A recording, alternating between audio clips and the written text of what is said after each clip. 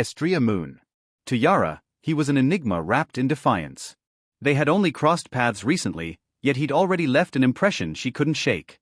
It wasn't just the fact that he had stolen a weapon straight from one of her research labs, a brazen act in itself, but there was something else about him. Something intangible. Something that gnawed at the edge of her curiosity. When she finally met him face to face, she expected the usual reaction: fear, awe, at least a flicker of hesitation. But Estrella didn't flinch. He wasn't scared, just calculated. Cautious. He stood his ground, and when he demanded the high elf in return for what he'd taken, she found herself intrigued instead of insulted. So she tested him. One of her servants challenged him. She forbade him from using mana, just to see what he could really do. To her surprise, he didn't just endure. He fought back. And when he turned the tables, when he used her own techniques to mirror the pain she had dealt him, Yara's interest turned into fascination. After the match, he repeated his demand. And for the first time in years, Yara relented. He had earned it. But Yara wasn't one to let things go. She had to know more. What drove him? What made him so unyielding, so numb, so different? The more she uncovered, the deeper the mystery became. Estrella had slain high-ranking demon beasts, one of them even named, the kind that made S-rank awakeners hesitate. Yet to his old academy friends, he was gentle. Protective. Almost soft. But the truth lay buried in his past. A village burned to ash. A boy watching helplessly as everything he loved was torn apart by a swarm of demon beasts. His friends. His home. And her, his first love. She had been strong. Brave. She died buying him time to escape. He had watched it all. Powerless. That day, something inside him shattered. From then on, Estrella Moon was no longer just a survivor. He became a storm wrapped in silence. Rejected by the most prestigious academy, he didn't falter. He trained harder. Alone. Until his strength could no longer be ignored. And now he stood before her, scarred, silent, and seething. Yara found herself comparing scars. She had survived a demon beast raid too, but she hadn't lost anyone she loved. She had escaped with her pride intact. Maybe that was why she wanted to test him again. Push him. Break him, if only to see if he could rise stronger. But now, she realized she had misjudged him. What did you just fucking say? His voice was low, icy, serrated, and full of venom. It cut through the air like a spell in itself, enough to freeze the trees outside if they had ears. His mana surged. Silver flared with violent violet, spiraling into a hypnotic, volatile blend of lavender energy. It hissed and pulsed around him like an untamed beast. And yet, she smirked. Oh. She purred. Did I strike a nerve? He didn't answer. His eyes, however, screamed. Clink. His sword fell. Whoop. He vanished. Yara barely registered the blur before he reappeared, energy swirling like a vortex, and his fist slammed toward her chest. She twisted, air whooshing past her as the blow missed by inches. Not bad, she muttered, countering with a swift high kick to his ribs. Thud. It connected. Hard. But he didn't recoil. He caught her leg. Got you, he said, cold and calm.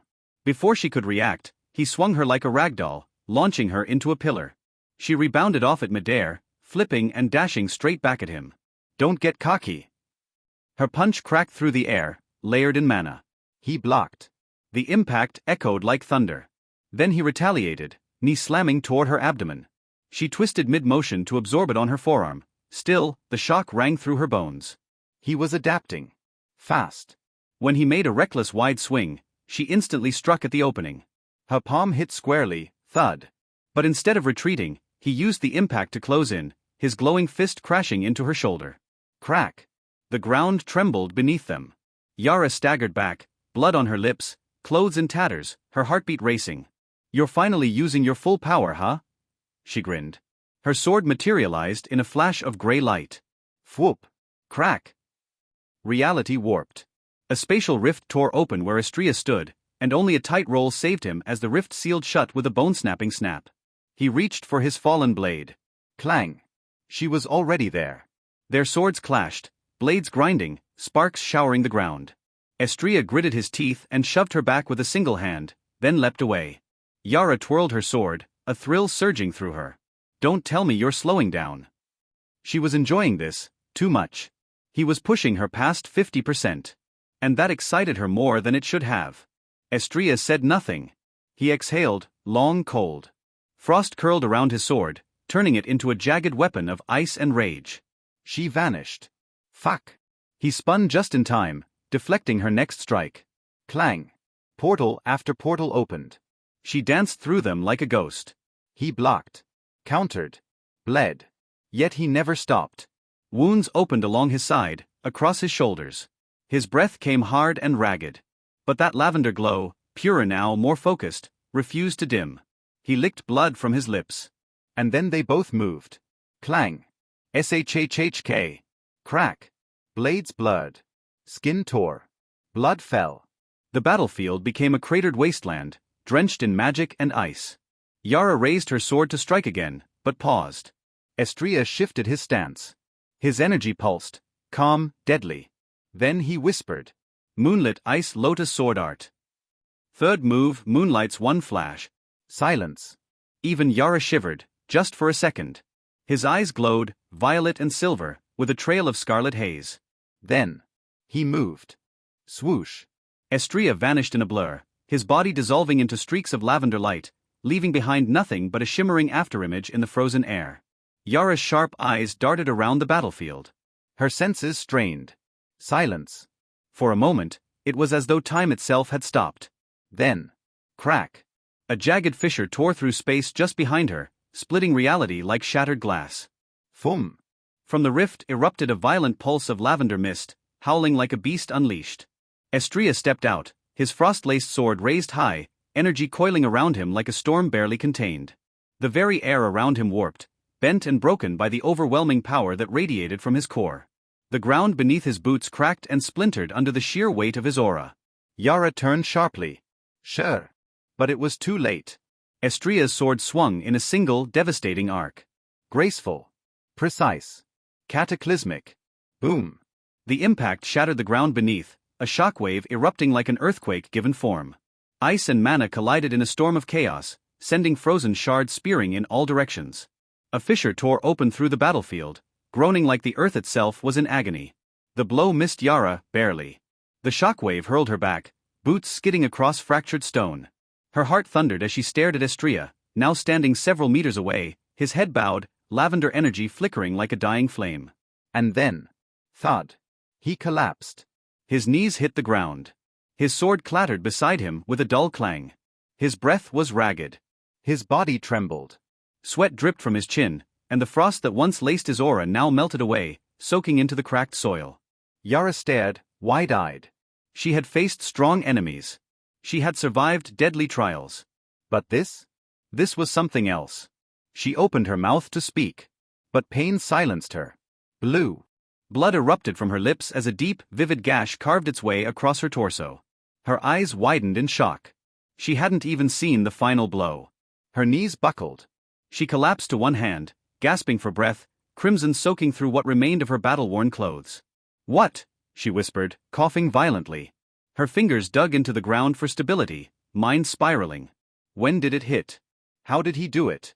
She looked at him, still kneeling, still silent. Still burning. Damn it! She gritted her teeth and forced herself to stand.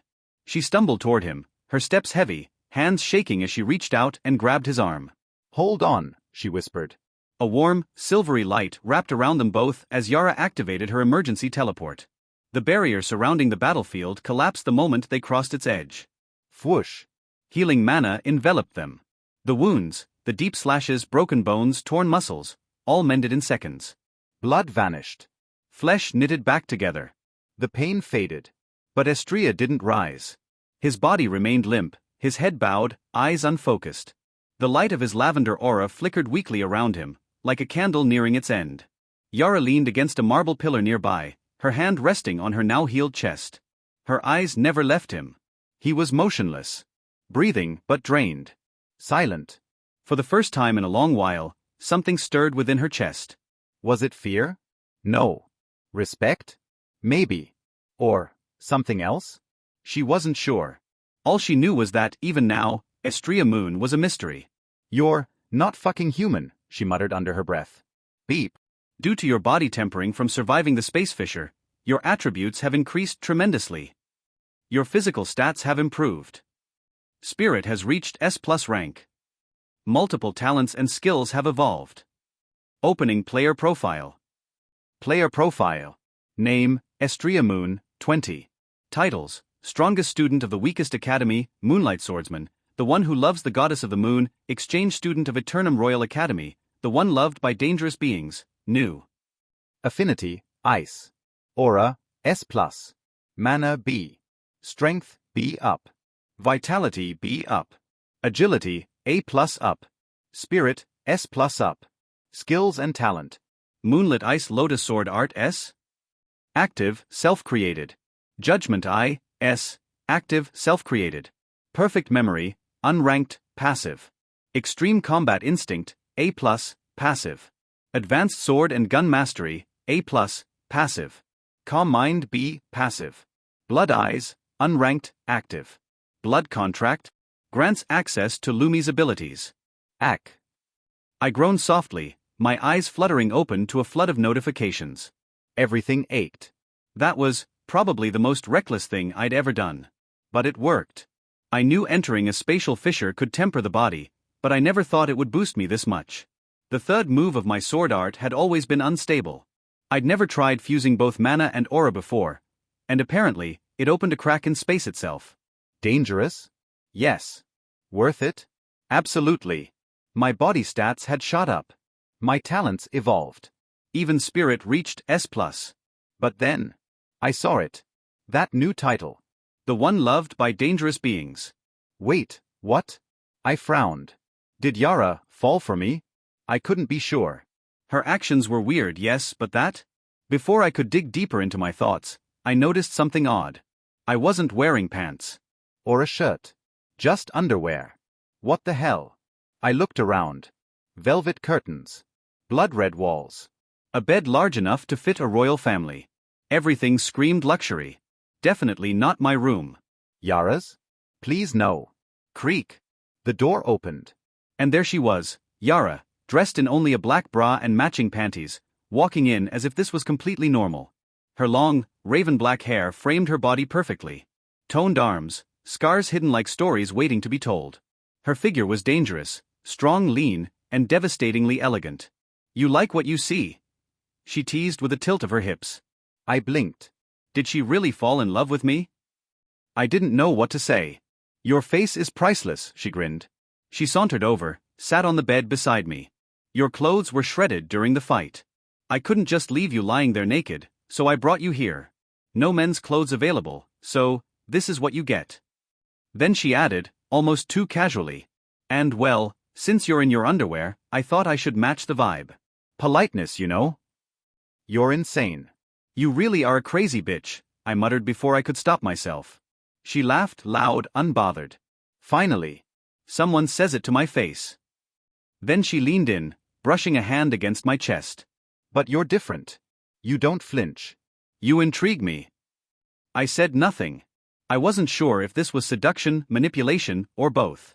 Then her tone shifted. How much time do you have left, Estria? I froze. Her hand rested lightly on my leg. I almost moved it away, until her next words. I scanned your body. You shouldn't even be alive.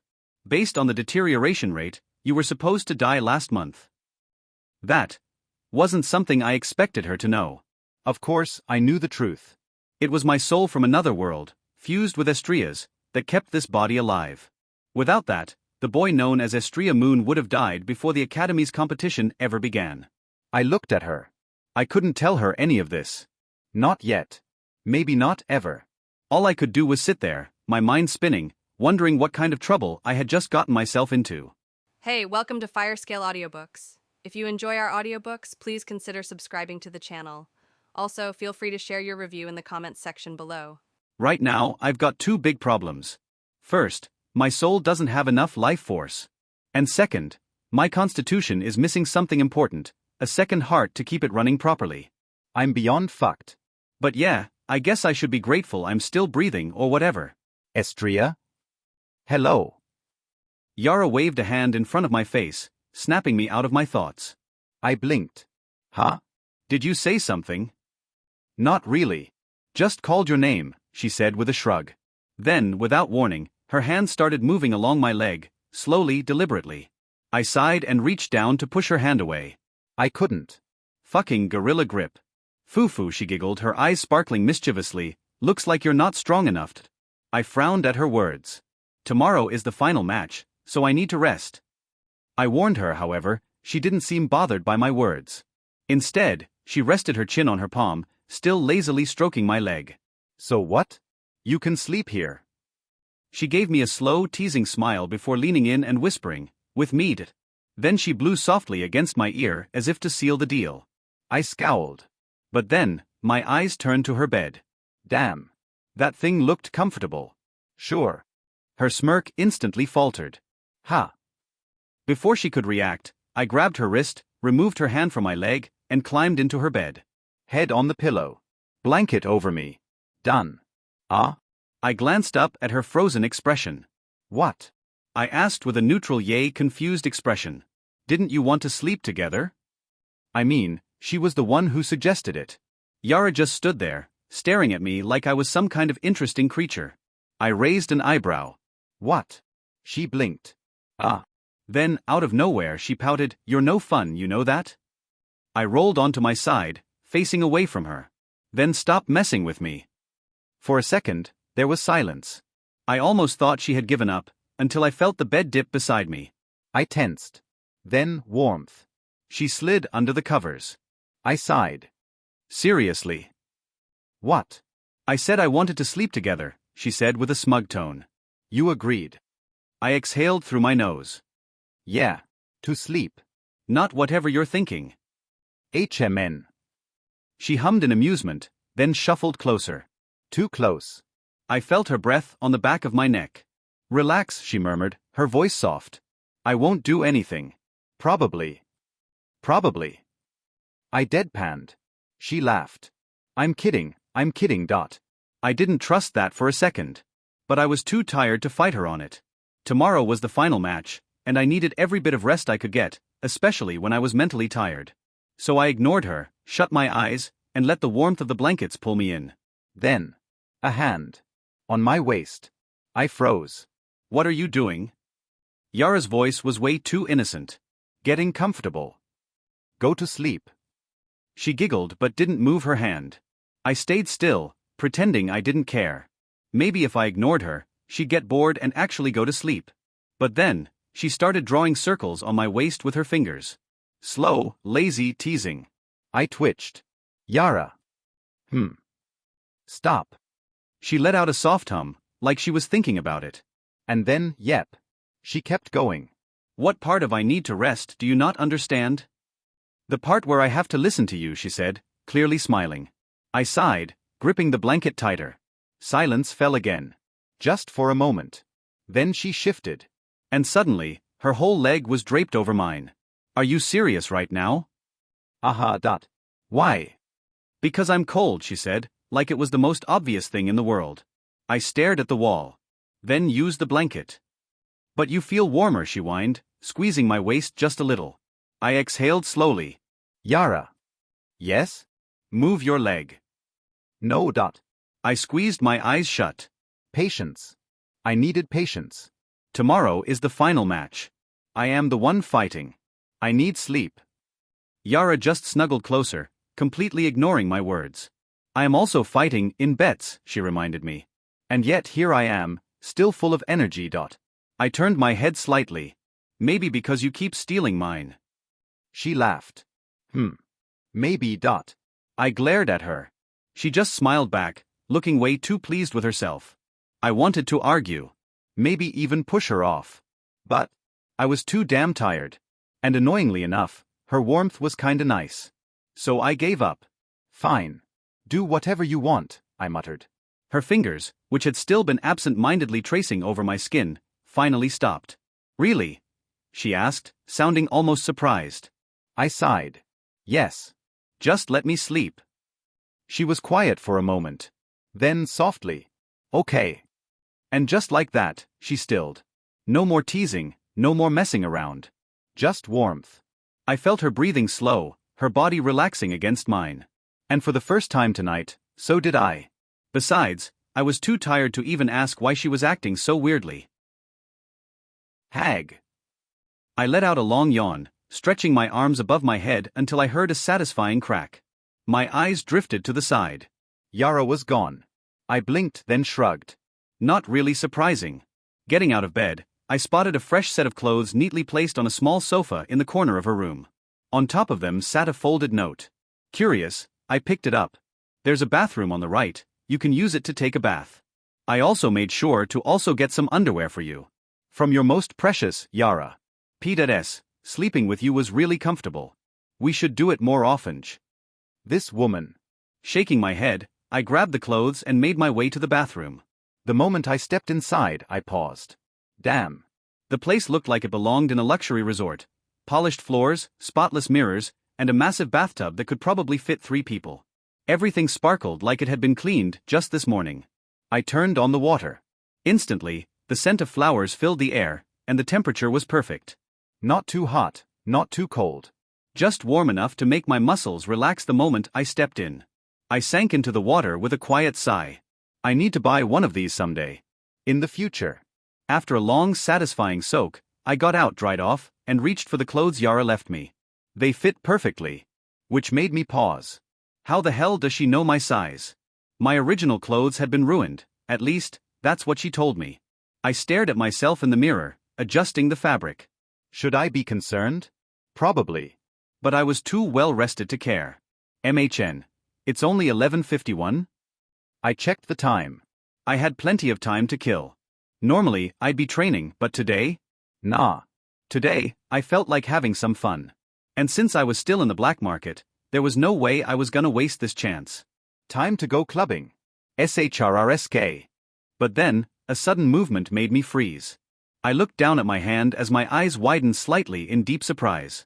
Lumi. A soft glow pulsed from the tattoo on my finger. That was unexpected. Lumi had been asleep for a while, probably because we needed to renew our contract or something. But now, she was waking up. Without wasting a second, I channeled mana into the mark, and poof! A small figure appeared in front of me. Master.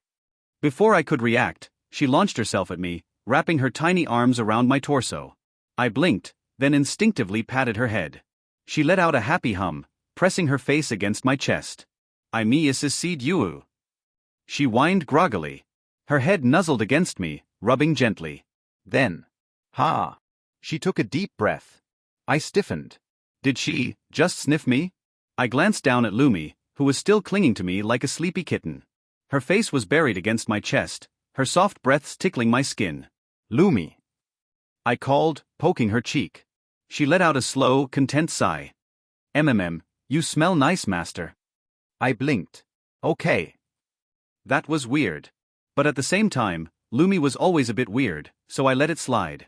Instead, I patted her head again. You were asleep for a while. Feeling better now.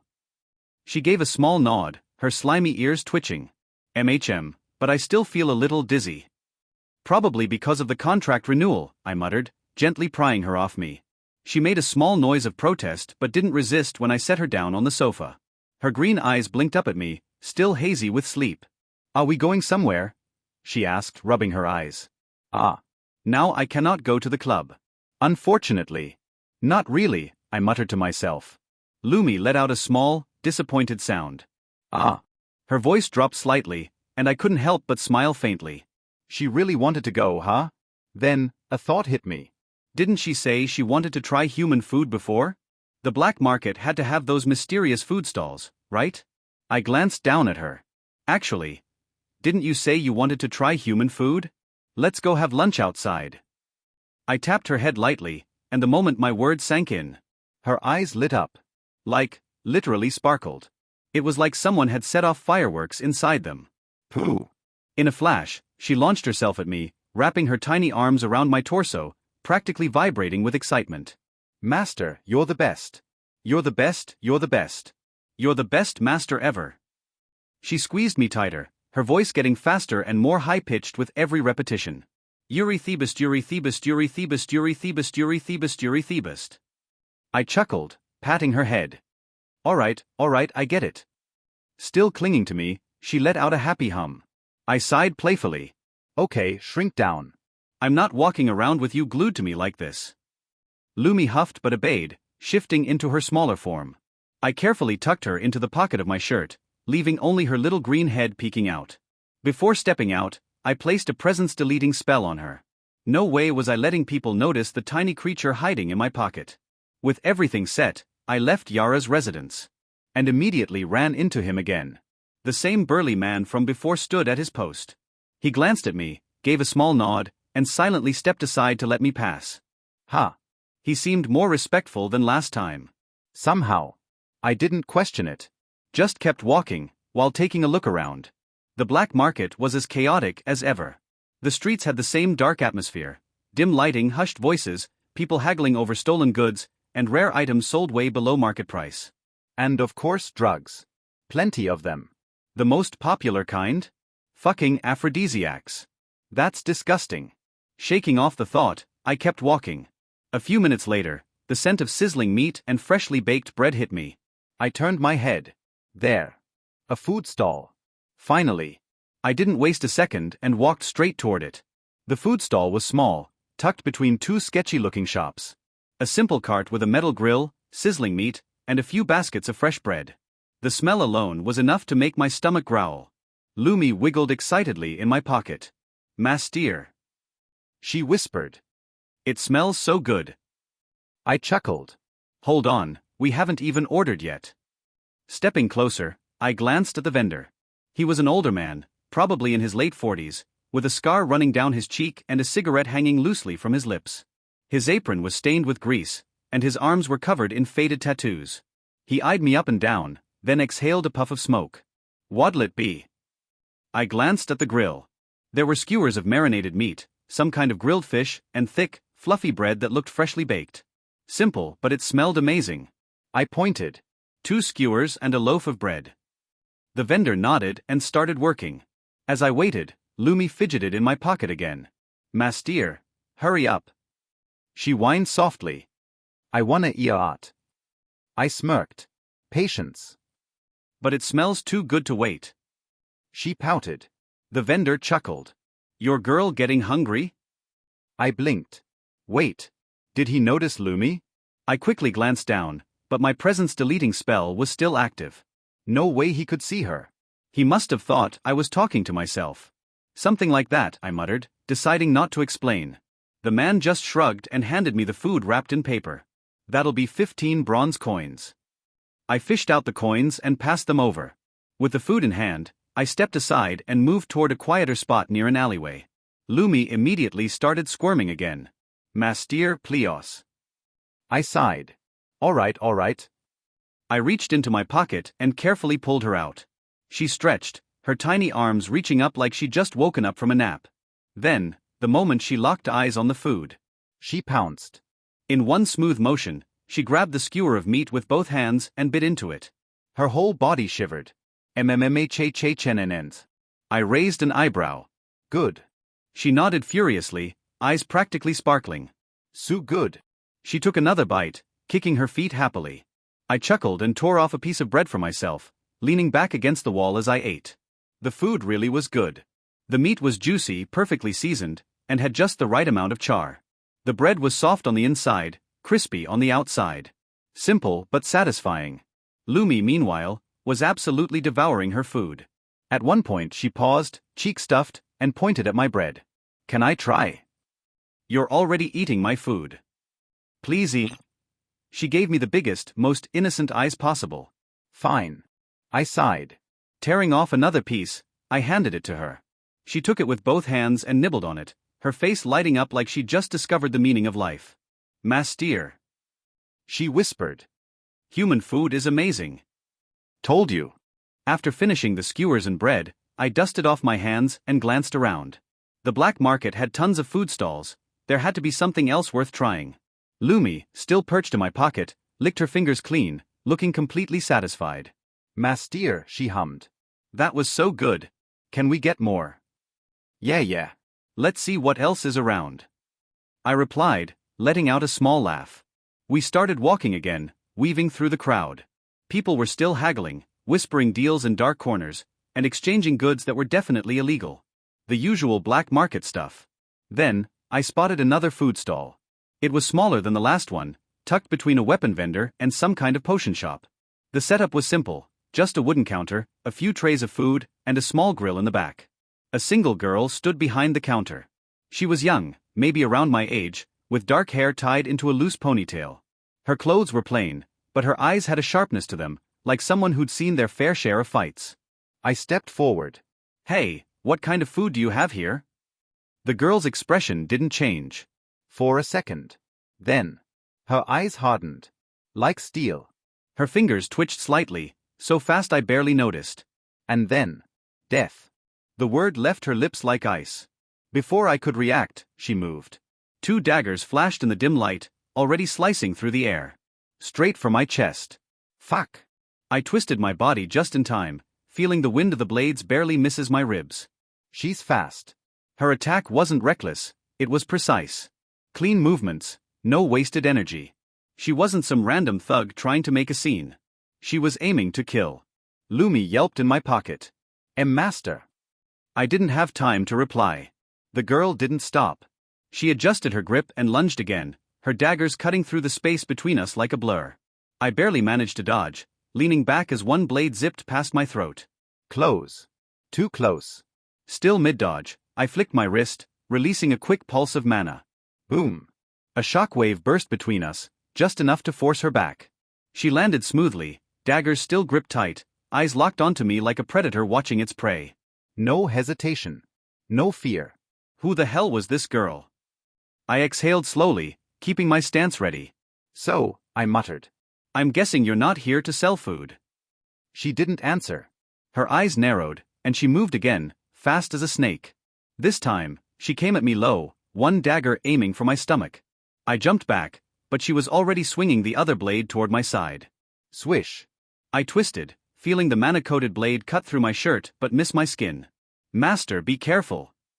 Lumi squeaked in my pocket. Trying. I snapped, but I didn't have time to say more. The girl didn't stop. She stepped forward, her feet light and quick, and sent a sharp kick toward my knee. I shifted my weight just in time, her boot grazing my leg instead of cracking it. Thud. I stumbled but stayed on my feet. She didn't give me a second to breathe. Her daggers came at me again, one high, one low. I ducked under the first and blocked the second with my forearm, the blade scraping against the leather guard I wore. Clang. The impact stung, but I pushed her arm away and swung my fist toward her ribs. She sidestepped, my punch barely missing her. Whip. Before I could react, she spun, her elbow aiming for my face. I leaned back, but her foot followed, catching me in the chest. Thump. The kick sent me stumbling back, my breath knocked out of me. I coughed, trying to steady myself, but she was already coming again. This time, I was ready. As she lunged, I dropped low and swept my leg out, aiming for her ankles. She jumped, but I used the moment to roll to the side and get back on my feet. "Stay still," she finally uttered something, in a bitter cold tone. "Not a chance," I shot back, breathing hard. She came at me again, her daggers flashing. I dodged left, then right, her blades slicing the air so close I could hear them. Swish. Swish. One dagger grazed my arm, and I hissed at the sting. But I didn't stop moving. I stepped in close, inside her reach, and drove my elbow toward her stomach. Thud. She grunted, stumbling back a step, but she recovered fast. Her knee came up, aiming for my gut. I blocked it with my hand, but the force still pushed me back. TSK. I clicked my tongue, stepping back to put some distance between us. But if she wants to kill me, why isn't she using mana? It didn't make sense. Most fighters relied on mana for speed, strength, or even special attacks. But she wasn't using any. I didn't have time to figure it out. I quickly wrapped myself in a thin layer of mana, letting it coat my skin like a second layer of armor. It wasn't much, but it would help if her daggers got too close. "Lumi, can you turn into a sword or something? Anything I can fight with?" I asked her, as I kept my eyes on the random girl. I wasn't sure if Lumi could do what a morph weapon could, but if she could transform, it would give me a fighting chance. For a moment, there was silence. Then I felt a warm, green-gold glow coming from my shirt pocket. Lumi's light grew brighter, and suddenly, my hand closed around something solid. But it wasn't a sword, it was a double-edged scythe. "I'm sorry, Master, but this is the only thing I can transform into." A voice echoed through my head, which I immediately recognized as Lumi. But yeah, this was more than enough, even though I didn't know how to fight with a scythe, much less a double-edged one. Whoop! She shot toward me, faster than before. This time, her daggers glowed with a faint aura, and the same light wrapped around her body. It was like she'd lit herself on fire but with energy instead of flames. I'd never seen anyone use aura like this. Most people used mana to boost their strength or speed because it was more effective. But she was different, I guess. Her daggers came at me in a blur, one aimed at my chest, the other at my side. I swung the scythe awkwardly, trying to block it. Clang! The blades met, sparks flying as her dagger scraped against the scythe's edge. The force of the impact rattled my arms, but I held my ground. Then she spun, her foot snapping toward my ribs. I twisted, barely dodging the kick, and swung the scythe in a wide arc to keep her back. Whoosh! She barely avoided the scythe, forcing her to jump back. But as soon as she landed on the ground, she dashed forward, her daggers glowing with that strange aura. I swung the scythe trying to keep her at bay, but she was too fast. She ducked under my swing and slashed at my legs. Swish!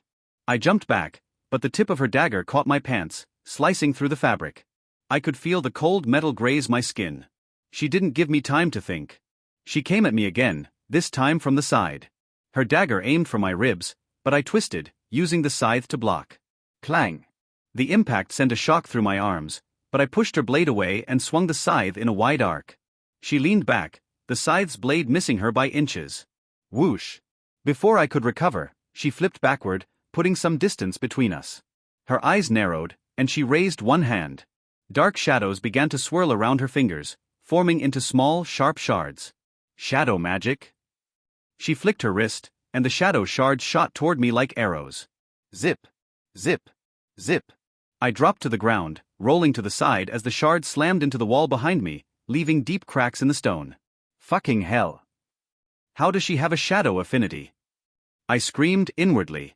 Just like how Lucas has a light affinity that is purely reserved for angels, shadow magic is purely reserved for shadow beasts. But my thoughts were quickly interrupted as I barely had time to breathe. The girl raised her hand, and the shadow shards flickered with dark energy. Then, whoosh! She swung her arm, sending them flying at me like arrows. I ducked, twisting my body as one shot passed my ear. Another zipped by my leg, slicing through my pants. Crack! The last one slammed into the stone wall behind me, leaving deep cracks. If that had hit me, I would have a hole in my body. Fucking hell. Is there any assassin this strong? Gosh, you could even create a guild yourself. I complained inwardly, keeping my eyes on her movements. She was really strong. But of course, I was stronger. Phoo. I exhaled deeply, gripping Lumi as my eyes started glowing dimly. Judgment Eye, S-level skill. The girl's face widened in surprise, and that made me smile. Whoop. Before I could move, she was already in front of me. She was really fast. Ha. Swish. Her dagger sliced through the air, aiming for my neck. I jerked my head back, feeling the wind from the blade as it missed by inches. Then, thud. Her knee slammed into my stomach. I gasped, my body jolting from the impact. Pain shot through me, but I didn't have time to recover. She spun, bringing her other dagger toward my ribs. I raised the scythe just in time. Clang. The weapons clashed, sparks flying. My arms shook from the force. She pushed forward, trying to overpower me. I planted my feet, holding my ground, but she moved again. Bam! She slammed her elbow into my chest. Ha, just a little bit more. I bit my lip tightly. I stumbled back, coughing. She quickly took the opportunity, dashing in, low to the ground, her daggers flashing under my eyes. One went for my side, the other for my thigh. I jumped back. Swish. Swish. Both blades barely missed, cutting through the air where I had just been. I swung the scythe in a wide arc to keep her back. Whoosh. She ducked under it, fast as lightning, and lunged again. This time, she was too close. Clang. Her dagger scraped against the scythe's handle as I barely blocked it. Then, thud. Her foot shot into my shin, and I reacted just in time to block her blow. All right, it's over now. The glow in my eyes intensified slightly. I didn't know how I knew that, but I just knew it. At that moment, she rushed at me again. Swish. Her dagger cut through the air, going straight for my throat. I didn't dodge this time. I stepped in. Her eyes widened, just for a second. I twisted my body, swinging Lumi in a sharp, curved motion. Whoosh. She barely had time to react. Slash. The blade cut across her side. She gasped, stumbling back. A thin, red line stretched across her waist. At first, it was just a scratch. Just a small, shallow wound. But then, I exhaled. Bleed. Lumi's voice echoed with mine. And then, splurt. The wound ripped open. Blood sprayed out, spilling down her side like a fountain. She let out a sharp breath, eyes wide in shock. Her knees buckled slightly, her body jerking from the sudden pain. She grabbed her side, but the blood kept flowing, soaking through her clothes and dripping onto the ground. Drip. Drip. Her breathing grew unsteady. She staggered back, her dagger trembling in her grip. For the first time, she hesitated. But only for a second. Her face twisted, pain mixing with anger. Then, she charged. Blood loss? Pain? She didn't seem to care. Her daggers flickered with dark light, her speed was even faster than before. Whoosh. She spun, her first dagger aiming for my stomach. I twisted my body. Swish. The blade missed by an inch, but her second dagger was already coming. I raised the scythe. Clang. The weapons clashed, metal screeching against metal. Then, thud. She slammed her forehead into my face. Ugh. Pain exploded in my skull. My head snapped back, my vision going blurry for a second. But I still moved. I spun the scythe, the blade slicing through the air toward her leg. Shing. Another cut. Her thigh split open, another wave of blood gushing out. Bleed. Lumi whispered along with me. The wound tore wider. Splurt. Blood splashed onto the ground.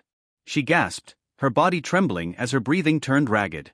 But even now, she didn't stop. Her grip on the daggers tightened. She lunged again. This girl. She was insane. You're still not worthy. Her words suddenly reached my ears, although I didn't quite got what she meant. She completely disappeared into thin air. Where did she go? I looked at my surroundings warily. Master. Behind you. My instincts quickly kicked in as I turned around, bringing my scythe to the front. Clang. It met both of her daggers, and that was when I noticed how she had disappeared. Her body's shadow had completely disappeared, which meant that she had turned into it. Fucking hell. I should end this soon. I muttered to myself. The girl seemed to have heard my words, but I didn't exactly care. Assassin or not, you're still a bit weak to kill me, I uttered coldly. A faint silver glow enveloped my scythe as the temperature around us seemed to have dropped. Frost explosion. 6th level spell. A small ball of ice mana formed on the tip of my index finger. Then, I flicked it towards the girl. Explode. Fwhip. And then, the moment the small orb got close enough to the girl. Boom. A violent blast of ice erupted, frost and sharp shards of ice bursting out like a crashing wave. The air turned freezing, my breath visible in the sudden chill. The girl's body disappeared into the explosion of frost.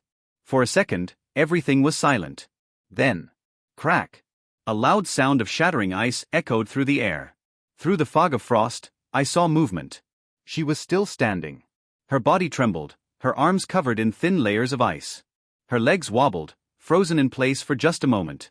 Blood dripped from her wounds, the deep cuts from earlier now mixed with frostbite. Her daggers were covered in ice. Her lips were pale.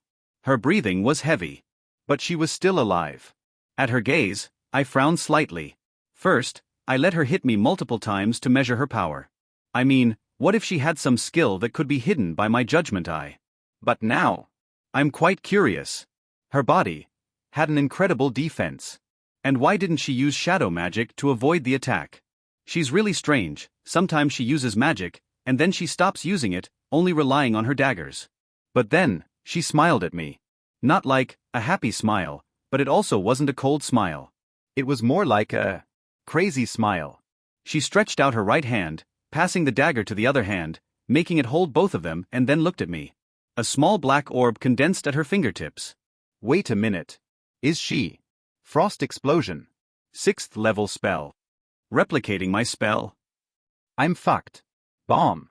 She flicked the black orb toward me, and I barely managed to jump out of the way. I looked back at the spot where it landed and froze. A wave of ice, but a dark-colored ice with purple outlines. She also copied my attribute. My eyes went wide in shock. I took a quick look at her again. She wasn't exactly what I'd call beautiful, but the power she was throwing around was something special. I couldn't quite place it, but it made me think she was probably either some kind of heroine or villainous.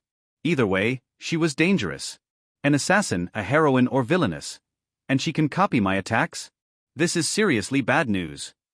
I rubbed my head, clicking my tongue. I watched her carefully. She was still panting, her eyes never leaving me. The air around her still felt charged, like she was ready to strike at any moment. She gripped her daggers tight, and I could see in her eyes, it wasn't just that she was cold. She had the desire to kill me. However, I only smiled faintly. I wanted to test something, so I shifted my stance, then extended my hand out. Moonlit Ice Lotus Sword Art. First move. Ice Lotus Bloom. An ice lotus blossomed in front of me, its delicate petals floating in the air around me, shimmering like little fragments of frost. I stopped and stared at her. Will she really copy this? And, to my surprise, she did. Copying my exact movements from before, a dark-colored mana started flowing out of her body and then an ice lotus slowly began to bloom from her. But then, crack. Ah, she gasped. Splurt. A mouthful of blood splashed from her lips. She bent forward, clutching her chest, her breath ragged. Blood dripped from her mouth, staining the ground, as she groaned in pain. Ha! I couldn't help but chuckle. Did you really think you could copy my technique? Did she actually believe she could pull that off? It's a unique technique, and only one person can use it. Only I can use it. It was made for my body. Everything about me, the bone structure, the organs, the mana flow, was built for this technique. That's how hard my predecessor worked. So, if someone really tried to copy or replicate it, they'll suffer a high injury that could even break their mana flow. Go. With a flick of my wrist, I sent the petals flying toward her. She reacted quickly, pressing a hand to her mouth as she jumped back. But I wasn't about to let her off that easy. I controlled the petals, guiding them straight toward her. Bam! The petals slammed into her chest and a wave of cold spread through her body. Slowly, ice began to creep across her skin, coating her. She tried to use shadow magic, but it was useless. The petals glowed too brightly, cutting off all the shadows around us. Everything around us became clear, bright, and exposed. Ack! She groaned weakly. Somehow, she was still alive. Her body was really insanely sturdy. Ha! Letting out a deep sigh, I slowly walked toward her, eyes never leaving her battered form. Fwhip! Before I could get too close, she hurled a dagger straight at my face. My instincts kicked in, and I tilted my head to the side, dodging it just in time. Drip! I felt the sharp sting of a scratch across my cheek, blood trickling down.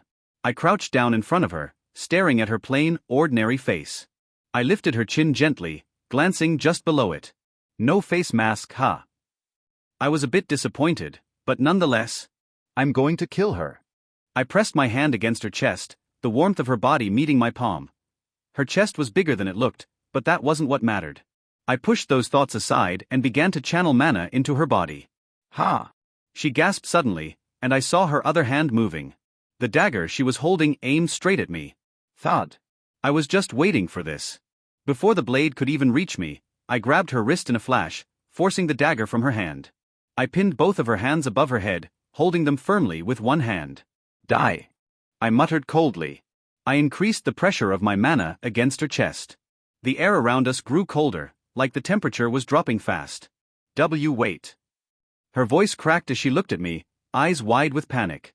Her voice trembled. Don't kill me. Please. She wouldn't even meet my gaze now. Her eyes darted away. I'll tell you who hired me to kill you. Anything you want to know.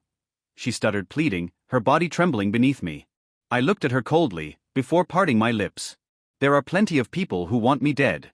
No one in the black market would risk it unless they were someone big. So it's got to be one of them. She didn't seem surprised at my words. But I know exactly who it is. Don't you want to know? She begged, her voice looking quite desperate. She really wanted to stay alive. But if she really did, why would she be an assassin? Doesn't she know how risky it is? Not really. Since this was an academic novel, there was a big shot that Lucas would get control of the underworld. Or maybe, I can take control of it myself. But yeah, they are bound to die anyway. However, I paused slightly, brushing her cheek slowly. I'm quite interested in something else. I looked at her intently. Her body shuddered at my words. She bit her lower lip, her face flushing a soft pink. I could see her trying to control herself, but there was no hiding the quiver in her body. I'll let you do anything, with my body. Her voice was so small now, like she was ashamed of even speaking it. I frowned, irritated. Fucking hell, I muttered loud enough for her to hear. She lifted her head, eyes widened in surprise, but I didn't care. Who gives a damn about your body? It's nothing special, just above average at best. Besides, you're not even that beautiful, I scoffed. Her face turned bright red. It was like her entire face was burning. Her eyes darted away, her mouth opening and closing in embarrassment. I could almost hear her heart pounding. She whimpered, looking utterly mortified. Then, what do you want? She whispered, almost afraid to ask. I didn't even hesitate. Of course, it's about your damn copying ability, your talent, or whatever the hell you want to call it. I scoffed again, looking at her like she was nothing. That's an innate ability that I possess. My eyes narrowed slightly. You were born with it? She nodded lightly, looking away. Why, yeah. I was one of the experiments from a black market lab. I was born with this ability. At least, that's what they told me. Her voice faltered. Those disgusting bastards. This makes me hesitate to kill this girl. Fucking hell. Then you're no use to me, I muttered, pushing myself off of her, my fingers leaving her skin. Her face fell. Her eyes clenched shut, and her whole body seemed to brace for the death blow. I held her there, her hands still pinned above her head. For a moment, she didn't move. Then, I slowly loosened my grip. She didn't expect it, but I let go. Her eyes fluttered open, just enough to glance up at me. Fuck, just get away from my sight. I furrowed my eyebrows. But if you try to kill me again, you'll really die, I added coldly. I turned to walk away, but then I heard a faint dripping sound. Drip. Drip. I froze. I turned around just in time to see the tears falling down her face, her eyes wide and glassy with emotion. She didn't even try to hide them anymore, just letting them fall. Her lips were trembling, and I could see her shoulders shake with each breath she took. She was trying so hard to wipe them away, but her hands were shaking too much to do anything right. She looked so vulnerable. So fragile. The way her face scrunched up in that mix of relief and shame, it felt like she was a kid, like she had no control over herself anymore. Sniff. Sniff. Woo. She sniffed, wiping at her eyes, but no matter how much she tried, the tears just kept coming. Her lip quivered as she glanced up at me, and then froze entirely, seeing how I was still looking at her and didn't have left already. She whimpered softly as soon as she met my eyes, her voice breaking as she wiped her cheek again, her hand moving shakily. It was like watching a child who couldn't stop crying after they were caught doing something bad. What the hell? She looked like a damn child. Did those lab bastards create some sort of growth potion, or something? Master, you're acting like the bad guy. Lumi. What am I supposed to do with her? I already spared her, isn't that enough? I sighed inwardly, communicating with Lumi internally. How about adopting her? I could have a friend to play with when you're not around. What? Is she even old enough to be adopt? My thoughts froze for a moment as I looked at the girl. She was crying even louder now, sobs shaking her whole body. Besides, Master, isn't she a victim like me? She said she was part of some experiment. But who knows if she's lying? I used my eye skill. She's not lying. Then why not? Why not adopt her? You could have a little sister or a daughter. I sighed, looking at the crying girl. Adopt her? A girl who just tried to kill me? Yeah, right. And even if I did, she looks older than 18, so I can't legally do anything like that anyway. I know a spell for that. It was lost in my memories, but there's a magic spell called Family Brand that makes it so people in a family can't betray each other. How do you even know that? Never mind, you are a gluttonous slime, so I'm guessing you absorbed someone who had that spell or something. One day, I'll have to check how many damn skills you've picked up over the years. Yesh, anytime. So, pretty please. Lumi's voice suddenly turned sweet and whiny in my head. I could practically picture her, all cute and sparkly-eyed as she tilted her head to the right, like she usually does, asking me. Damn it. I muttered. Fine. If she's younger than 18, maybe I'll think about it. I stood up and walked toward the girl. She was still sobbing, trembling like a leaf. I crouched down in front of her, and in my cold, detached tone, I called out to her. Hey! Master! Lumi instantly complained about my cold tone. Hike. The girl jumped in fear when I spoke, her body shaking more than before. "Eso, why you really wanted my body?" Her eyes were wild with panic, her voice trembling. I clicked my tongue in frustration.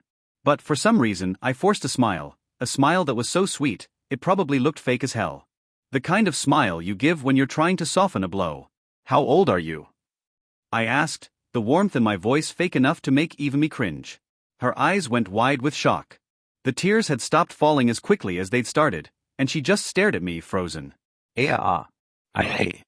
She stuttered, biting her lip, her voice breaking as she tried to answer. She gulped so loudly that I could hear it, and then she answered in a small, shaky voice. "I was born 5 years ago." "Yeah. Fuck. Well, it's not like I will really adopt her. She probably doesn't even have an identity. And it's not like anyone will believe that she is 5 years old. Right? Twitch. Estrella stood in front of the receptionist's desk, staring at the stack of papers before him. His fingers twitched slightly as he held the quill, hesitating to sign the last document. This was ridiculous. Completely insane. He had just fought this girl. Just nearly killed her. And now, here he was, about to officially adopt her like she was some lost kitten he found in an alley. Lumi had somehow convinced him, forced him, into this madness. He sighed and finally put the pen to the paper, scribbling his signature with the grace of a man accepting his fate. The receptionist, a middle-aged woman with kind eyes and a gentle smile, took the document from him, scanning it over before nodding in approval. Then, she looked at the girl standing beside him. "Well then," she said in a warm voice, almost teasing. "Congratulations on having your first daughter, Mr. Moon." Estrella's face went completely lifeless. His brain short-circuited. He had never felt so much regret in his entire life. Meanwhile, the girl, his new daughter, clutched the sleeve of his coat tightly. Her hands were trembling slightly, and her lips parted as if she wanted to say something but wasn't sure if she should. Then hesitantly, in the softest, most uncertain voice. "Dad?" Estrella felt an instant migraine. His temples throbbed.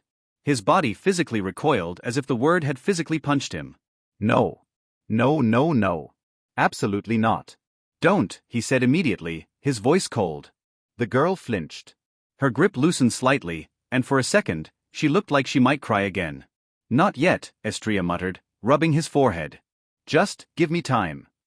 She didn't say anything after that, but she still held on to his coat. He sighed. "Lumi, you little devil, I hope you're happy." Hee. Grabbing the girl's hand, Estrella led her back to the black market, where he brought her to his room, in Yara's residence. It only took a few minutes to get there. And Yara wasn't home. Estrella pushed open the door to his room, stepping inside with the girl following closely behind. The girl stood awkwardly near the entrance, looking around like she wasn't sure where she was allowed to step. "Just sit anywhere," Estrella said, waving a hand lazily. She nodded and cautiously sat on the edge of the bed, keeping her back straight and hands on her lap like she was a guest. Estrella sighed and ran a hand through his hair. This was exhausting. And then, splat. A green, jelly-like blob suddenly launched itself onto his face. "Master!" Estrella staggered back slightly as Lumi clung to his head like an overexcited child. The girl yelped, eyes wide with terror as she scrambled back on the bed. What is that?" Lumi peeled herself off Estrella's face and turned toward the girl, bouncing slightly in excitement. "Ooh. "So you're the new little sister?" "Little sister?" The girl looked confused, her eyes darting between Lumi and Estrella. Estrella groaned lightly. "Lumi, you're scaring her." Lumi ignored him, bouncing closer to the girl, her slimy body jiggling as she tilted her head cutely. "Heis. I'm Lumi. I'm Master's partner and his first companion. But since he adopted you, that means you're my little sister now, right?" The girl still looked overwhelmed, staring at Lumi like she wasn't sure if she should be scared or fascinated. "I've never seen a slime that can talk," she muttered. "What?" Lumi gasped dramatically. "You've been missing out then. I'm one of a kind, super cute, and..." Estrella picked her up by the top of her head and tossed her onto the bed. "Enough." Lumi just giggled as she bounced onto the mattress. Estrella turned back to the girl, sighing deeply. "That's Lumi. She's an annoying little thing that follows me around. And also the one that wanted me to adopt you." He added inwardly. "Hey." Lumi pouted. The girl blinked slowly, still processing. "So, she's not dangerous?" Oh, I'm very dangerous, Lumi said proudly. But only when Master says so. The girl didn't seem reassured. Estrella pinched the bridge of his nose. Forget it. More importantly, we need to take care of the contract. Here it is, Master. Lumi jumped towards him, giving him a piece of parchment. Taking the paper, he slowly channeled a bit of mana into the paper, and then, a strange glowing symbol started forming on it. He looked at the girl who was sitting on the edge of the bed, her hands fidgeting in her lap, and then explained what that paper was. This is a family brand contract, Estrella explained. It binds two people as family. Once signed, it prevents betrayal, meaning you won't be able to attack me, and I won't be able to harm you either. She looked up at him, wide-eyed. So, it's a protection spell? More like a leash, Estrella muttered. She hesitated for a long moment, then finally spoke. And you're sure you want to do this? Even though I tried to kill you? Estrella exhaled slowly. I wouldn't be doing this if I wasn't sure. Her hands clenched into fists. She looked down at the table, her hair covering her eyes. Okay, she whispered.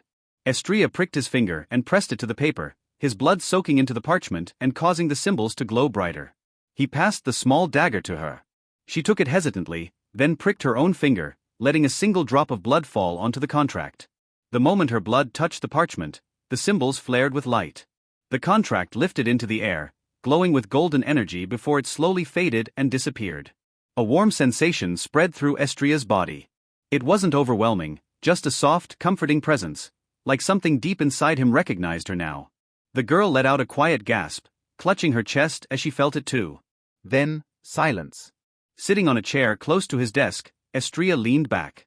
It's done. The girl stared at her hands as if expecting something to change physically.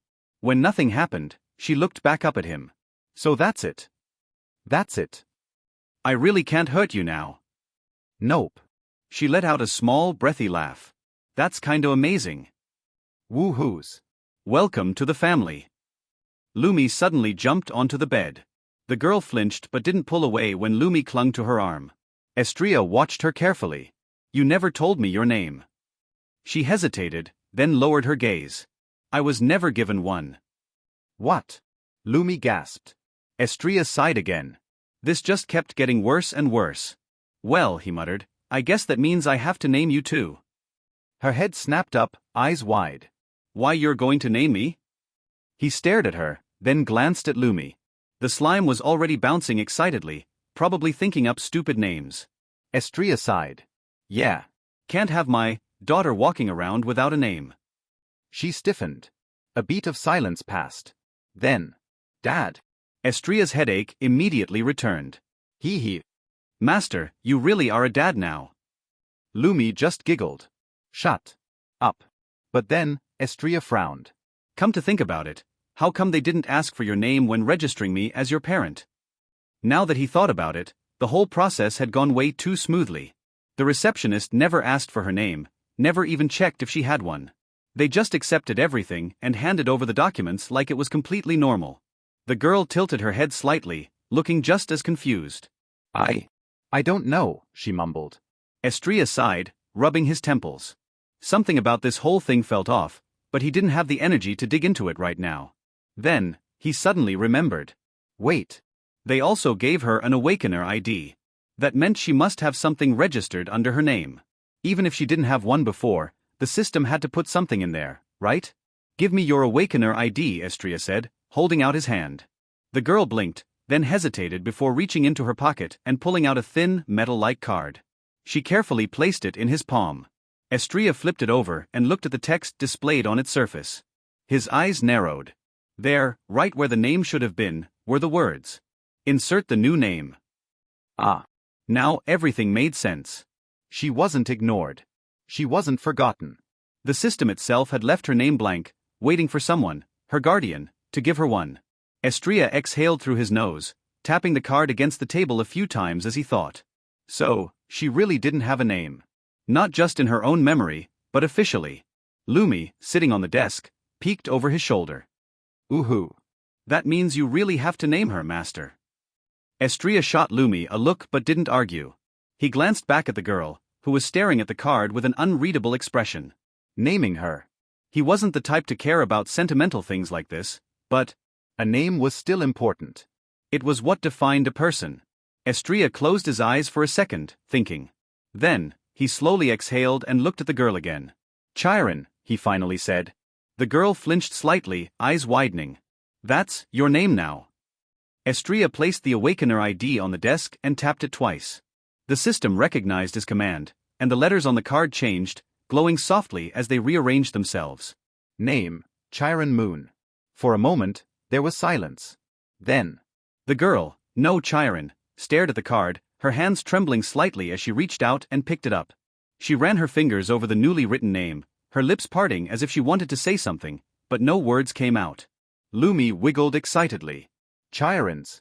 That's such a cute name. Master, I didn't know you had a good sense for names. I was the one that gave you that name. Estrella retorted while keeping his eyes on Chiron. She was still staring at the ID, her fingers gripping it tightly. Chiron, she whispered, almost testing how it felt on her tongue. Estrella leaned back in his chair. If you don't like it, I can change it. I like it. Estrella blinked. Chiron clutched the Idaho close to her chest, her face slightly red as she lowered her head. I really like it, she said softly. Oh my gosh, she's blushing, Lumi gasped dramatically. Estrella flicked Lumi on the forehead. Shut up. Lumi pouted but didn't say anything else. Meanwhile, Chiron sat there, looking down at her new name over and over again, as if she still couldn't believe it was real. Estrella watched her quietly, then sighed and leaned his cheek against his hand. This was exhausting. The room was completely quiet after that. Chiron had calmed down, still holding her ID but no longer shaking. Lumi had finally stopped teasing, and Estrella was just trying to process everything. He had fought this girl. He had nearly killed this girl. And now, he was responsible for her. For her name. For her future. The weight of that realization settled deep into his bones, but strangely, it didn't feel as suffocating as he expected. It was annoying, sure, but not unbearable. Across from him, Chiron carefully put the ID back in her pocket. Then, she glanced up at him, hesitant. Thank you, she said quietly. Don't mention it, Estrella sighed, looking away. Chiron smiled softly in a shy manner. Lumi grinned. Estrella felt his headache return. Now, the whole party seemed to be completed. A slime, a high elf, and finally, a modified human of some sort. And I still need to introduce her to Elaine. Thinking about it, isn't she kind of late? She told me that she was simply going to get groceries. Estrella thought inwardly. Then, looking at the energetic Lumi, the shy Chiron, and the mature Elaine that would be joining them soon. Estrella couldn't help but sigh for the 27th time today. This was going to be a long journey. Taking a deep breath, I adjusted my gloves slightly. A full day had passed since I'd adopted Chiron, and now it was finally time to end this damned death tournament. From the information that Yara gave them, all of them are low S-rank Awakeners, which will be quite difficult to deal with. At least Chiron was safe. I had made sure to hide her from Yara, because honestly, I didn't trust Yara not to take an interest in her. And knowing her, interest could mean anything. So for now, Chiron was running around the black market with Lumi. She was strong enough to handle herself, and anyone dumb enough to mess with her was in for a very bad day. Besides, thanks to the family bond magic, I could sense her location and whether she was in danger. That was one less thing to worry about. Are you ready? A familiar, sultry voice rang out from my right. I didn't even have to turn my head. It was Yara. Obviously, I replied, nodding. MHN, is that so? She stepped closer, grabbing the front of my jacket. I blinked, looking down at her. She was only a little shorter than me, her head reaching my nose, and from this distance, I could catch the faint scent of her perfume, something sweet, almost intoxicating. Without saying anything, she adjusted my jacket slightly, straightening it. Which didn't make any sense. I was about to walk into a fight to the death. For all I knew, I'd leave the arena without a jacket at all. Doesn't this make us feel like newlyweds? She asked out of nowhere. No. Really? She lifted her head suddenly, her black eyes locking onto mine. Her lips parted slightly, the corner of her mouth curving up in a way that was just suggestive enough to be intentional. Then, she bit her lip. Slowly and seductively. Her gaze flickered from my lips, then back to my eyes, wordlessly inviting me to make a move. I sighed inwardly. Really? This might have looked like a simple flirt, but it was a test. There were two possible outcomes.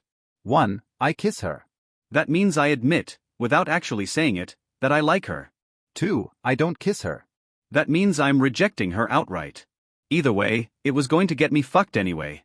But instead of playing into her game, I simply continued staring at her with the same calm look. Tisk. She clicked her tongue, frowning slightly. You're no fun. Letting go of my jacket, she muttered with a small sigh. Finally, she let go of my jacket with a sigh. Yup. She really had changed. From a crazy bitch to a mostly normal woman. Well, make sure to win, okay? Her voice was quieter now, more serious. I wouldn't like to see your dead body. She paused, looking me over one last time. Then, a smirk appeared on her face. As for that favor, I've already got what I want in mind. She licked her lips, once again, giving me a suggestive look. What is it? I asked curiously. Nothing. She winked. You'll know after the match. And with that, she turned and walked away, probably going to her VIP seat to watch the final match or something like that. Seeing her walk away, I turned to walk towards the corridor that would lead me toward the death arena, where the final showdown would happen. A free-for-all between the last 4 challengers. Moonlight Swordsman. Masked Puppet. As I stepped onto the last stretch before the arena, the cheers from the crowd exploded, shaking the walls around me. But something was off. There were 4 challengers. Yet only 2 names were being shouted. I glanced around. The other 2 fighters were there, standing at the edges of the battlefield, but the crowd barely seemed to acknowledge them. It seems like both me and the masked puppet were more popular than both of them. Then, as I walked onto the arena, ladies and gentlemen. The announcer's voice boomed from the speakers, filled with energy. For the final match of our beloved tournament, we have on the upper left, the Chained Bastard. The crowd erupted. With boos. Woo. Damn. That was loud. And on the upper right we have, the Blood Drainer. Another wave of boos. Boo boo. Okay. What the hell did these guys do to piss off the crowd this badly? The announcer barely let the negativity settle before continuing. On the lower left we have, the Masked Puppet. And this time, Masked Puppet. A wave of cheers. Loud. Intense. Slice them to pieces. And completely insane. Then. And finally, as our last contestant. The crowd was already roaring, waiting for my name. We have the Moonlight Swordsman. The rookie who killed the 2-time champion, Iron Wrestler. Woo woo. Explode them. Make their body turn into pools of blood. Well, my cheers were insane as well. Not that I should have expected anything else from an underground death tournament. The announcer let the cheers carry for a few more seconds before finally. Now that everyone is ready. I adjusted my stance immediately, my fingers tightening around the hilts of the 2 swords at my waist. Let the battle begin. I instantly dashed forward, but before I could even react. Splurt. Blood sprayed into the air, 2 fountains of red cutting through the arena lights. Thud thud. Along with 2 heads, falling into the ground of the arena. I looked forward and saw the masked puppet. He was pale and lean, with slicked-back gray hair reaching the nape of his neck. His ears were sharp, his posture straight, but the most striking thing about him? His mask. A white, expressionless face, except for the eerie, mischievous smirk carved into it. The grin stretched from cheekbone to cheekbone, sharp and unnatural, curving just above the jawline before arching back up again. 2 crescent-shaped slits ran down from where his eyes should be, giving him a haunting, almost inhuman look. And his outfit was simply immaculate. A high-collared jacket with 3 silver buttons on each side. The collar was flipped, showing a plant-like pattern hidden on the inside. A long, split cape trailed behind him, brushing against his polished boots. Underneath, he wore a white button-up shirt, neatly tucked, paired with a small black bow tie. His pants had subtle jagged lines running down them, and his hands were covered in white gloves. And the cherry on top. Atop his head, there was a magician's top hat. The way he stood, still as a shadow, head tilted slightly to the side, gave the unsettling impression that he was grinning at me. Woo. That's how it's done. Perfectly sliced heads. The crowd even got louder than before. I kept my eyes on him. This man was very strange. He was too fast. Judgment Eye, S-level skill. I activated my skill, and I saw thin mana threads. Almost invisible, running between his fingertips, stretching outward like a spider's web. That's how he did it. He sliced them apart with mana strings. Dealing with him was going to be difficult. Wait a minute, dear Moonlight Swordsman. The man suddenly spoke before I could attack him. My name is Kajitaro Kurohair, he said, placing one hand over his chest and the other behind his back in a flourished bow. It's an absolute pleasure to finally meet you. Estrella Moon.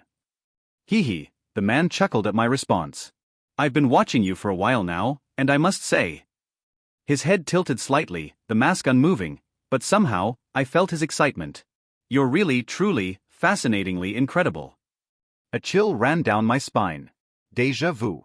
I had heard of this kind of expression before. Your power is so interesting, he continued, voice trembling slightly, not with fear but excitement. So little mana quantity, yet such superb mana quality. It's breathtaking. His fingers twitched as if barely holding back some kind of urge. So, he breathed, his voice dipping low. I entered this tournament for one reason. A single, pure reason. He lifted his arms, his white gloves practically glowing under the arena lights. To meet you, my dear Estrella. Don't call me that. The words left my mouth before I could stop them. The disgust was instant. Being called that by a woman? Fine. But by a man? EW. Kajitaro simply chuckled again. Join me. His arms spread wide as if presenting an offer, a gift. Join forces with me. With the Dark Order. My blood ran cold. Together, we could dominate the entire world and create something new. A brand new era. I froze. Did he just say, the Dark Order? As soon as Estrella heard those words, thrum. A pulse of mana erupted from his body, rippling through the air. The sheer force sent a gust of wind blasting through the arena, kicking up dust and making the crowd go wild. Did you just fucking say, Dark Order? Estrella spoke coldly, his voice cutting through the noise like a blade. His eyes, deep crimson, began to glow sinisterly, leaving behind faint trails of scarlet smoke as his power stirred awake. Across from him, Kajitaro shuddered. MHM. A deep, shaky moan left his lips. His fingers twitched. Then, he hugged himself, his entire body trembling. That's it. His breath hitched. That superb mana. He let out a ragged sigh, his gloved hands gripping his arms as if trying to hold himself together. It makes me so excited. Clang. A flash of steel. Estrella vanished, disappearing into thin air, only to reappear right in front of Kajitaro, swords drawn. TZZZT. A metallic snap rang out as Kajitaro reacted instantly, his near-invisible mana threads snapping into place like a web, blocking the strike. The impact sent a sharp, screeching echo through the arena. Estrella's crimson eyes narrowed. Kajitaro was fast, faster than expected, but more than that, those near-invisible threads made him dangerous. Hey were sharp, numerous, and nearly undetectable. TZZZT. The moment their weapons connected, Estrella felt the threads tightening around his blade like a snare. TSK. With a sharp twist of his wrist, he jerked his sword free, slicing through a few strands before leaping back, just as thin, glinting threads shot past where his arms had been a split second ago. Oh! The crowd gasped. Kajitaro grinned beneath his mask, his head tilting slightly. Hee. Careful now, dear Moonlight Swordsman. His gloved fingers twitched, and suddenly, shwip, shwip, shwip. A dozen razor-thin strings whipped forward like the fangs of a striking viper. Estrella spun his sword in an arc, deflecting them with a sharp flick of his wrist. Cling, cling, clang. Every impact sent a sharp metallic ping into the air, but the moment he stopped moving, too slow. Kajitaro flicked his wrist, and from behind, shwick. A thread lashed across Estrella's shoulder, slicing clean through the fabric of his coat and drawing a thin line of blood. Damn it. Estrella rolled forward, dodging another incoming whip of mana, then flipped back onto his feet. Blood trickled down his arm, warm against his skin. Kajitaro placed a hand over his chest and let out an exaggerated sigh. Oh dear, such beautiful, rich red. It's a shame to spill it all at once. The crowd cheered louder at the sight of blood. Estrella exhaled slowly. He had to finish this quickly. His grip tightened around his sword. Let's see if you can handle this. Then, he stepped forward. In a single fluid motion, he swung his blade upward. Moonlit Ice Lotus Sword Art. A soft chill spread through the air. First move. Ice Lotus Bloom. The ground rumbled. A massive lotus made of ice erupted from beneath Estrella's feet, its crystalline petals spiraling outward in every direction. The temperature dropped instantly, frost creeping across the stone arena floor.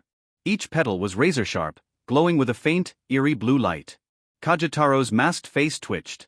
His strings lashed out in an attempt to slice through the ice. Go! Estrella flicked his fingers. The ice petals detached, and shot forward like a storm of flying blades. Shhhhk. Kajitaro leaped back, his strings forming a defensive web, but the petals were relentless. One grazed his sleeve, another slashed across his chest, and a third barely missed his throat. But even so, Estrella wasn't done. Moonlit Ice Lotus Sword Art. He swung his sword in a wide arc, and suddenly, crescent-shaped waves of freezing blue mana exploded outward. Second move. Ice Lotus Barrage. The ice crescent sliced through the air at lightning speed, freezing everything in their path. Kajitaro twisted midair, but shhhhk. A crescent grazed his side, sending a chilling numbness through his body. Another sliced through his coat, tearing away fabric. The masked man landed on one knee, his breath coming in sharp gasps.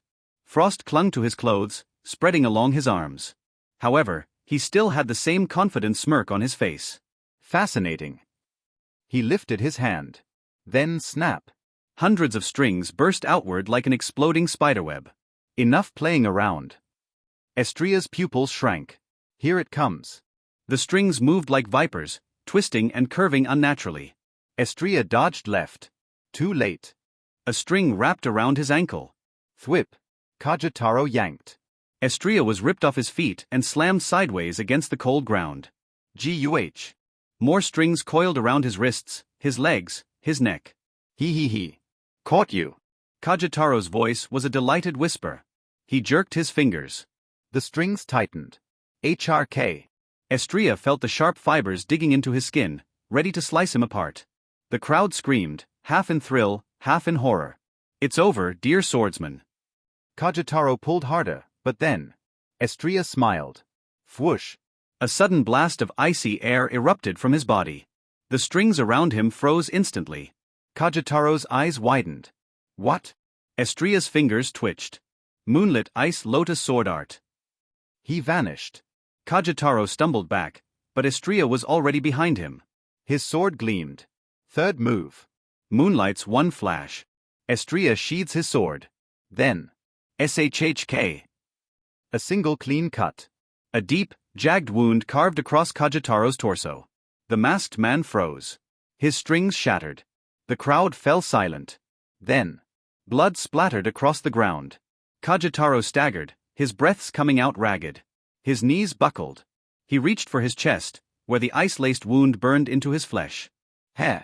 His mask tilted up, revealing a crooked smile. What a beautiful sword art. And then, he collapsed. The crowd erupted. He won. Moonlight Swordsman. Holy shit. He sliced that guy up. Estrella exhaled, his breath visible in the cold air. His sword still hummed from the energy of the final strike. He glanced down at Kajitaro's fallen form. Fuck. That was too close. He sheathed his sword fully, stepping back as the announcer's voice boomed through the arena. Ladies and gentlemen, your winner. The crowd roared. The death tournament had reached its bloody conclusion. However, instead of celebrating, Estrella frowned. My sword didn't cut him. He looked towards the place where his body should have been. Fuck. He escaped. Estrella clutched his fists tightly. The crowd was still screaming. The energy in the underground arena was wild, almost chaotic. Ah foo. Estrella stood there, his breath coming out in short, cold puffs, his body still tense from the battle. His clothes were torn, and his shoulder was bleeding, but his hands were steady on the hilts of his swords. Kajitaro had escaped. That slippery bastard had slipped away right when Estrella had landed the final blow. The cut had been deep, it should have been fatal. But no body meant no kill, and that meant he was still out there somewhere. Damn it. Estrella clicked his tongue, rolling his shoulder as he sheathed his swords. The announcer's voice boomed across the arena, drowning out his thoughts. Ladies and gentlemen, the final winner of the death tournament. Moonlight Swordsman. The roar of the crowd was loud. Woo-woo. Blood. Blood. Blood. That was insane. Estrella ignored them. His glowing crimson eyes swept across the arena, scanning for any lingering threats. But there was nothing left, only the wreckage of their battle, the frozen ground, and the bloodstains marking the arena's floor. It was over. He had won. And yet, something felt wrong. He turned his head slightly. His sharp gaze locked onto the VIP balcony. Up there, hidden behind the one-way glass, the big shots of this underground tournament were watching. The ones who had wanted him dead. The ones who had bet everything on his failure. Estrella smirked slightly. They must be pissed. He slowly started walking towards the VIP balcony. Inside a lavish, dimly lit room above the arena, a group of powerful figures sat in silence. The air was thick with tension. No one spoke. No one moved. Crash! A glass of expensive wine shattered against the wall, dark red liquid dripping down like blood. What the hell happened? A deep voice roared. The speaker was a tall, muscular man with sharp eyes and a scar running down his cheek. His suit was expensive, but the way he carried himself was more like a brute than a businessman. His name was Daimon Blackfong, one of the key sponsors of the death tournament. He wasn't alone. At the large round table, several other dangerous figures sat, all dressed in expensive suits and robes, each one more furious than the last. An old man with golden rings on his fingers gritted his teeth. His name was Grandmaster Hui, the leader of one of the underground assassins' guilds. This wasn't the plan, he muttered. The modified human we sent was supposed to be perfect. She was made to kill people like moonlight swordsmen. Yet he's still alive. A woman in a crimson dress, Madame Wei, the madam from the Wei family, crossed her legs slowly. This is a disgrace, she said coldly, her painted lips pressing into a thin line. That assassin was one of our lab's finest creations. She should have killed Estrella easily. A man with sharp eyes and a mechanical hand, Lord Vance, scoffed. Well, she didn't. And now, that brat is walking away with our tournament victory. Not to mention, that bitch is going to get the reward. Madame Wei bit her lips tightly, clutching her fists. All of them usually distributed the reward between them, but now they had completely lost it, and they even lost it to their worst enemy. A heavy silence followed. None of them had expected this outcome. None of them had planned for this. They had poured thousands of platinum coins into this bet. And now, the one man they wanted dead was still standing. Thud. We need to fix this. Immediately. Daimon said angrily, slamming his fist onto the table. Agreed. We can't let him walk away. Grandmaster Hui nodded. We should kill him before he leaves the arena, Lord Vance suggested, his metal fingers clicking against the wooden table. Too late. Madame Wei sighed, swirling the wine in her glass.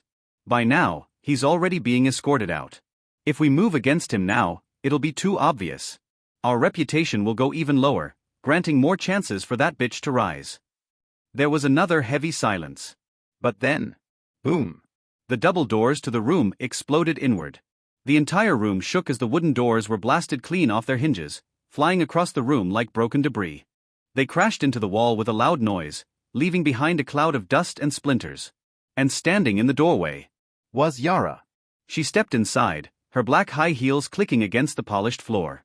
Her long wavy hair cascaded down her back, her dark eyes burning with fury. The scent of her intoxicating perfume filled the air, but there was no trace of her usual playful smirk. This was not the usual teasing, seductive Yara. This was a monster in human form. Her cold, razor-sharp gaze swept across the room. And then, she spoke. How dare you harm my baby? Her voice was low, but high enough to reach their ears. Dangerous. Daimon's breath hitched. Madame Wei's fingers trembled slightly around her glass. Even Grandmaster Hui, who had faced countless assassins in his lifetime, felt a bead of sweat roll down his temple. Because they all knew.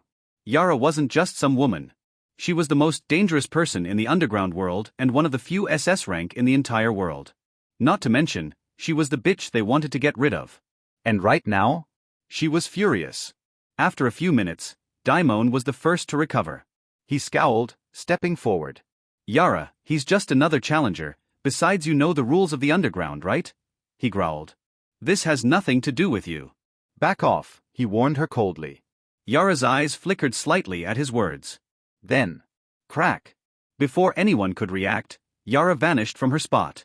In an instant, she was right in front of Daimon, her heel slamming into his knee. Snap. Ga-awa. Daimon let out a blood-curdling scream as his leg bent the wrong way.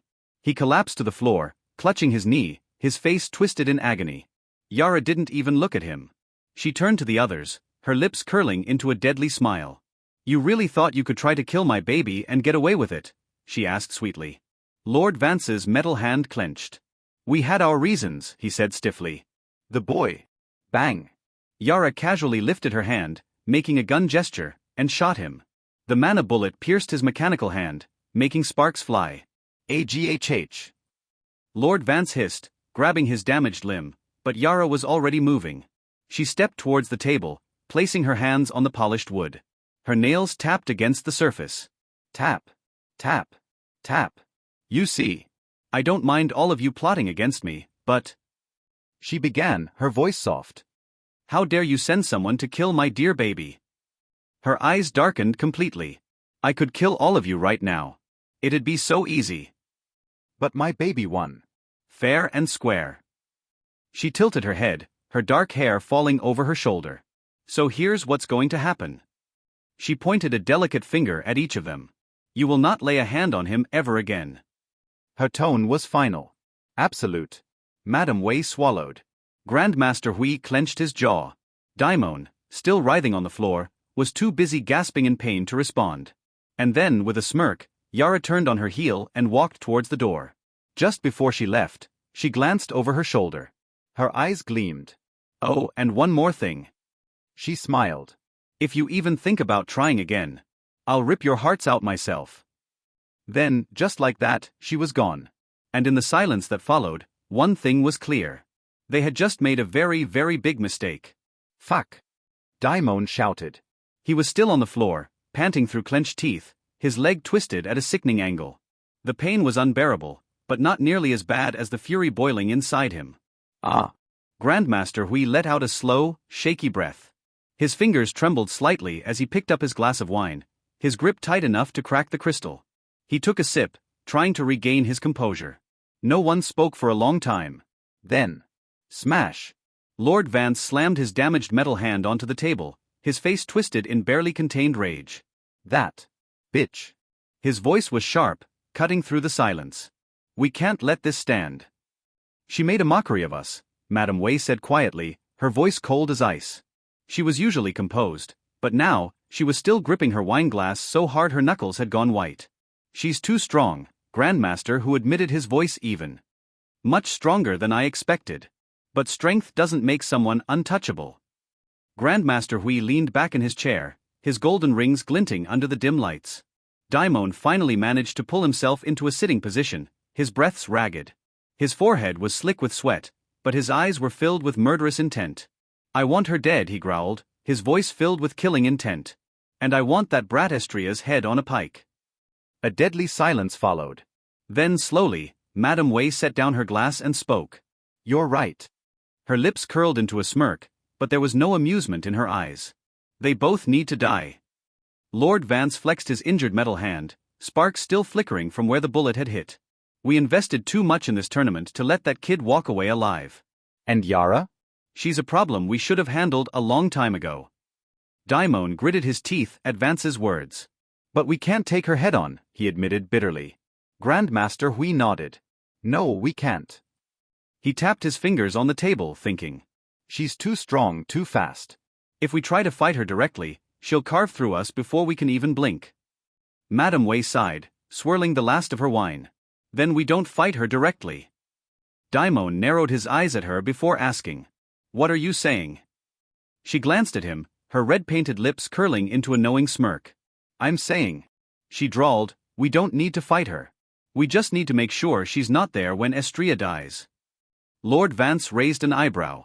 You have a plan? Madame Wei's eyes gleamed. I do. She leaned forward, resting her chin on her hand. We split them up. Isolate the boy. Make him vulnerable. And when the time is right. Fwhip. She mimicked a slicing motion across her neck. Not bad. But how do we keep Yara occupied? Grandmaster Hui nodded slowly. Madame Wei chuckled. Oh, that part's easy. She glanced at Daimon. You still have contacts in the government, don't you? Daimon, still grimacing in pain, nodded stiffly. I do. Madame Wei's smirk widened. Good. Then we'll have them put out a bounty. A heavy silence followed. Then, Lord Vance's lips twisted into a wicked grin. Oh, now that's interesting. Grandmaster Huey's eyes flicked in interest. A bounty on Yara herself? No, Madame Wei said smoothly, her voice dripping with satisfaction. She tilted her head. We put a bounty on Estria. Daimon's eyes widened slightly, then a slow, cruel smile spread across his face. If they put out a high-profile bounty on Estria, the underground would erupt. Every assassin, every hunter, every desperate mercenary would be after him. And Yara? She'd be too busy fighting off an endless wave of killers to protect him. And when she was exhausted, weakened, that's when they'd strike. Lord Vance leaned back in his chair, a smirk tugging at his lips. And just to make it interesting, let's offer a reward they can't refuse. Grandmaster Hui steepled his fingers, considering. 100 platinum coins? Too low. Madame Wei chuckled. 10,000 platinum coins, Daimon rasped. Silence. Madame Wei grinned. Now that, she said, is a bounty worth chasing. Lord Vance let out a low whistle. 10,000 platinum coins for the head of Estria. We won't just get assassins. We'll get the best. Daimon chuckled darkly, the pain in his leg now seemed like a distant memory. We're about to watch the whole world come for that brat. Madame Wei raised her glass. Then let's drink to his death. Grandmaster Hui smirked and lifted his own glass. Lord Vance followed. Even Daimon, gritting his teeth, managed to grab a drink. As their glasses clinked together, the air in the room turned dangerous. Their plan was set. But then... Well, isn't this such a beautiful scene to see? A voice, smooth, mocking, cut through the air like a sword. The room immediately froze. Slowly, their gazes snapped toward the ruined doorway, the place where the doors should have been. And there, standing just at the threshold, two glowing red eyes with a faint scarlet smoke seeping out of them, pierced through the dim light, looking at them sharply. The figure stepped forward, calm, almost lazy in his movements. Tap, tap, tap. His boots clicked softly against the floor. The shadows around him shifted, revealing a face half-lit by the flickering chandelier above. His lips curled into a small, knowing smile. And then, he spoke again. Isn't it better to finish the job directly? His fingers moved with slow, deliberate ease, grasping the hilts of the two swords at his waist. Shing. The sound of steel sliding free from its sheath filled the air, sharp and deadly. In that moment, a cold sweat formed on the foreheads of the big shots at the table. And for the first time that night, the hunters felt like prey. Estria's twin swords glinted under the dim light as he stared at the people in front of him. He didn't flinch. He didn't speak. His breath was steady, his feet spread slightly apart, ready to move at any moment. The air in the room felt heavier now, charged with tension and killing intent. You're out of your mind, Lord Vance growled, stepping forward. His mechanical hand whirred to life, glowing faintly from the beams of energy pulsing through his chest. His entire body seemed to vibrate with power despite his injury from Yara. You think you can take all of us by yourself? Estria's glowing crimson eyes didn't waver. Instead, his lips curled into a faint smirk. I don't think, he said softly. I know. Then, he moved. Boom. The floor cracked beneath Estria's feet as he launched himself forward like a bullet, his twin swords flashing in the air. Lord Vance was the first to react, his mechanical arm swinging upward to block. Clang.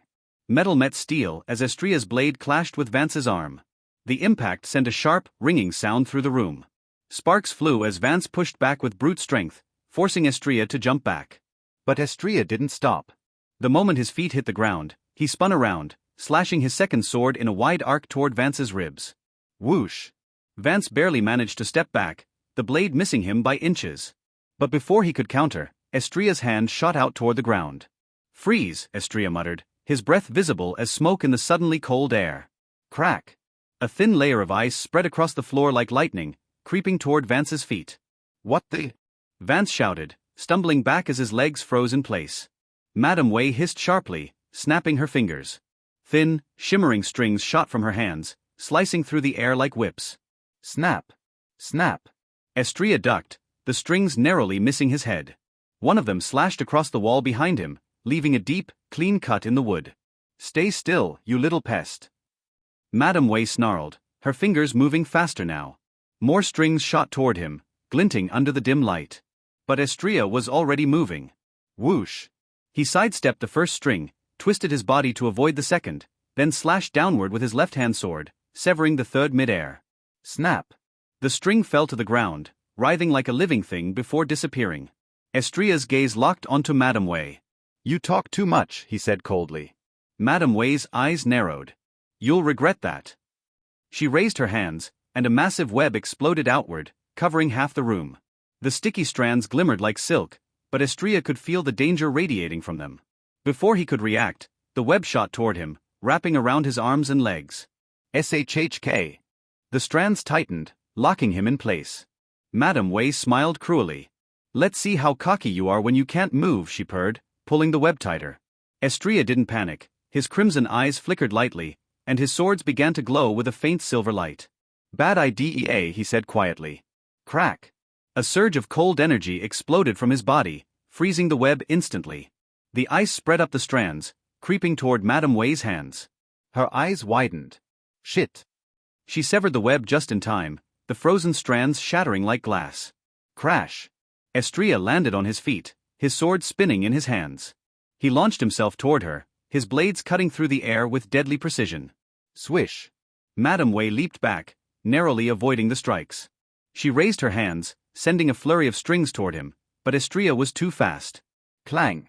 He deflected the strings with both of his swords, keeping his eyes on the incoming strings. Meanwhile, Grandmaster Hui stood calmly at the table, watching the battle. He hadn't moved yet, but the air around him seemed to shift, growing heavier with each passing second. Finally, he raised his hand, his fingers forming a strange, runic symbol. Enough. His voice was quiet but carried a strange weight, like a heavy bell tolling in the distance.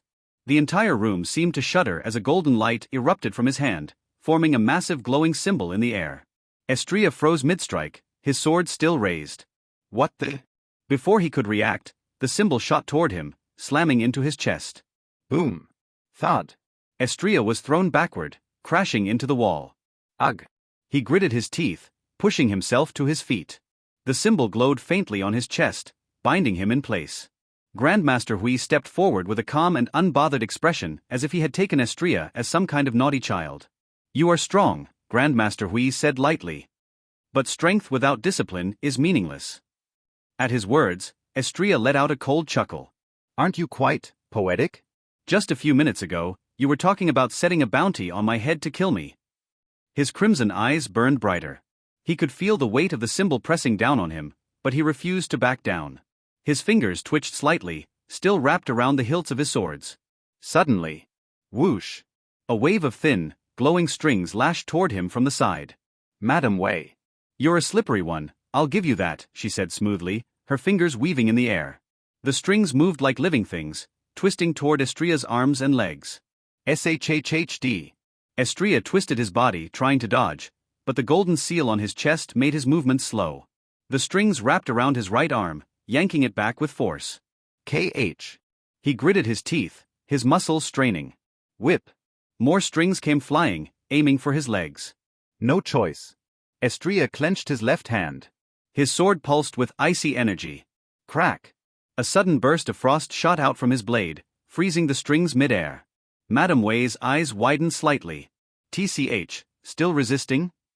Estria didn't answer. He exhaled sharply, focusing all his strength on his legs.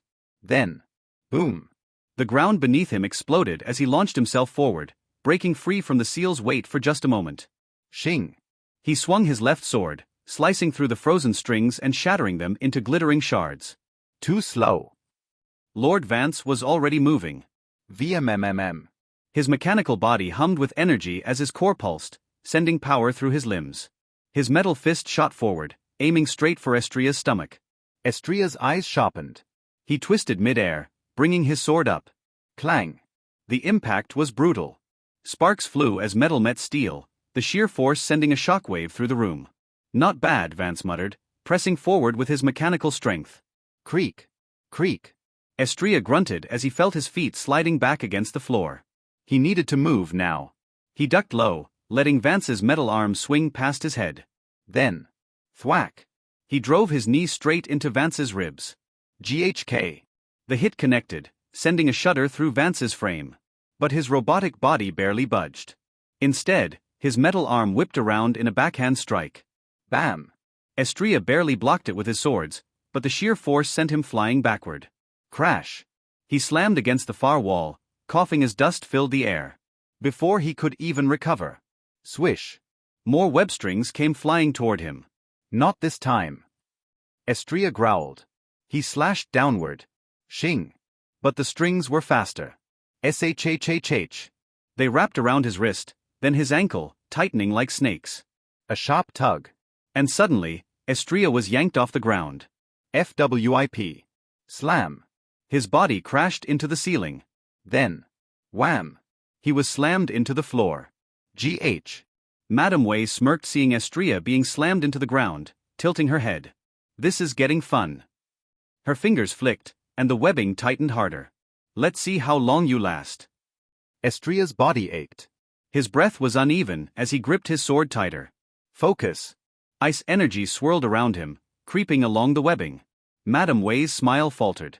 No, you don't. Crack. The ice spread fast, freezing the webbing in seconds. Then. Shatter. Estrella ripped free, landing in a crouch. His swords glowed, cold mist rising from their blades. Madame Wei clicked her tongue. Annoying. She raised her hand again. But Estrella was already in front of her. Whoosh. His sword sliced toward her neck. Clang. A fan, thin but strong, blocked the strike. Grandmaster Hui. He stood calmly between them, his golden aura flickering. You're still resisting, he murmured. Estrella exhaled, gripping his swords. Of course I am, he muttered. You think I'm just gonna roll over and die? Grandmaster Hui sighed. Then. Boom. A pulse of golden energy erupted from his palm, slamming into Estrella's chest. Thud. Estrella skidded backward, his feet dragging across the floor. His vision blurred for a second from the force of the hit. You are strong, but not invincible. Grandmaster Hui lowered his hand. Estrella wiped blood from his mouth, breathing hard. But then. A deep, rough chuckle echoed through the room. All eyes turned. Daimon. Still sitting, still holding his ruined knee. But now, he was grinning. You're all idiots, he muttered, shaking his head. Madame Wei frowned. Excuse me. Daimon's grin widened. You're all underestimating him, he said, voice hoarse. And that is going to cost you. Madame Wei scoffed. He's 1 against 4. What's he gonna do? Daimon chuckled again. Then. Estrella smiled. A slow, dangerous smirk. His crimson eyes gleamed. You should have killed me when you had the chance. Then, the temperature in the room plunged. The floor beneath him turned white. Frost crawled up the walls. The air became thick with cold mist. And Estrella was gone. A flicker. A blur. Then. Slash. Blood sprayed into the air. Madame Wei gasped, clutching her shoulder. Estrella stood behind her, his sword dripping red. Lord Vance turned, his metal body humming. But Estrella was already gone. Whoosh. A blur of white and silver. Then. Boom. Estrella appeared above him, sword raised. Lord Vance barely had time to block. Clang. The force cracked the floor beneath them. Estrella's swords gleamed as he vanished again. Whoosh. Lord Vance's eyes darted left. Too slow. Estrella reappeared behind him. Swish. His blade sliced through the air, aiming for Vance's exposed neck. Clang. Vance barely twisted in time, blocking with his mechanical forearm. Sparks erupted as steel clashed with metal. But Estrella wasn't done. His second sword was already moving. Thunk. It crashed against Vance's ribcage, denting the metal plating. GHK. Vance stumbled back, his core pulsating as his body absorbed the impact. VMMMM. A sudden energy pulse erupted from his chest. Boom. Estrella barely had time to raise his swords before the blast sent him flying. Thud. He slammed into the stone pillar, cracks spreading around him. Crack, crack, crack. Dust filled the air. Ha! Letting out a deep breath in the cold silence, the scarlet trail on Estrella's eyes became more evident. He kicked off the pillar, flipping in midair. His swords whipped forward, sending 2 blades of ice hurtling toward Vance. SHHHHHD. Vance raised his arm. Boom. The ice exploded on impact, freezing part of his metal plating solid. Damn it. Vance growled, ripping off the frozen chunks of armor. His core pulsed again, the glow intensifying. VMMMMMMM. Estrella landed in a crouch, watching him closely. Then. A shadow. SHHHK. A thin, shimmering thread sliced through the air, aiming straight for Estria's throat. Madam Wei. She hadn't stopped her attacks. Estria tilted his head at the last second. The thread barely missed, cutting a fine line across his cheek. TSSK. Blood dripped onto the cold floor. Madam Wei clicked her tongue, stepping forward, her hands weaving faster than before. Not bad, she murmured.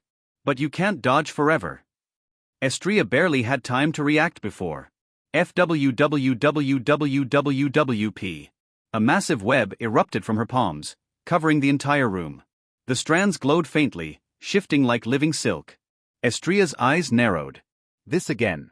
But this time, the web moved on its own. Whoosh. Whoosh. Whoosh. Strands lunged at him like whips, wrapping around his arms, legs, torso. SHKK. Too fast. Too many. His body locked in place, the sticky strands tightening around his limbs. Madam Wei grinned. Got you. Then, she yanked her hands. Fum. The web pulled Estria into the air, his body suspended above the battlefield. He struggled, twisting against the bindings. But they only tightened. Madam Wei tilted her head. Struggling is useless, she whispered. Estria exhaled. His eyes gleamed. You don't learn, do you? He murmured. Then, his swords began to glow. Frost creeping. The air froze around him. Crack, crack, crack. Madam Wei's smirk disappeared. Estria's entire body became engulfed in ice, the frost spreading through the webbing like a wild infection. SHHHHHHH. The ice moved too fast. Madam Wei's eyes widened. Shit. She tried to sever the strands. Too late. Crack. The webbing shattered like glass, frozen pieces scattering across the floor. Estria flipped mid-air, landing lightly. His sword spun in his hands. His breath fogged in the air. He took a slow step forward. Madam Wei's body tensed. You little. But before she could finish, Estria was already in front of her. Her eyes widened. Swish. His sword sliced down. Madam Wei barely blocked with a shimmering thread. Snap. Her defense tore apart instantly. Then, thunk. Estria's elbow crashed into her gut. GHK. Madam Wei stumbled back, her breath knocked out of her lungs. Before she could recover. Boom. A massive golden light exploded from the other side of the battlefield. Estria turned. Grandmaster Hui was standing calmly, one hand raised. The golden seal that had been binding Estria earlier? It was glowing again. Stronger this time. Grandmaster Hui's fingers moved in a slow, deliberate pattern. You are reckless, he said quietly. Estria's muscles tensed. Then, the golden symbol shot toward him. Boom. It hit like a meteor. The impact shook the entire room. Estria felt his body freeze, the weight 10 times heavier than before. KH.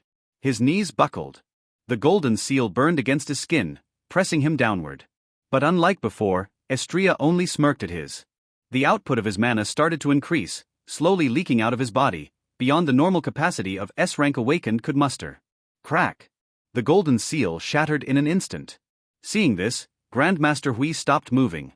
Lord Vance's core flickered. Madam Wei staggered slightly. Except for Daimon, all of them were completely surprised. HAAA. A cold breath came out of Estria's mouth. Along with his familiar glowing red eyes. This brat. Madam Wei bit her lips, looking at Estria who slowly approached them. With just a few scratches on his body, he was able to damage the 3 of them alone. And their injuries were much worse than his. Just the Grandmaster Hui didn't suffer any injury, and Demon wasn't participating in the battle at all. Step. Estria suddenly disappeared into thin air. He reappeared in front of Grandmaster Hui, swords whipping downward with blinding speed. Grandmaster Hui's fingers flicked, forming another golden seal in midair. Clang. Estria's blade smashed into it, the force shaking the entire room. Cracks spread across the glowing barrier. Grandmaster Hui's eyes narrowed. Estria was already moving again. Whoosh. He twisted, flipping midair, his second sword stabbing toward Hui's ribs.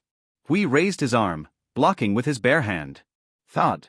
A wave of golden energy erupted on impact. Estria gritted his teeth, feeling the force push against him. But he didn't stop. He kicked off the golden barrier, twisting again, his sword slashing toward Hui's neck. Swish. Hui tilted his head at the last second. The blade barely missed, slicing through the air just beside his face. Estria's feet hit the ground. He didn't pause. His hand shot forward. Crack! A sudden wave of frost exploded from his palm, ice surging toward Huey's legs. Hui stepped back. Too late. The ice clamped down, locking his feet in place. Estria's smirk returned. But Grandmaster Huey's expression didn't change. Instead, he raised one hand. His fingers moved. A single golden rune formed in the air. Then, boom!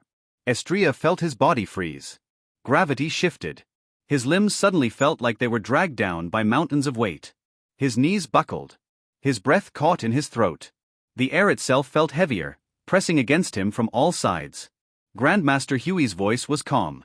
"This is the power of Buddhist magic," he said simply. Estria gritted his teeth. The pressure was immense, like he was being crushed by an invisible force. But his eyes burned brighter. "Yeah," he rasped. "Well, here's the power of mine." Mana output increased to 5 times. A sudden shockwave of cold erupted from Estria's body. Shhhhhhhd. The temperature in the room plummeted, ice spreading instantly across the floor. Grandmaster Huey's golden aura flickered. Then, crack! The frost shattered the rune, causing a small wound to appear in Grandmaster Huey's body, and Estria moved again. Whoosh! He launched forward, his sword slamming into Huey's chest. Boom! Grandmaster Huey staggered back, his robes ripping from the force. Estria's second blade spun, slashing toward his throat. But before it could connect, boom! A sudden blast of energy erupted from behind. Estria whirled. Lord Vance, after recovering a bit, was now charging straight at him. His energy core was pulsing, the light growing brighter. Estria's eyes narrowed. Whoosh! Vance swung his metal fist, aiming for Estria's skull. Estria ducked. Swoosh! The punch missed, but boom! It slammed into the ground, shattering the stone floor. Estria's foot shot up. Thunk! A brutal kick straight to Vance's chin. Vance's head snapped back, but he didn't fall. Instead, VMMMMMMM. His energy core pulsed again and boom! A massive shockwave erupted from his chest, sending Estria flying backward. Thud!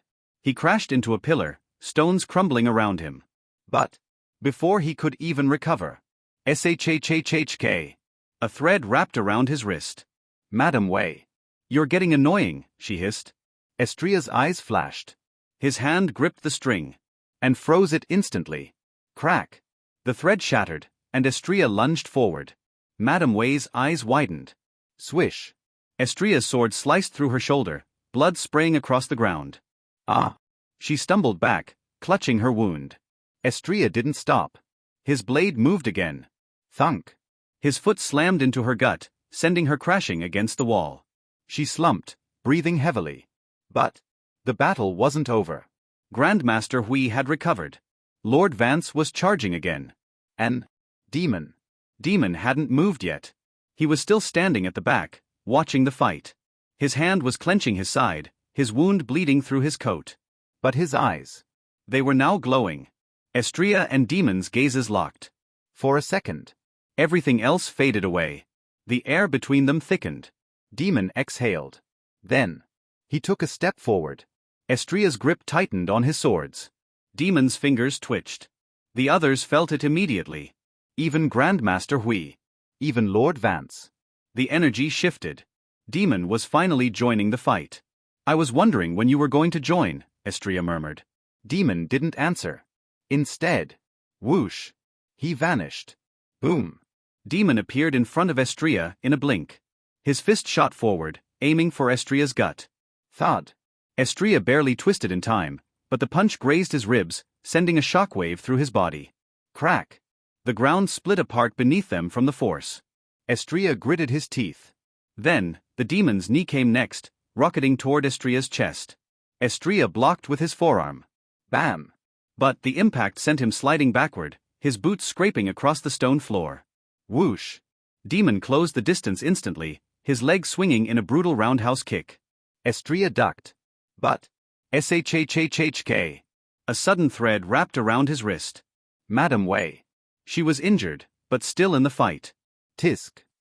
Estria yanked his arm, dragging her forward. She stumbled. Swish. Estria's sword slashed, aiming for her throat. But, boom! Lord Vance rushed in, his metal fist colliding with Estria's blade. Sparks flew. The force sent both of them flying backward. Crash! Estria landed on his feet, but Vance skidded, his robotic joints whining under the pressure. The moment Estria looked up, whoosh! Demon was already there. His palm struck Estria's chest. A sudden shockwave erupted. Boom! Crack!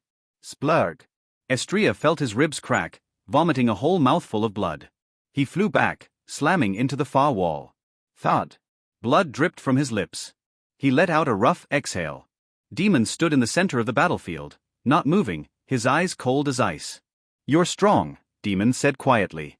"But not strong enough to deal with all of us." Estria chuckled, wiping the blood off his chin. "Nah." He grinned. "I'm more than enough." Mana output increased by 8 times out of 10 times. Then, the temperature dropped. Ice spread from Estria's feet, covering the ground in seconds. The air turned sharp, freezing. Demon's eyes narrowed. Estria vanished. Whoosh! He reappeared above Demon, sword slashing downward. Demon blocked with his arm. But, shhhhk. A thin layer of ice formed on his skin. Demon's eyes widened slightly. Swish! Estria's second sword sliced toward his ribs. Demon twisted, barely avoiding it. But, the ice spread faster. It climbed up his arm, locking his movements for a second. That second was all Estria needed. Boom! His knee slammed into Demon's jaw. Crack! Demon staggered, his head snapping back. Estria pressed forward. Both swords spun in his hands, his attacks relentless. Clang! Swish! Bam! Demon blocked, dodged, countered. But he was on the defensive. Madame Wei jumped in again, her threads shooting toward Estria's back. Estria sidestepped, barely avoiding them. Vance charged again, his energy core glowing brighter. Grandmaster Hui lifted his hand, forming another golden seal. Estria exhaled slowly. They were all attacking at once now. His eyes sharpened as he increased the amount of mana he was spending on his judgment eye. His grip on his swords tightened, his crimson eyes glowing faintly. He wasn't using much mana yet. After all, because he has such a low mana quantity, he needs to preserve some for him to be able to use his sword art. And now, it was the time to do it. Estria shifted his stance, his breath steady. His feet slid across the frozen floor, adjusting to the terrain. The moment his heartbeat synced with the cold air around him. Moonlit Ice Lotus Sword Art. First move. Ice Lotus Bloom. Whoosh! Estria vanished into thin air. Then reappeared between Demon and Vance in a blink. His sword spun, slicing through the air with terrifying precision. The floor froze beneath him, sharp petals of ice forming outward. Like a lotus blooming in the snow. BAM. SHHHK. Demon stepped back, narrowly avoiding a slash toward his neck. Vance slammed his mechanical fist down, trying to crush Estria. Clang. Estria's left sword redirected the blow, deflecting the metal arm to the side. At the same time, his right sword slashed upward. Swish!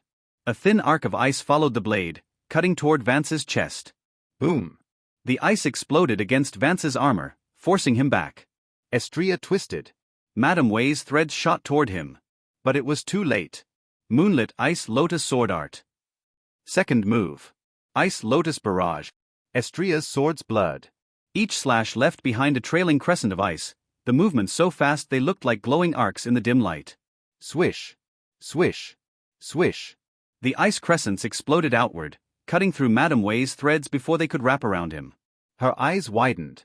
Snap! The frozen threads shattered like glass, falling to the ground. Madame Wei stumbled back, her fingers twitching as she tried to summon more threads. Estria was already there. Whoosh! He appeared right in front of her, his sword raised. Her pupils shrunk. Sure. Third move. Moonlight's one flash. A single motion. A single slash. Shing! The air shook. A thin glow of silver moonlight trailed from Estria's sword. For a moment, everything was silent. Then, Madame Wei froze. Her eyes trembled. A thin, delicate cut appeared across her chest. Bleed. Splurt. A huge wound opened, causing blood to splatter in all directions. Estria quickly turned away from her, but then, boom! A golden seal slammed into his back. Gan! Estria gasped, his chest lurching forward as the weight of the Buddhist magic crushed him to the ground.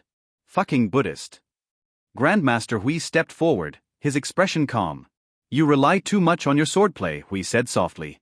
The golden seal glowed brighter, pressing down on Estria's body. Let's see how you fight without them. The light intensified, and Estria's sword slipped from his hands. Clang. They hit the ground. For the first time, Estria was unarmed. The golden seal burned against his back, pressing him down like a mountain. His swords were now gone. But of course, he wasn't someone who only knew how to wield swords. He was a magic swordsman after all. Not a simple swordsman. A low chuckle left his lips. Grandmaster Huey's eyes narrowed. Something funny? Estria exhaled, his crimson eyes flaring brighter. His mana was entirely unleashed. Mana output increased to its maximum capacity. 10 times. The grey heart made of Yara's maid dissipated almost immediately. Fum. A cold shockwave exploded outward, freezing the ground in an instant. The golden seal cracked, then shattered with a loud crack. Grandmaster Huey's eyes widened. Estria stood up slowly, rolling his shoulders. His breath misted in the air, the temperature in the room dropping dangerously low. You wanted me to fight without my swords? Estria muttered, stretching his fingers. His knuckles cracked. A deep, heavy cold radiated from his body now, thick like a storm. Fine. His feet slammed against the frozen floor, and then... boom. He dashed forward. Whoosh. In the blink of an eye, Estria appeared above Grandmaster Hui, his fist drawn back. The air howled as his mana-infused punch crashed downward. Boom. The force splits the floor, sending ice and debris flying in all directions. Grandmaster Hui barely managed to raise his arm, a golden barrier forming just in time. Crack. The impact shattered the first layer of his defense, pushing him back several feet. That strength. Grandmaster Hui muttered, his robe fluttering. Estria didn't stop.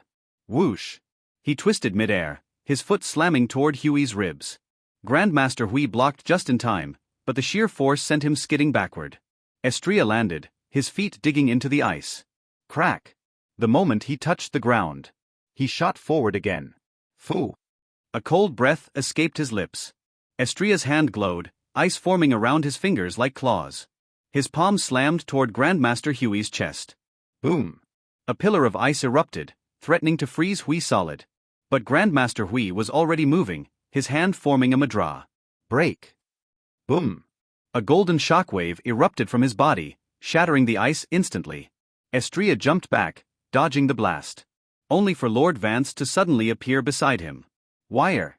Vance's mechanical arm glowed, charging up a devastating punch. Whoosh. Estria ducked, the fist barely missing his head. But the air pressure alone sent him sliding backward. You're fast, Vance growled, dashing forward. But not faster than me. His energy core pulsed, and suddenly, he was gone. Estria's eyes widened. Whoosh. Vance reappeared behind him, his metal fist slamming toward Estria's spine. But just at the last second.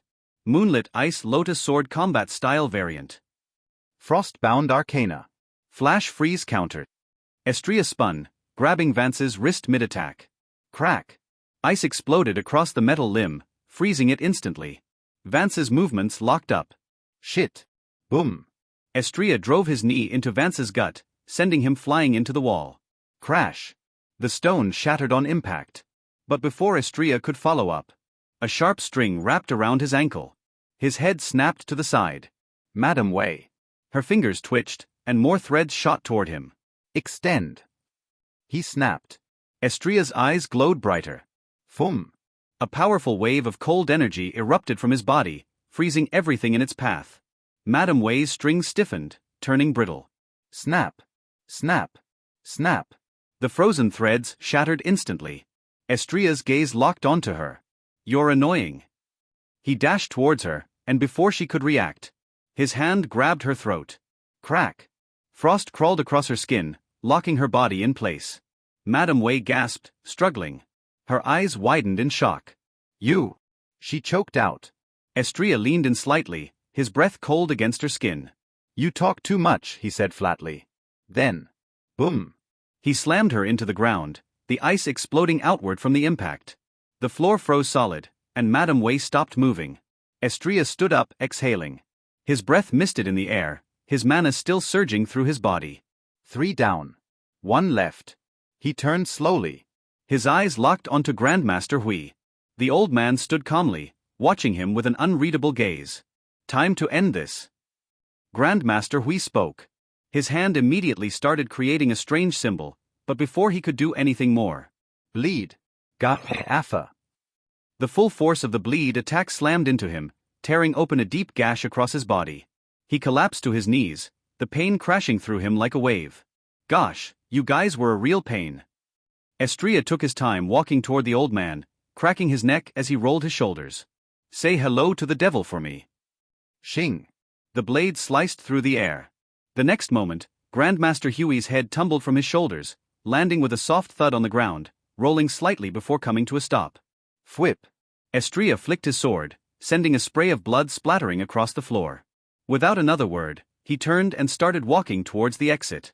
And as he reached the door, he muttered under his breath. Explode. Boom. The room behind him vanished in an instant. A violent blast tore everything apart, leaving nothing but dust and rubble in its wake. Hish. The quiet crackle of the fireplace in Yara's home barely filled the tense silence as Estrella stepped through the door. His boots dragged slightly against the polished floor, leaving behind faint, dark smudges, blood. His clothes were soaked in it, and not all of it was his. Cuts and tears ran down his coat and pants, but none of it seemed to bother him. His crimson eyes, glowing faintly, were as cold as ever. You're finally back? Yara looked up from her chair by the fire, raising an eyebrow at him. She was sprawled lazily, a book resting open in her lap. Her ink hair shimmered under the firelight, and her sharp gaze flicked up and down his figure. Where did you? Her voice trailed off, her tone was more curious than concerned. You look like you just came back from slaughtering a whole army. Her fingers tapped the edge of her book lightly as her lips curled into a mischievous smile. At her words, Estrella shrugged, brushing past her. Nothing significant, he said calmly, like he hadn't just walked in dripping with blood. Just had to clean up some trash. Yara's smirk deepened, and she shut her book with a soft snap. She set it down on the small table beside her, leaning forward as her sharp eyes stared at him. Oh really? Trash, huh? You're bleeding all over my floor, you know. He glanced down briefly, noticing the faint red smears he was leaving in his wake. It's not mine, he muttered, brushing a hand over his teared-up coat as if that could clean it up. Then, he started heading towards the bathroom. Seeing him entering the bathroom, Yara sighed, before reciting a cleaning spell on the floor and directly barging into the bathroom. There, Estrella had already taken off his shirt, showing countless scars on his body. Yara's eyes widened significantly as she stared at his well-defined body. Her eyes narrowed slightly as she slowly brushed her tongue past her lips. Can't I have some privacy? He asked. Yara crossed her arms at his words, her loose silk robe swaying slightly as she moved. You can't just walk in here looking like that and not tell me what happened, Estrella, she said firmly, completely ignoring his question. Estrella didn't answer right away. Instead, he walked over to the tub and placed a water stone inside the holder. With a small flow of mana, water began streaming down like a soft waterfall. H-A-A-A. He watched it for a moment before letting out a deep sigh. Then slowly he turned to face her. I already got way too much involved with her, and by her eyes, I can feel that she won't leave me alone, even if I try to run. I'll simply accept where this relationship is going. I killed the VIPs from the death tournament, he said flatly. His crimson eyes stayed locked on hers. Yara blinked. For a moment, it looked like she hadn't heard him. Then, her lips parted. You what? Her voice came out in a quiet gasp. You heard me. He turned away again, rolling up his sleeves. They're dead. She stared at him, her mind racing. You killed them all? All those stuck-up VIPs. Slowly, a grin crept across her face. And then, before she could stop herself, she burst into laughter. Ha ha. Ha ha ha. Her laughter echoed through the room, growing louder and louder. She clutched her stomach as she doubled over, her voice rising into near hysterics. It was the kind of laugh you'd hear from someone who was just a little mentally ill. He glanced back at her, raising a brow. Oh. She's back to normal. After a while, Yara finally managed to straighten up, wiping tears from her eyes as she caught her breath. Ah ha ha ha, she gasped. Those bastards. Those arrogant, self-important bastards. Those bastards died to you? She started laughing again but managed to keep it quieter this time. When she finally stopped, Estrella asked curiously, "Did you get the reward for winning the tournament yet?" He really wanted to see what prize it was that those VIPs were so mad to get it. "Of course I did," she said, still grinning. "The owner handed it over himself right after you left." And? Estrella asked, narrowing his eyes slightly. "And," she said, leaning against the wall, "he tried to make me an offer. Said I should hand you over to him. Apparently, he thinks you'd be useful to his little group." "Well, of course," I refused. Hearing her words, Estrella looked at her for a moment. "Does that guy seriously think I belong to her?" He brushed the thought away quickly. "What exactly is the prize?" He couldn't help but finally ask. At his question, Yara's smirk widened. Without saying a word, she reached up to her left hand and tapped a small ring she wore. A luxurious-looking box appeared in her hand, shimmering slightly. Then she knelt down, and then slowly opened the small box. "Will you mar?" "No." And was flatly rejected. Yara rolled her eyes, chuckling softly. "Killjoy." She stood up, holding the box open for him to see. Inside, a small glowing object sat nestled on a dark velvet lining. Estrella's eyes widened slightly as he stared at it. "Is that a dragon's tear?" "Not just any dragon's tear," Yara said proudly. "It's a dragon's crystallized tear. Pretty, isn't it?" "No wonder those damned bastards wanted to win the tournament so much," Estrella exclaimed softly, still shocked that the prize was this. A dragon's tear was something extremely rare. Although it was much cheaper and less useful than a dragon's bone or a dragon's heart, it was rarer than both of them combined. After all, for the arrogant race of a dragon to shed tears, it was almost impossible to happen. But of course, the dragon's tear could be more useful than both of them, depending on who utilizes them. A dragon's tear can work like the highest grade kind of elixir. It can heal any hidden injury, poison, or even curse. Not to mention that it improves your growth speed, expands your mana meridians, strengthens your heart, increases the absorption of mana, and even grants you resistance to things such as poison, curses, and many more. It is extremely useful. Ah. Estrella frowned slightly. His eyes narrowed slightly as he asked Yara. "If the prize of this, shouldn't Lich's heart be incredibly cheap?" he asked, and slowly, he started seeing beads of sweat forming on Yara's forehead. "Well? Everyone wants to be my challenger, and because of that, I figured out that you still needed to owe me a favor. After all, winning that tournament, your reputation in the underworld skyrocketed." Estrella's frown deepened. He grabbed her shoulders, staring into her eyes, and asked, "Do I have the face of someone who wants to increase his reputation?" His glowing red eyes met hers dim black ones. Yara tried to open her mouth, but the intensity of his stare made her words falter. Her heart skipped a beat and started beating fast. Like really fast. Too damned fast for her liking. Her pulse quickened as she stared into his glowing eyes, and for some reason, she couldn't stop herself from noticing how close he was. She bit her lip, looking at those firm red eyes, and her gaze slowly switched between his lips and eyes. "Damn, why does he have to look so damn good when he's mad?" she thought, gulping hard as she looked at his pale pink lips. "Don't stare at me like that." She shifted her legs slightly. "If you don't stop, why? Chew." Before she could even think about what she was doing, Estrella leaned in. His lips brushed against hers, soft, quick, but enough to send a jolt of electricity through her body. Her eyes widened in shock, as she felt a hand grabbing her waist, slightly, pushing her closer to his chest. Her delicate hands instinctively pressed against his chest due to the sudden push, and a small blush started creeping out to her face. Smack! Yara stood frozen for a second, her face burning as she stared up at Estrella. That soft, unexpected kiss left her breathless. But when her senses finally caught up to her, her lips curved into a sly smile. "Oh? What was that?" Yara tilted her head slightly, a teasing smile pulling at the corners of her lips. Estrella didn't hesitate. "Why? You don't know what a kiss is?" His words came out smoothly, catching her off guard as he dodged her question. Her eyes narrowed. This bastard. Before he could say anything else, she moved quickly, her hands shooting up to grip his neck, pulling him toward her with a force that surprised even him. She locked her arms around him, staring deep into his glowing crimson eyes. The air between them felt charged heavy. "About the favor you owe me," she whispered, her voice soft but with a sharp edge. Her tongue lightly traced her lower lip before she continued, her words lingering in the space between them. "If you sleep with me, you can clear that debt." Smack. MHM. She didn't need to say twice before Estrella's lips slammed against her, causing a small groan to escape her lips. He pulled her in tighter, his fingers digging into the back of her neck, forcing her closer to his chest. His lips were firm and demanding, and she couldn't help but melt against him. The intensity of it made her pulse race. MMM. The kiss deepened, and she felt the heat of his breath on her lips as he slowly slid his tongue between them. Slicks. His tongue moved gently, teasingly, then with more urgency, running along her lower lip before finding its way into her mouth. Yara's body shuddered, her heart pounding so hard, it almost hurt. Ahas. Her hands slid up to his chest, pressing against him, trying to anchor herself as their kiss continued. His tongue moved against hers, slow at first, then faster, more desperate if he was trying to taste every bit of her. His lips moved over hers with a hungry fervor, each kiss more intense than the last. Slurp. Yara gasped when his hand slid to her waist, pulling her even closer.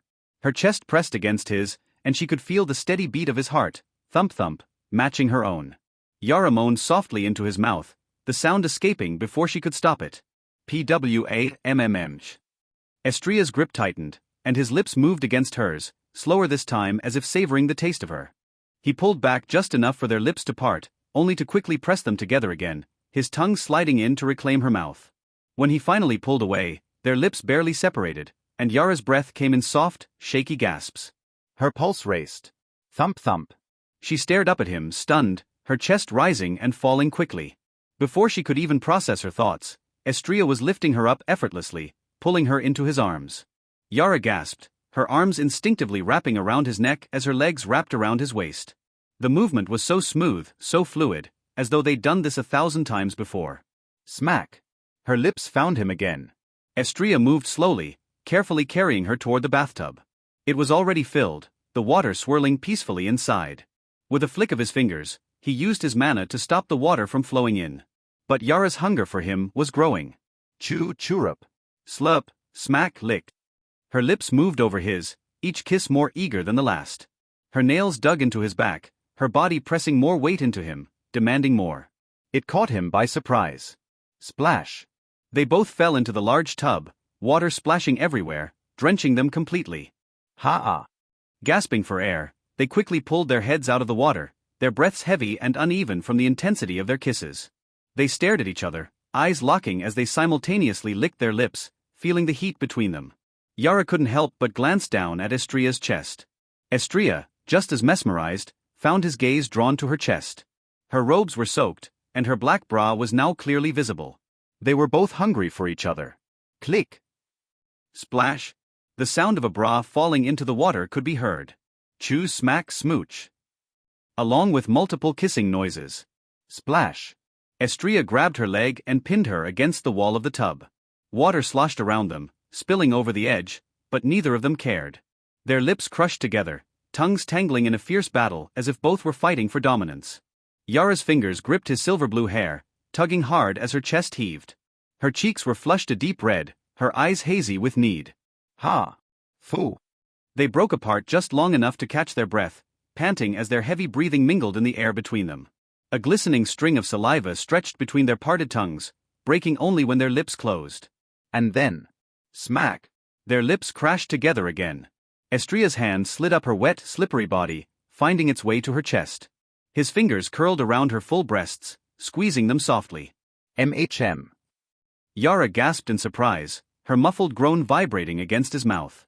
She arched her back slightly, pressing her body closer to his, her hands sliding down to grip his shoulders. Chirrup, slurp, slick. Estria's hands slid from her chest to her buttocks, gripping her firmly before lifting her with ease. Their lips parted for a brief second, only for the space between them to ignite with need again. Smack! Yara immediately dove back in, pressing her lips to his with even more hunger, her arms locking tightly around his neck. Her legs wrapped around his waist like she couldn't bear to let him go, holding herself against him as their kisses grew deeper, more desperate. Her giant breasts were pressed against his defined chest, as they continued kissing each other for quite a while. And then, Yara's hand slid down. Without hesitation, her fingers closed around him, squeezing his crotch firmly.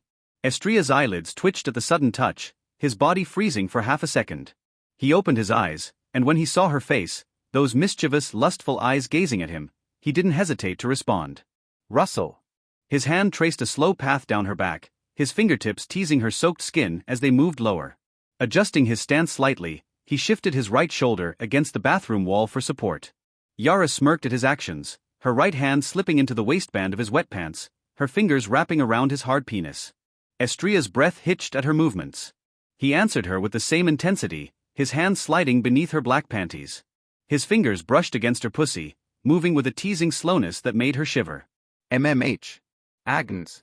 Yara moaned softly against his lips, her body tensing and arching into his touch. Her grip on him tightened, her hand stroking him slightly, to match his movements. They continued kissing each other while granting pleasure to each other. Their tongues tangled with each other, intertwining. Then, with a sly grin, she bit down softly on his lower lip, tugging it gently before her tongue moved to tease his teeth, tracing them with deliberate slowness. She leaned in further, her tongue wrapping around his like a serpent, slick and teasing, as her cheeks hollowed. She sucked on his tongue, drawing him deeper into her, savoring the moment as a soft hum escaped her lips. MHM. Estria didn't hold back, his hand sliding further beneath her panties. His finger was inserted into her wet folds, moving slowly at first, causing her body to tremble against him. The heat between them intensified, her skin flushing as her breaths grew heavier. Yara's eyes widened for a moment, and a gasp caught in her throat as her lips broke away from his. Without a word, she grabbed his head and guided it down to her chest. Plop, plop, plop. Gee God on. Her head tilted back, her long hair falling in damp waves as she pressed his face into her soft, heaving chest. Her fingers tangled in his hair, holding him there as if she couldn't get close enough. He slid a second finger inside her, and increased the movement of his fingers, working her up, as the wet, slick sounds of her arousal filled the steamy room. Yara's moans grew louder, her body arching into his touch as waves of pleasure coursed through her. Estria I. Ahan. She moaned quite loudly, as Estria retracted his fingers from her pussy, making a lot of juice drip down her legs. Her voice echoed through the bathroom as she cried out, her body trembling uncontrollably. Estria finally withdrew his fingers, glistening with her juices. A small stream ran down her thighs, mixing with the water pooling at the bottom of the tub. Yara slumped slightly against him, her chest rising and falling rapidly. She buried her face in the crook of his neck, her arms wrapped tightly around him.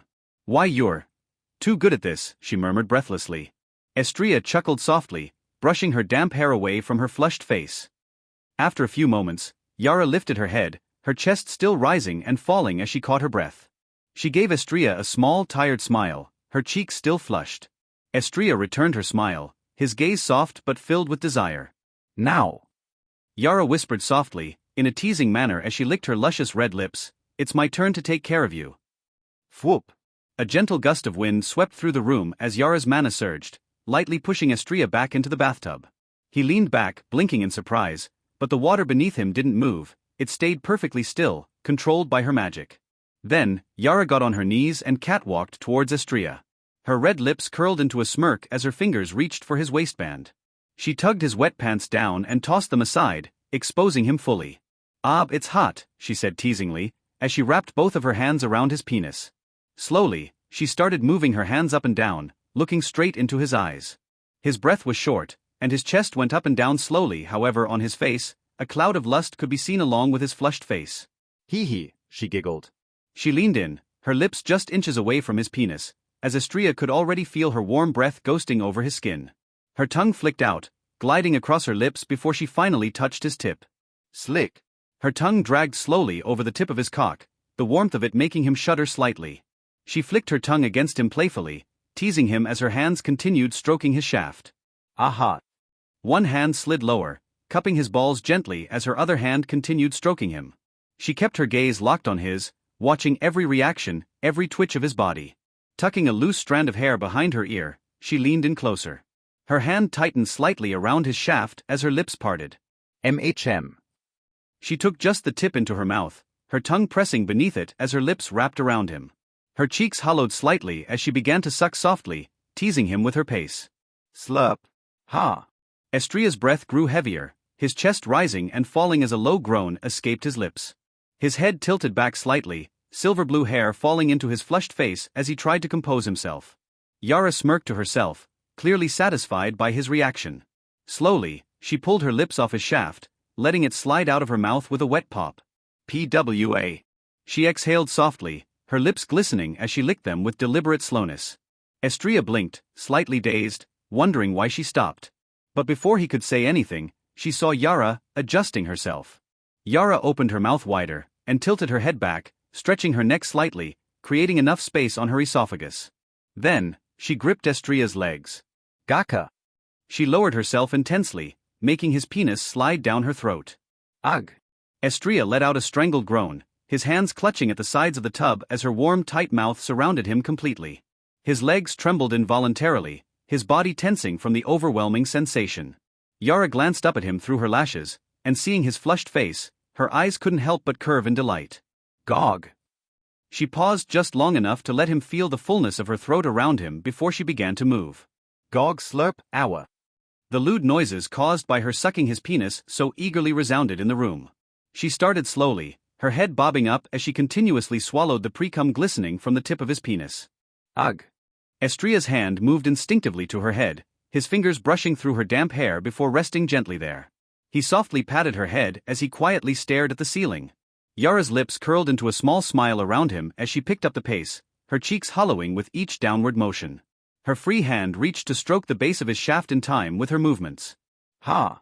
Estria shuddered slightly. MHM.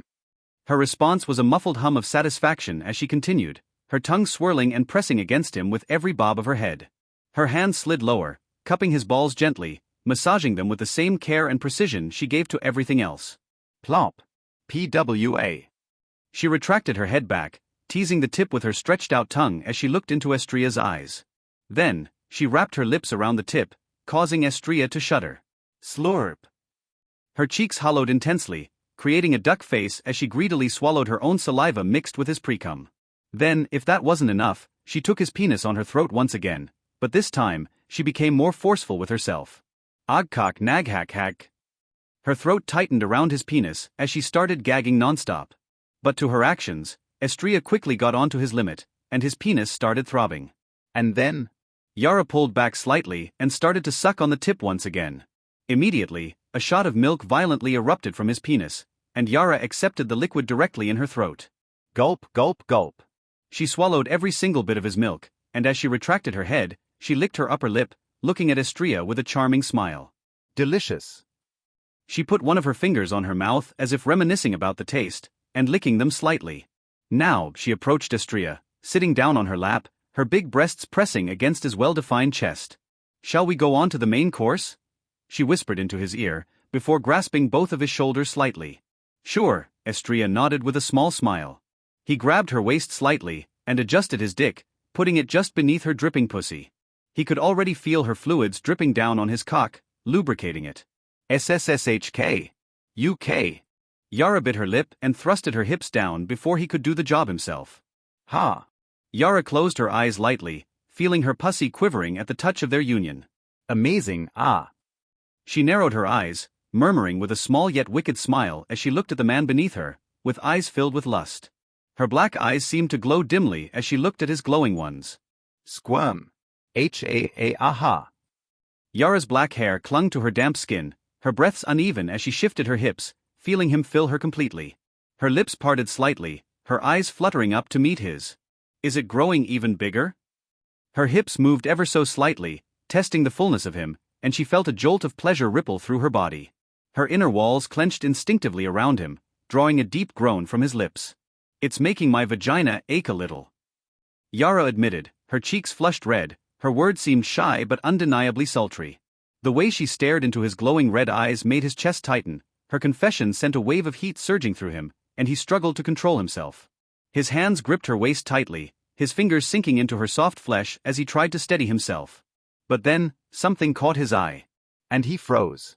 "Wait, you're..." His voice faltered as his gaze shifted downward, to where their bodies were joined. There it was, a thin streak of blood slipping down his shaft, mixing with the water beneath them. His glowing eyes widened in shock as realization hit him. "You're a virgin?" Estria couldn't help but ask in shock.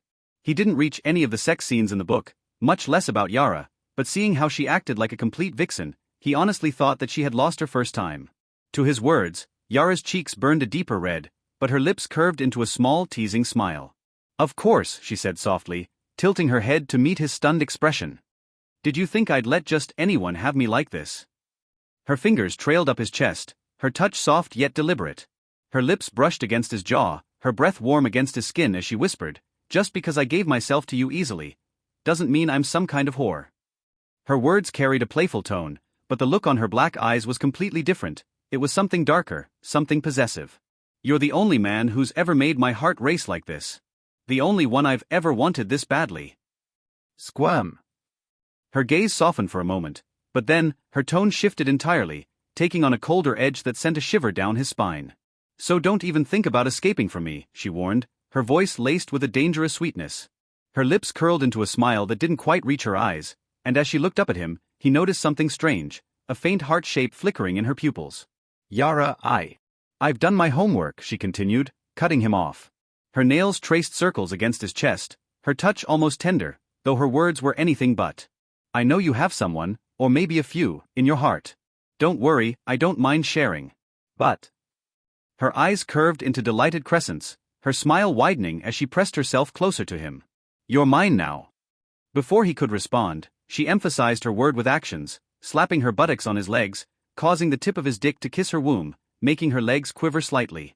The sound of wet, lewd squelching filled the air, and he groaned deeply as the tight warmth of her walls clenched around him. Splash, squelch. Squirm. Her hands pressed against his chest as she lifted her hips slightly, only to slam them back down again. "Ahn!" she moaned, her head tilting back as the motion sent a bolt of pleasure through her.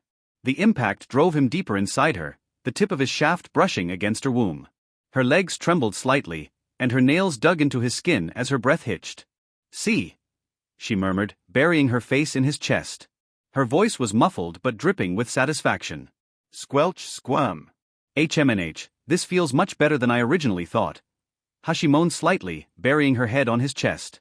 Her hips began moving in earnest, a slow, grinding rhythm that made his restraint slip further and further.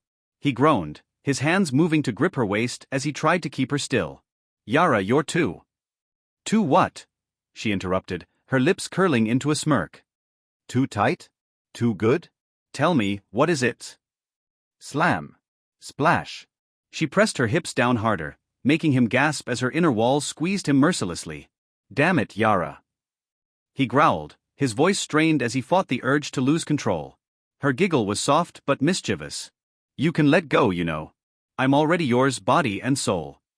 Her words sent a jolt of heat straight to his core, and he finally gave in, his hands gripping her waist as he began to move. Ah. "Yes, just like that." More. Baby, don't stop. Her moans grew louder, her body trembling with each motion, her moans spilling from her lips like a sweet yet spicy melody. "Ahn. "Baby, it's so deep. You're stretching me so much, ha." Her hips moved on their own now, grinding against him as if her body had been made to fit him. The wet, sinful sounds of their connection echoed through the room. Splash, squelch, squish. His fingers dug into her soft thighs, holding her in place as he thrust upward to meet her movements. Every time he pushed into her, her walls squeezed him tightly, pulling him even deeper. "Yara." He groaned, his voice low and rough, the strain evident in every word. "You're driving me crazy. You're so tight, so warm, ha."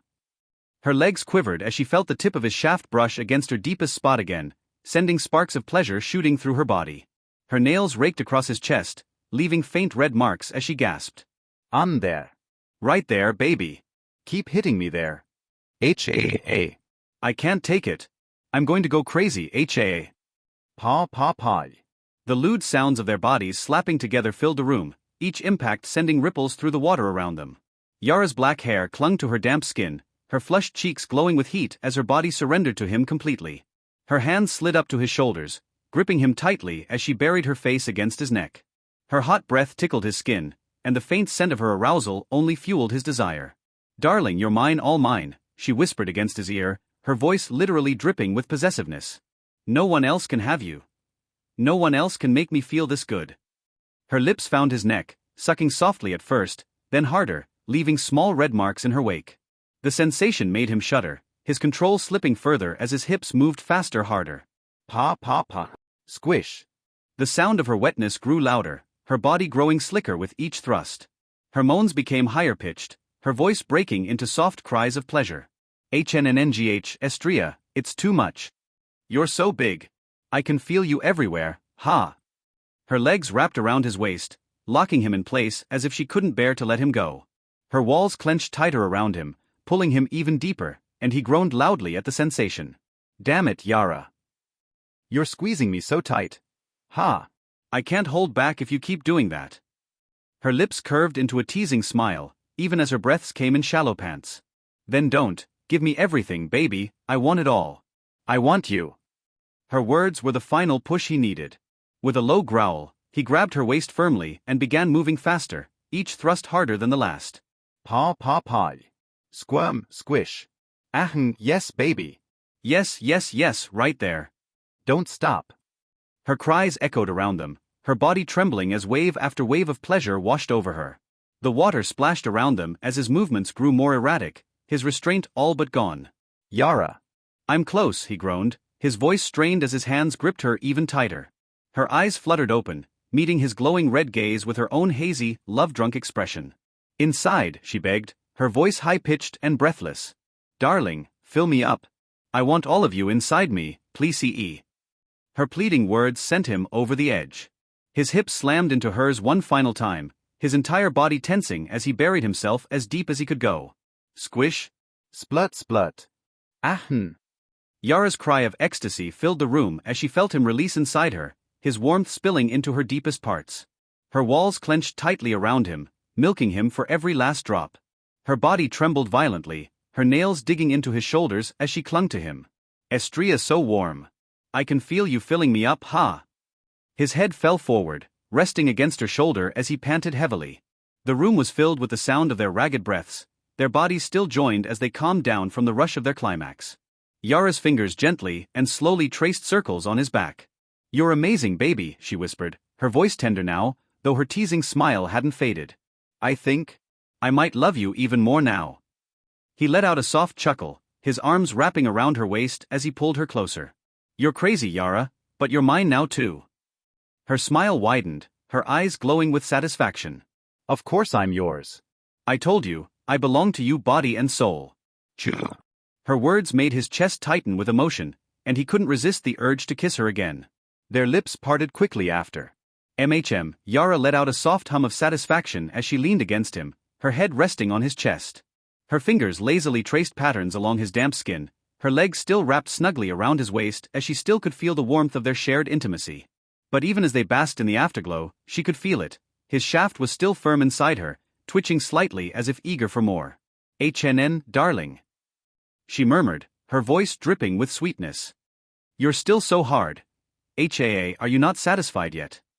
Her teasing words sent a jolt through him, his hands instinctively tightening on her waist. His eyes, still glowing faintly red, met hers with an intensity that made her heart skip a beat. Yara, don't tempt me. Her lips curved into a mischievous smile, her hips shifting slightly to emphasize how full she felt. Ha, but I do know. I want more of you, love. She whispered, her voice sultry as she leaned closer, her lips brushing against his ear. Don't hold back. Use me. Take me however you want. Her bold declaration made his restraint snap. Splash. With a growl, he rolled them over, pinning her beneath him on the water. Her ink hair fanned out around her, and her flushed cheeks and glowing eyes made her look like a goddess in the dim light. Don't say I didn't warn you. Smack. Before she could respond, his lips crashed against hers in a fiery kiss, their tongues tangling as his hands roamed her body. He gripped her thighs, spreading her legs wider as he began moving his hips again, pulling out just enough to thrust back into her fully. Squish. Paw, paw, paw. Why yes. Harder. Give it to me harder.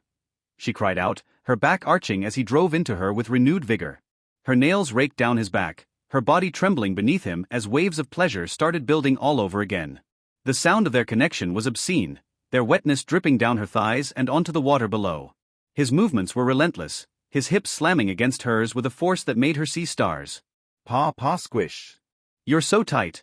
Ha, you feel even better this time, Yara, he groaned, his hands sliding up to cup her breasts, kneading them roughly. Her nipples were hard against his palms, and he pinched them lightly, drawing a sharp gasp from her. Hiya, you're driving me crazy. She moaned, her legs wrapping around his waist again to pull him even closer. It's too much. But I love it. I love you. Her words spurred him on, his thrusts growing faster and deeper. The lewd squelching sounds of their intimacy filled the room, mingling with her high-pitched cries and his deep groans. Pa, pa, pa. Squish. Squish. Squirm. Yara. I can feel you tightening again. Are you going to come already? Ha, you're so greedy. Why yes, I can't help it. You're too good, darling. I'm going to come. I'm coming, she screamed, her body convulsing beneath him as her walls clamped down on him, milking him relentlessly. But he didn't stop. Even as she trembled and cried out, he kept moving, his pace unrelenting. It's too much. I can't take it. Ha, you're going to make me lose my mind, she whimpered, tears of pleasure streaming down her cheeks. Then lose it, he growled, leaning down to capture her lips again. His kiss was rough and possessive, as if he wanted to claim every part of her. Pa. Her body melted under him, completely at his mercy as he drove her into another climax. Her voice broke into soft, desperate cries, her nails digging into his shoulders as she clung to him. And yet, he still didn't stop. You're so relentless. Ha, but it feels so good, she moaned, her body trembling as she felt him pushing her to yet another peak. I told you not to tempt me. Her eyes widened slightly, her heart racing as his pace increased yet again. The force of his thrusts left her breathless, her body completely overwhelmed by the pleasure that consumed her. Ha, I am yours, Estrella, only yours, she cried, her voice breaking as she reached her limit. I'll never let anyone else touch me until the day I die. I'm yours forever. Pa. Squirm. Splash. His movements grew erratic, his breaths ragged as he felt his release building again. Yara. I'm going to come, he groaned. Where do you want it? Inside, she gasped, her voice high-pitched and desperate. Fill me up. Give me everything, please see. Her plea sent him over the edge. Slam. With a low growl, he buried himself deep inside her, his body tensing as he released again. Squish. Splurt. Splurt. Anne, I can feel it. You're filling me up so much. It's so warm. I love it, she moaned, her body trembling as she milked him for every last drop. He collapsed on top of her, their bodies slick with sweat as they caught their breath. His arms wrapped around her tightly, holding her close as they basked in the warmth of their shared passion. Yara. You're incredible. Her lips curved into a lazy, satisfied smile as she nuzzled against him. So are you, love. She whispered, her voice full of love and affection. Let's stay like this, forever. However, unfortunately for Yara, Estrella wasn't done yet. Let's do it all night, he muttered softly to her ear. You are? Yara's body seemed to have reacted to his words, twitching slightly. Seeing this, Estrella couldn't but smile lightly. I did warn you, remember? Love. I am a bit tired. How about rest up for a bit? She said hesitantly, feeling that her legs were extremely tired. Too bad. Pa. Aha. The soft, golden light of the early morning filtered through the curtains, casting a gentle glow across the room. Ugh. I groaned slightly, fluttering my eyes open. My body felt quite warm, probably because of the aftermath of a night that felt like it lasted forever. Foo. A gentle breathing reached out to my ears, causing me to shiver. I looked to my side and saw Yara's peaceful sleeping face. Her ink hair spread out across the pillow, as her chest slowly went up and down. Well, last night was quite intense. I did warn her though. I leaned in slowly, planting a soft kiss against her forehead, just to feel the warmth of her skin against mine. She stirred a little, mumbling something incoherent, but she didn't wake. I let out a small laugh, feeling the urge to tease her, but I decided not to. With a sigh, I pulled myself away, careful not to wake her. My body was sore in places I hadn't even realized I could feel, but it was a satisfying kind of pain. I got dressed in the clothes that she had given me before and picked up my things. It was time to get back to the academy. Still, I should warn her. I thought so. With that in mind, I scribbled a quick note, leaving it on the bedside table where she could see it when she woke up. I'm heading back to the academy. See you soon. Simple but enough. I glanced at her one last time, a smile tugging at my lips, before heading out of the room. The halls of the house were quiet as I made my way to my own room. I wasn't sure what I was expecting, but the sight that greeted me was unexpected. Chiron and Lumi were tangled up together on my bed, sleeping soundly, though the position was far from graceful. Lumi's slimy green hair was a mess, half covering Charon's face, and Chiron herself looked almost serene, despite the disheveled state of their bodies. Pfft. I couldn't help but chuckle quietly to myself. Wake up, I nudged them both gently. Lumi blinked up at me sleepily, her bright eyes still half closed. She stretched out like a cat, her body shifting fluidly, and before I knew it, she disappeared into the tattoo on my arm, leaving a small green trail. Chiron grumbled a little, adjusting herself as she slowly sat up, rubbing her eyes and glancing around in confusion. "We're leaving?" she asked, her voice husky from sleep. "Yeah, gotta head back to the academy," I replied back. I couldn't help but notice the way she was squinting at me, still half asleep. She yawned, stretching her arms over her head. "All right, I'll get my stuff." She mumbled quietly, slowly standing up and grabbing her things. It didn't take long before we were both ready to leave, walking out of Yara's home together. The chill of the morning air hit me as we stepped outside, but it wasn't unpleasant. We made our way down the quiet streets, finally leaving the black market. The bustling atmosphere of the streets felt strangely calm compared to the chaos of the black market. But there was something about the steady rhythm of the crowds and the flickering lights that grounded me. As we walked through the streets, I felt something tugging at the back of my mind. Something was different today. I couldn't place it at first, but then it hit me like a brick to the face. "Shit," I muttered under my breath. "I forgot that today is the start of the snow festival." "What's the snow festival?" Chiron raised an eyebrow at me, tilting her head curiously. "I don't have time to explain it. Let's go. We've got to get to the academy." "Now," I said, grabbing her hand without another word. We both picked up our pace, and I found myself rushing through the streets. After all, I had promised a date with Violet. And I'm already late. When we finally arrived at the academy gates, I was taken aback by what I saw. The entire campus was covered in a soft layer of snow, and the buildings were adorned with twinkling lights and colorful banners. It was even more beautiful than I had imagined. The trees lining the walkways were dusted with white, their branches heavy with snow, and the air was crisp and fresh. I could hear the laughter and chatter of students, and the distant sounds of music playing from somewhere. The whole place was alive, buzzing with the kind of energy only a festival could bring. But I didn't have time to appreciate it fully. "Quick, follow me," I called to Chiron as I tugged her through the courtyard, dodging students and staff who were already in the middle of the festivities. I didn't stop until we reached my dormitory, and opened the door, where I found a beautiful elf waiting for me. Elaine raised an eyebrow when she saw me, an amused smile tugging at the corner of her lips. "You're in quite a hurry, aren't you?" she teased, folding her arms.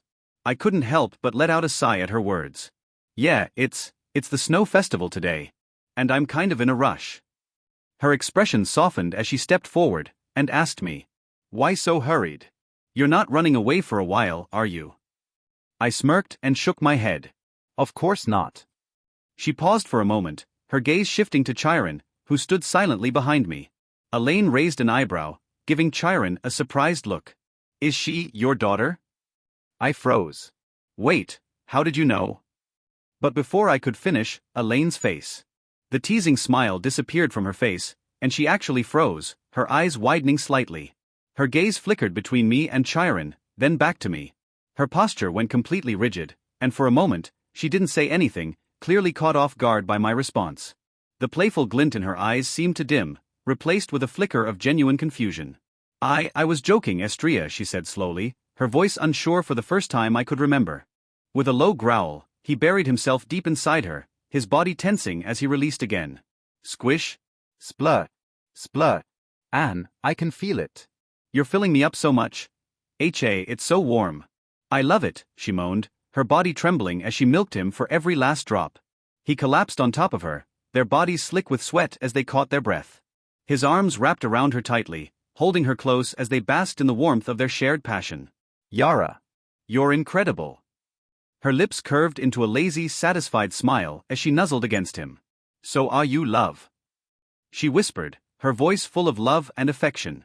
"Let's stay like this, forever." However, unfortunately for Yara, Estria wasn't done yet. "Let's do it all night," he muttered softly to her ear. "You are?" Yara's body seemed to have reacted to his words, twitching slightly. Seeing this, Estria couldn't but smile lightly. "I did warn you, remember?" Love. I am a bit tired. How about rest up for a bit?" she said hesitantly, feeling that her legs were extremely tired.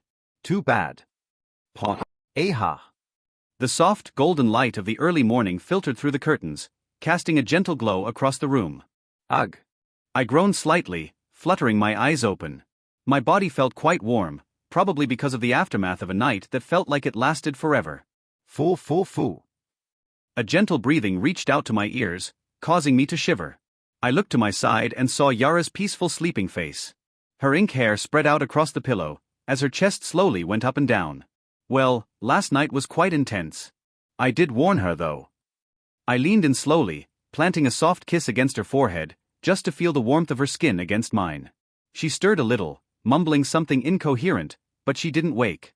I let out a small laugh, feeling the urge to tease her, but I decided not to.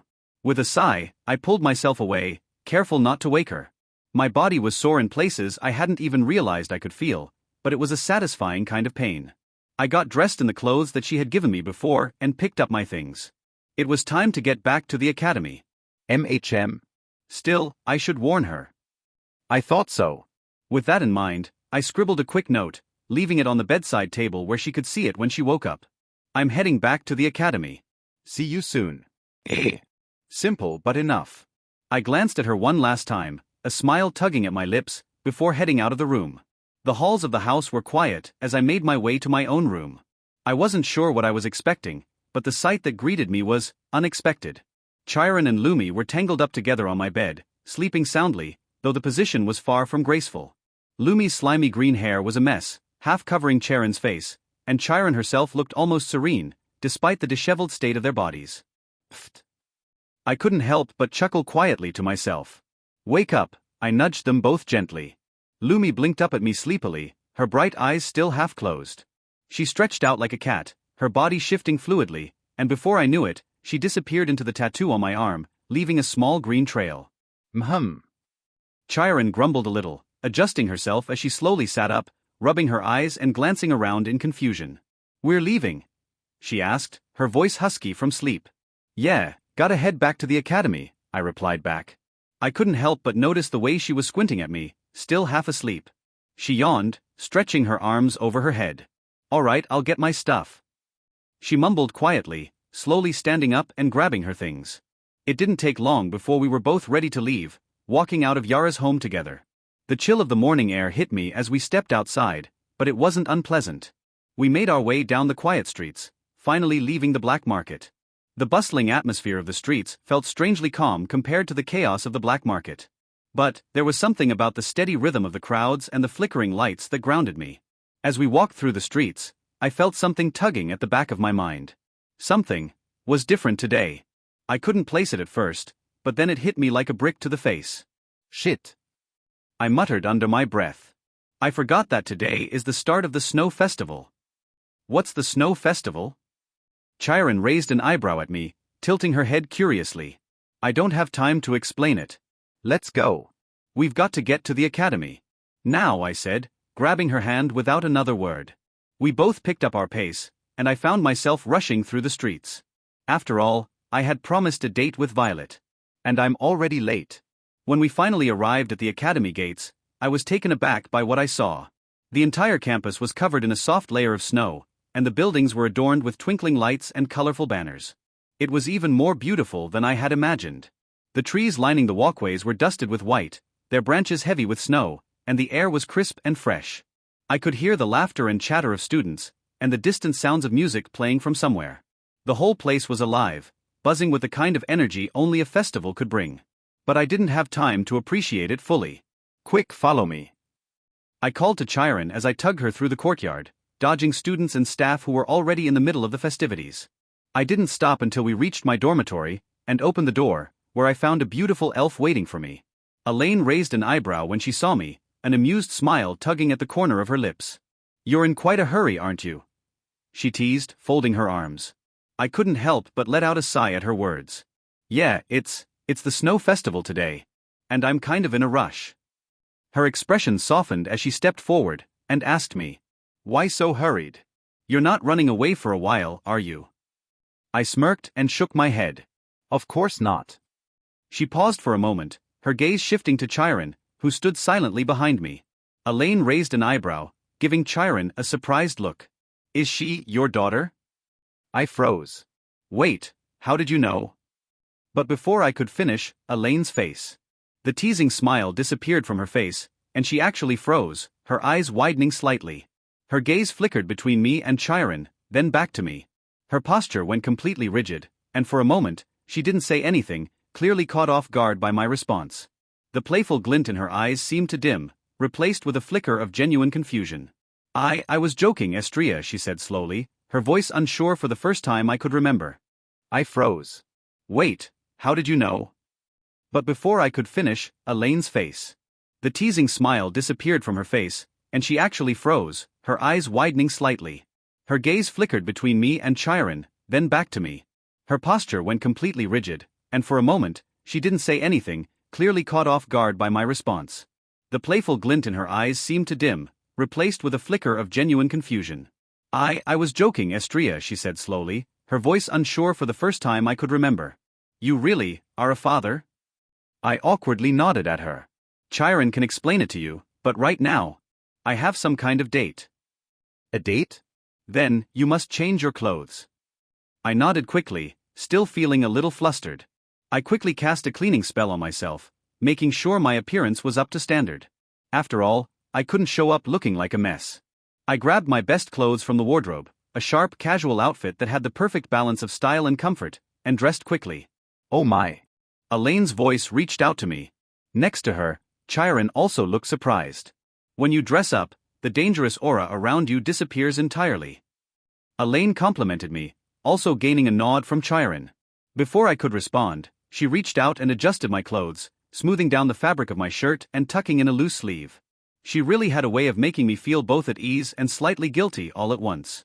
Don't keep her waiting, she said softly, giving me a look that said more than words ever could. Thanks, I muttered almost to myself, but she caught it and gave me a playful smile. Always, just be careful, okay? I nodded, giving her a quick smile before rushing out the door. I didn't waste any time, practically running through the hallways, my heart racing with excitement. The cold air bit at my face as I ran toward the fountain, and as I neared it, I saw her. Violet von Luxuria. She was standing by the fountain, her back slightly arched, her posture perfect, accentuating her long, slender legs. Her outfit today was simple but elegant, a loose, flowing dress that seemed to shimmer in the morning light, a soft purple hue that matched her eyes perfectly. Her waist was impossibly tiny, the kind of waist that made you wonder how someone could have such a perfect, delicate frame, especially with the generous curve of her hips.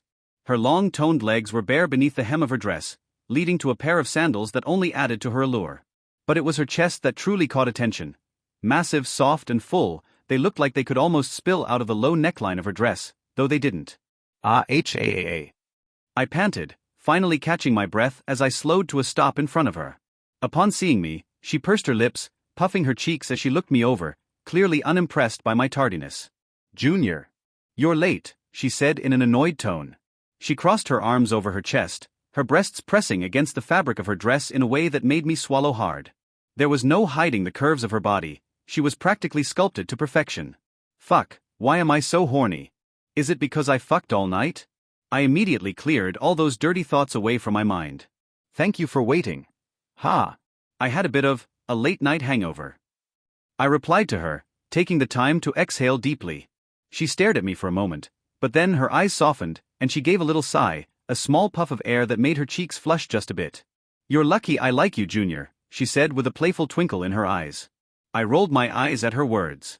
She raised a hand and flicked a strand of hair from her face, the motion graceful, almost hypnotic.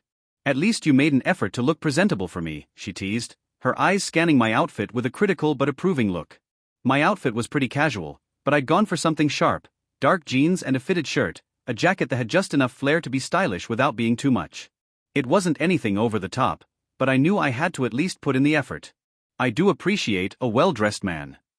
She grinned, looking a little satisfied. I'm glad you think so.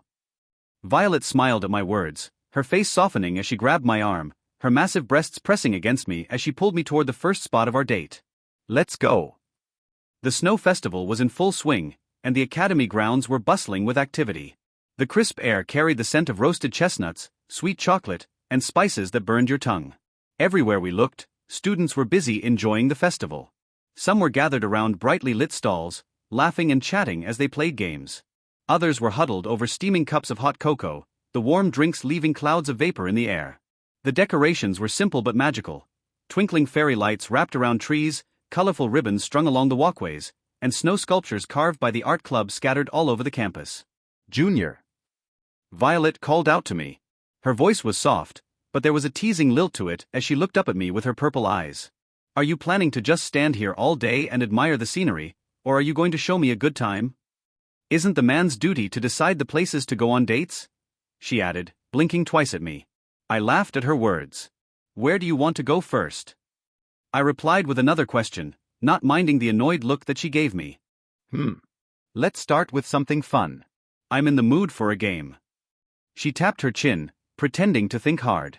I nodded, leading her toward the row of game stalls set up along the main courtyard.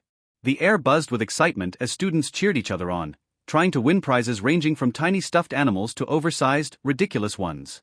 Alright, let's see what we've got here. My eyes landed on a shoot-the-target game, where you had to knock down a line of bottles with a toy crossbow. The biggest prize on display was a massive purple dragon plushie, its soft fabric practically glowing in the sunlight. Violet noticed it at the same time I did, and I saw the tiniest flicker of interest in her eyes before she quickly hit it. You like that one, don't you? I teased, nudging her gently. Is it because it's purple, just like your hair color and eyes? Me? Like a silly stuffed toy. She raised an eyebrow, battling her eyelashes as her lips curled into a smirk. Don't be ridiculous. You sure? I raised an eyebrow. Very sure. Alright, then I'll win it for myself. I grinned, stepping closer to the stall. The student running the stall handed me the toy crossbow, explaining the rules. You've got 5 shots. Knock down all the bottles, and the big prize is yours. And of course, the use of mana isn't allowed. We have a high-grade mana detector in case anything happens. I nodded at these words. Thankfully, I had quite an experience with crossbows. As an actor, I needed to use plenty of weapons, depending on the movie I was filming, so I unconsciously learned how to use them. The bottles were lined up in 2 neat rows on a wooden platform, and while they didn't look too hard to hit, I could tell the angles were tricky. The way the light reflected off the snow made it even harder to aim. No pressure, Junior. Just remember, if you fail, this big sister will be disappointed with you, she giggled, hiding her mouth with her hands. I rolled my eyes at her words, focusing on the first shot. The string of the crossbow felt taut as I pulled it back, aiming carefully. Thwack! The bolt hit its mark, sending the first bottle tumbling to the ground. A small cheer erupted from the nearby students who had gathered to watch. One down, I said, glancing at Violet with a small smile. Her expression was calm as always, with the same small smile on her lips. The second shot was trickier, but I managed to knock down another bottle. The third and fourth went down just as smoothly, and by this point, the small crowd was fully invested. Violet, however, stood perfectly still, her arms still crossed, though I noticed her lips twitch as if she was holding back a smile. The final bottle was the toughest. It was smaller than the others and set slightly further back on the platform. I closed my left eye and started adjusting my aim. The world seemed to quiet for a moment as I released the bolt, watching it fly through the air. Clink. The bottle tipped, wobbled, and finally fell to the ground. The crowd burst into cheers upon witnessing that I was the first student to actually get down all 5 bottles. Phew, I let out a relieved breath. This seemed more intense than one of the battles I had recently. The student running the stall handed me the giant purple dragon, which I took at, and then looked at Violet for a moment. Well? Still think it's silly?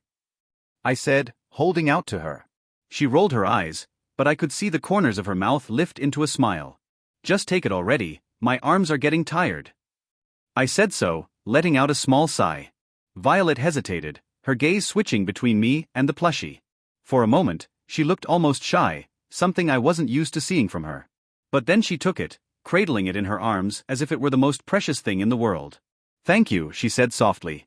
Just doing my duty as your date. We moved on to other stalls, trying out many different games. At one, we threw rings onto bottles, and though Violet claimed she had no interest in childish games, she ended up winning a small, fluffy bunny plushie after a few tries. At another, we tried fishing for little plastic ducks in a tub of water, and her competitive streak came out in full force when she beat my score by 1 duck. The games were fun, but soon, the smell of food caught our attention. We wandered toward the rows of food stalls, where students were serving everything from sweet crepes to savory dumplings. What are you in the mood for? I asked as we stopped in front of a stall selling skewers of grilled meat and vegetables. Violet glanced around, her eyes scanning the options. Let's start with this. It smells amazing. We ordered a couple of skewers, and the student behind the counter handed them to us with a cheerful smile. The meat was perfectly grilled, juicy and tender, with just the right amount of seasoning. As we ate, Violet seemed to relax even more, the usual sharpness in her eyes softening as she enjoyed the food. "This is really good," she admitted, taking another bite. MHM. I nodded in agreement. The students from the food club really made excellent grilled meat. After we finished eating, we headed further into the center of the festival. The sounds of laughter, music, and the occasional pop of a firework filled the air. Violet was still carrying the giant purple dragon I'd won for her, holding it close like it was her prized possession. "So," I said, glancing at her as we strolled along the snow-dusted pathway, "where to next? I feel like we've barely seen the surface of this festival." She looked around for a moment before her eyes caught on a group of students gathered around a stage. "What's going on over there?" We walked closer to the commotion, and it turned out to be a talent show. Students were taking turns performing everything from singing and dancing to magic tricks. One student conjured a flurry of glowing snowflakes, making the children present in the crowd smile widely. Another played a soulful tune on a violin, their music echoing beautifully in the crisp air. "They're really putting their hearts into it, aren't they?" Violet watched with interest, a small smile appearing on her lips. I nodded. "It's not every day they get to show off like this. It's kind of nice, seeing everyone come together like this. Normally, everyone would try to fight against each other.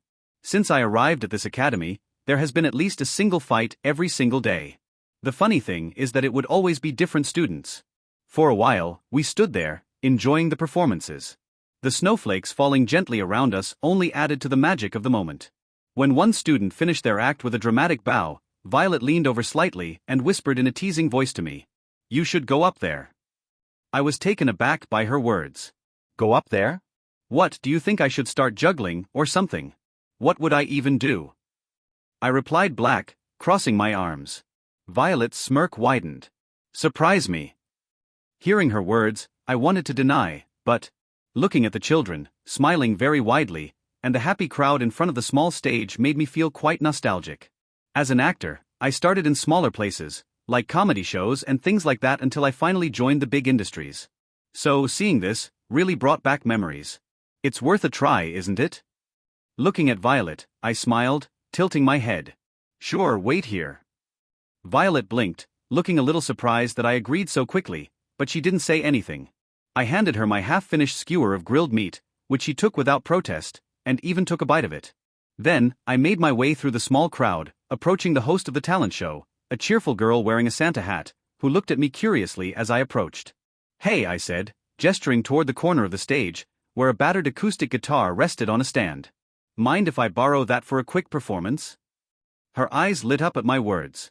It seemed like she recognized me. Of course. Go ahead. "The stage is all yours." I picked up the guitar, running my fingers over its strings to test its tuning. It wasn't perfect, but it would do. The crowd quieted a little as I stepped onto the stage, the creak of the wooden planks under my boots cutting through the air. I could feel dozens of eyes on me, some curious, some expectant. A soft murmur rippled through the crowd, but I didn't let it bother me. I pulled the strap of the guitar over my shoulder and adjusted the mic stand, tapping the mic gently to check the sound. "Hey everyone," I smiled at the public. "I'm not really part of the talent show lineup, so I hope you don't mind if I crash the party for a minute." That got a few chuckles from the audience, easing the tension. I glanced toward the back of the crowd, where Violet stood. Even from this distance, I could see her watching me closely, the giant purple dragon still clutched in her arms. "This song's not anything fancy," I continued, fingers brushing over the guitar strings. "But it's for someone who's been making this festival interesting." A few oohs and teasing whistles rose from the crowd, but I ignored them. My fingers began strumming the guitar, a simple, soft melody filling the air. The sound was warm, like the crackle of a fire on a cold winter night. And then I started to sing. "There's this beautiful girl." The sound of my voice blended with the guitar in a way that felt natural. The notes were smooth but rough around the edges, like the soft crunch of footsteps in snow. The music itself was simple, gentle, a little melancholic, but warm all the same. I could feel the crowd quieting down as they listened. Does she know the way she shines? In the snow, in these purple skies? Between the chorus of the song, I glanced at Violet for a moment.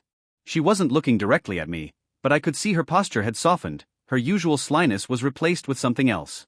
Her grip on the purple dragon had tightened as if she were holding on to something she didn't want to let go of. Then, I finally reached the final verses. "She holds a purple dragon in her arms, but it's her who casts the charm. She'll roll her eyes, she'll walk away, but I'd chase her down any day now. Thus, I repeated the chorus. Does she know the way she shines in the snow, in these purple skies? Does she see how her light's my guide through the cold, through the night? The last note lingered for a moment, fading into the stillness. For a heartbeat, the crowd was silent, as if they were letting the song settle. Clap. And then the applause started, first a few claps, then a wave of cheers that filled the air. Woo! Go get her! Someone shouted from the back, making the crowd laugh. I gave a small bow, slinging the guitar off my shoulder and setting it back on its stand. It's been a while since I've sung a song, but that should be satisfactory enough, no? The applause followed me as I made my way back to Violet. Her cheeks were dusted with a faint pink blush, causing me to smile wryly. So? Did you like it? Did it surprise you? For a moment, she just stared at me, her eyes searching mine. Then slowly, a grin spread across her lips, one that was softer and more genuine than I'd seen all day. I loved it, she said simply. I raised an eyebrow, pretending to look surprised. Oh, really? Even though it was about a silly girl who clutches a purple dragon like it's her life's purpose. She narrowed her eyes at me, though the smile didn't leave her face. Careful, Junior. You're not as funny as you think. Oh, I don't know, I teased her. The crowd seemed to like me. They have low standards, she shot back, but the blush on her cheeks gave her away. She shifted the purple dragon in her arms, hugging it closer like it was some kind of shield. I ended up chuckling at her actions. But soon enough, she let out a bright smile. The purple dragon disappeared from my view as she then grabbed my right arm and led me away from that place. Hee, not it's my time to lead this date, she announced brightly. She hurriedly brought me along with her. This ain't so bad. I just hope nothing ruins this sweet time. Where are we going? You'll see, she replied mischievously. You've had your fun showing off, now it's my turn to pick something. We passed through the large crowd, until eventually we came to a quieter corner of the campus, where a large open field had been cleared. Students were scattered around, building snowmen of all shapes and sizes. Some were traditional with button eyes and carrot noses, while others were less conventional. I spotted one that looked like a snow version of a giant robot and another that resembled a dragon. We're finally here. Violet announced brightly with a wide grin. You want us to build a snowman? She raised an eyebrow at my words. Why? Too complicated for you, Junior. Complicated, huh? Let's just see. We got to work, rolling the snow into big, uneven balls. The first one was way too lumpy, and the second one fell apart before we even stacked it. By the time we managed to get a proper base, both of us were covered in snow. This is looking, I tilted my head, trying to find the right word. Like it's been stepped on by a herd of elephants? Violet finished my words, laughing at our beautiful snowman. Exactly, I chuckled. But wait, we're not done yet. Nearby, a small table had been set up with chisels and carving tools for people to add details to their snow creations. Violet grabbed one and twirled it in her hand, smiling mischievously. Let's see if we can save this masterpiece. We took turns carving into the snowman. At first, we tried to make it look like a knight with armor, but it quickly turned into something else. Its arms were too short, its face was crooked, and one of its armor plates looked suspiciously like a duck's beak. Is that supposed to be a sword? Violet asked, pointing at the strange lump I'd carved into the snowman's hand. Yes, I said confidently. A very abstract sword. She burst out laughing upon hearing my words. It looks like a shovel, Junior. You've turned our snow knight into a snow gardener. Hey, I'd like to see you do better, I shot back, grinning lightly. She held up her hands. Oh no, I'm not taking credit for this disaster. This is all you. We stood there for a moment, admiring or maybe just laughing at our weird snowman. It didn't look anything like what we had planned, but I couldn't deny it was fun. Squeeze. Suddenly, Violet pressed against my arm, leaning into me with that playful smirk of hers. So, where to next, Junior? I raised a brow at her. Weren't you the one saying you'd lead this date just a few minutes ago? she hummed, giggling softly. Not anymore. I shook my head with a small smile. Well, all right then, I said, glancing around and trying to remember all the places we had passed through. Then it hit me, a perfect place. I've got something. Follow me. Her eyes lit up, and she tapped a finger to her lips in mock thought. Is it a motel? I froze mid-step, and then turned to give her a deadpan stare. Seriously? Naihi highs. She leaned closer to my arm, her sparkling violet eyes full of mischief. I'm joking, I'm joking. You're so easy to mess with, Junior. HAAA. I let out a long sigh and started walking again, though I couldn't help but notice the teasing grin on her face. And while looking at her, I got a closer view of her face. She had a sharp yet delicate face, with a small beauty mark under her left eye that only made her look more mature. Honestly, if I didn't know her, I might have mistaken her for someone older, like a young MILF with that kind of magnetic charm. Not that I was gonna say that out loud. It was the same case with Christina, but yeah, both of them had pretty big differences. While Christina does act like some kind of older sister, Violet is more like a mischievous one. Well, the mischievous description definitely fits her. Oh. Ice cream. She suddenly squealed, letting go of my arm and dashing toward a nearby stall. Her smile practically sparkled as she handed the vendor some coins and walked away holding a triple scoop cone, each flavor stacked neatly on top of the other. She took a slow, deliberate lick, her face lighting up like a kid in a candy store. You like ice cream that much? I love it. Her reply came instantly, her tone full of joy as she held the cone with both hands like it was some kind of treasure. However, just as I was about to joke about her demeanor, I felt a strange yet dangerous aura. This. And it seemed like Violet had noticed it too. Through a shake. The ground beneath us trembled, sending faint cracks through the ice and snow. A suffocating dark aura erupted out of nowhere, spiraling up into the sky like smoke from a fire as a foul stench filled the air. The cheerful festival lights flickered, then dimmed, and the once bright sky was swallowed by swirling black clouds. A dark sphere of energy spread out, blanketing the entire academy. The weight of the aura was immediate, pressing down on everyone around us. Students stumbled, their knees buckling slightly as if gravity itself had gotten stronger. A demon general. Violet muttered quietly. Fuck. Are you kidding? I cursed inwardly upon hearing her words. Are you telling me an archdemon really appeared out of nowhere? This academy really is damned cursed. The malicious aura kept growing stronger, suffocating in its intensity. My heart pounded against my ribs as I tried to process what was happening. But then, I noticed something that made my stomach drop. Plop. Violet's ice cream fell to the ground, splattering in the snow. I turned to her, and my breath hitched. Her face was terrifying. The playful sparkle in her eyes was gone, replaced by a fury so intense it was like staring into a brewing storm. Her lips pressed into a thin line, and her whole body tensed as her purple eyes locked onto the source of the aura with killing intent. My precious first date. Boom.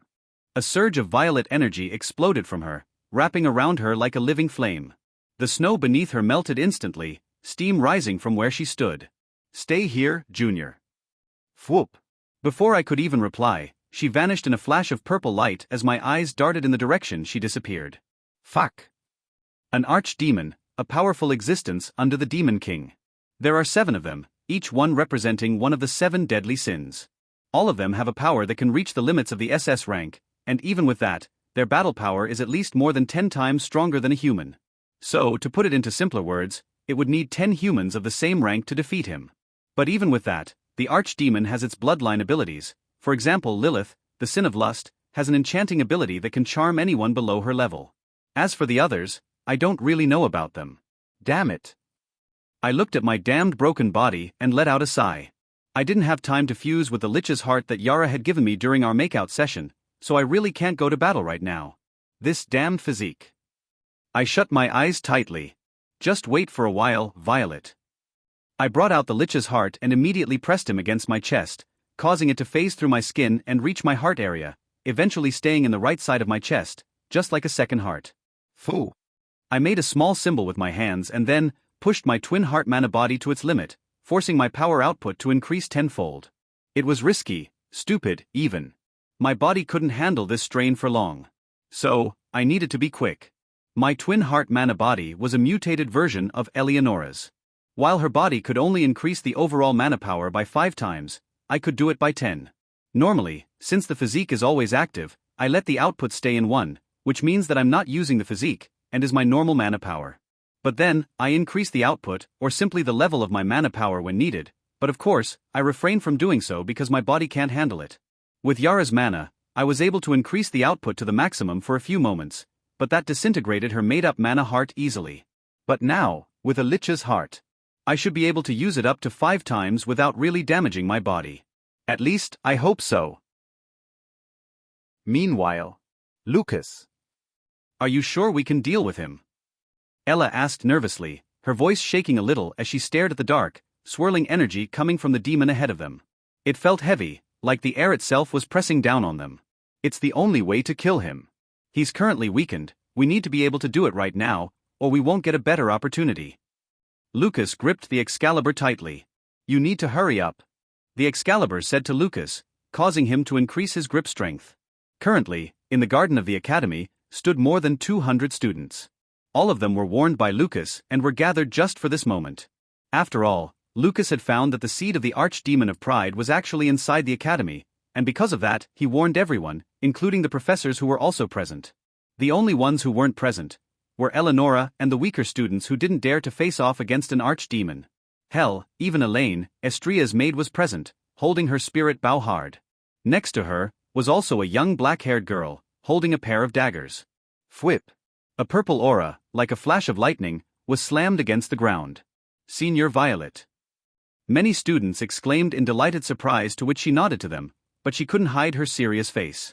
She looked towards the archdemon who had a strong barrier around his body, as he gradually came to life.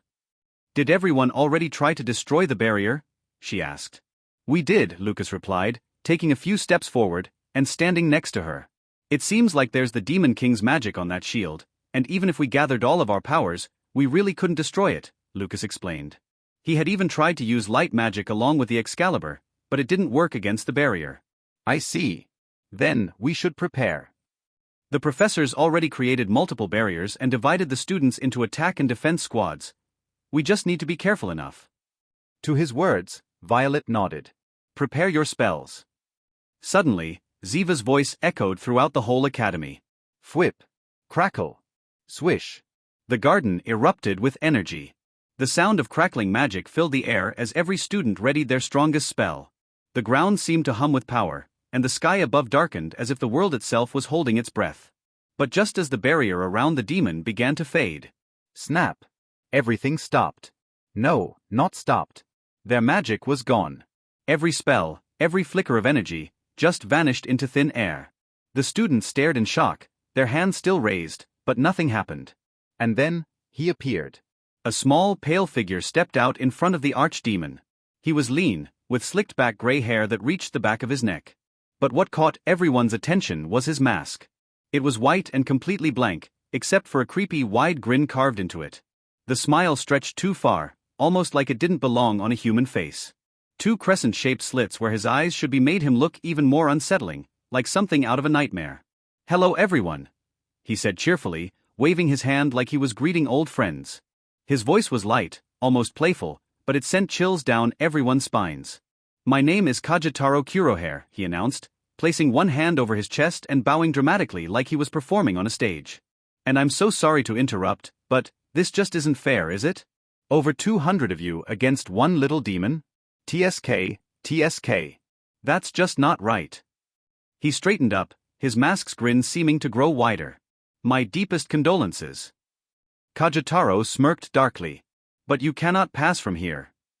This bastard. One of the professors growled, his rage boiling over. Zoom. In a flash of light, he vanished, reappearing right in front of Kajitaro with twin axes swinging straight for his head. But just as the axes were about to connect, click, splurt, a big hole pierced through the professor's body. Thud. The professor's body fell coldly into the ground. The students' eyes widened in horror. Fwhip. Ziva immediately stepped in the front, swinging a wave of aura towards Kajitaro. Oh. He raised an eyebrow as he disappeared into thin air. Click. His mana strings shot towards Ziva, who blocked with her swords and twisted them slightly, cutting off the strings with ease. A twin sword artifact? Ha! Quite interesting. Kajitaro remarked, a faint smile curling his lips. He moved his arms, and the mana strings danced around him like deadly ribbons, weaving a tight, suffocating circle around Ziva. Boom! A burst of energy exploded from Ziva, shattering the strings into ash. Kajitaro took a few quick steps back. Bam!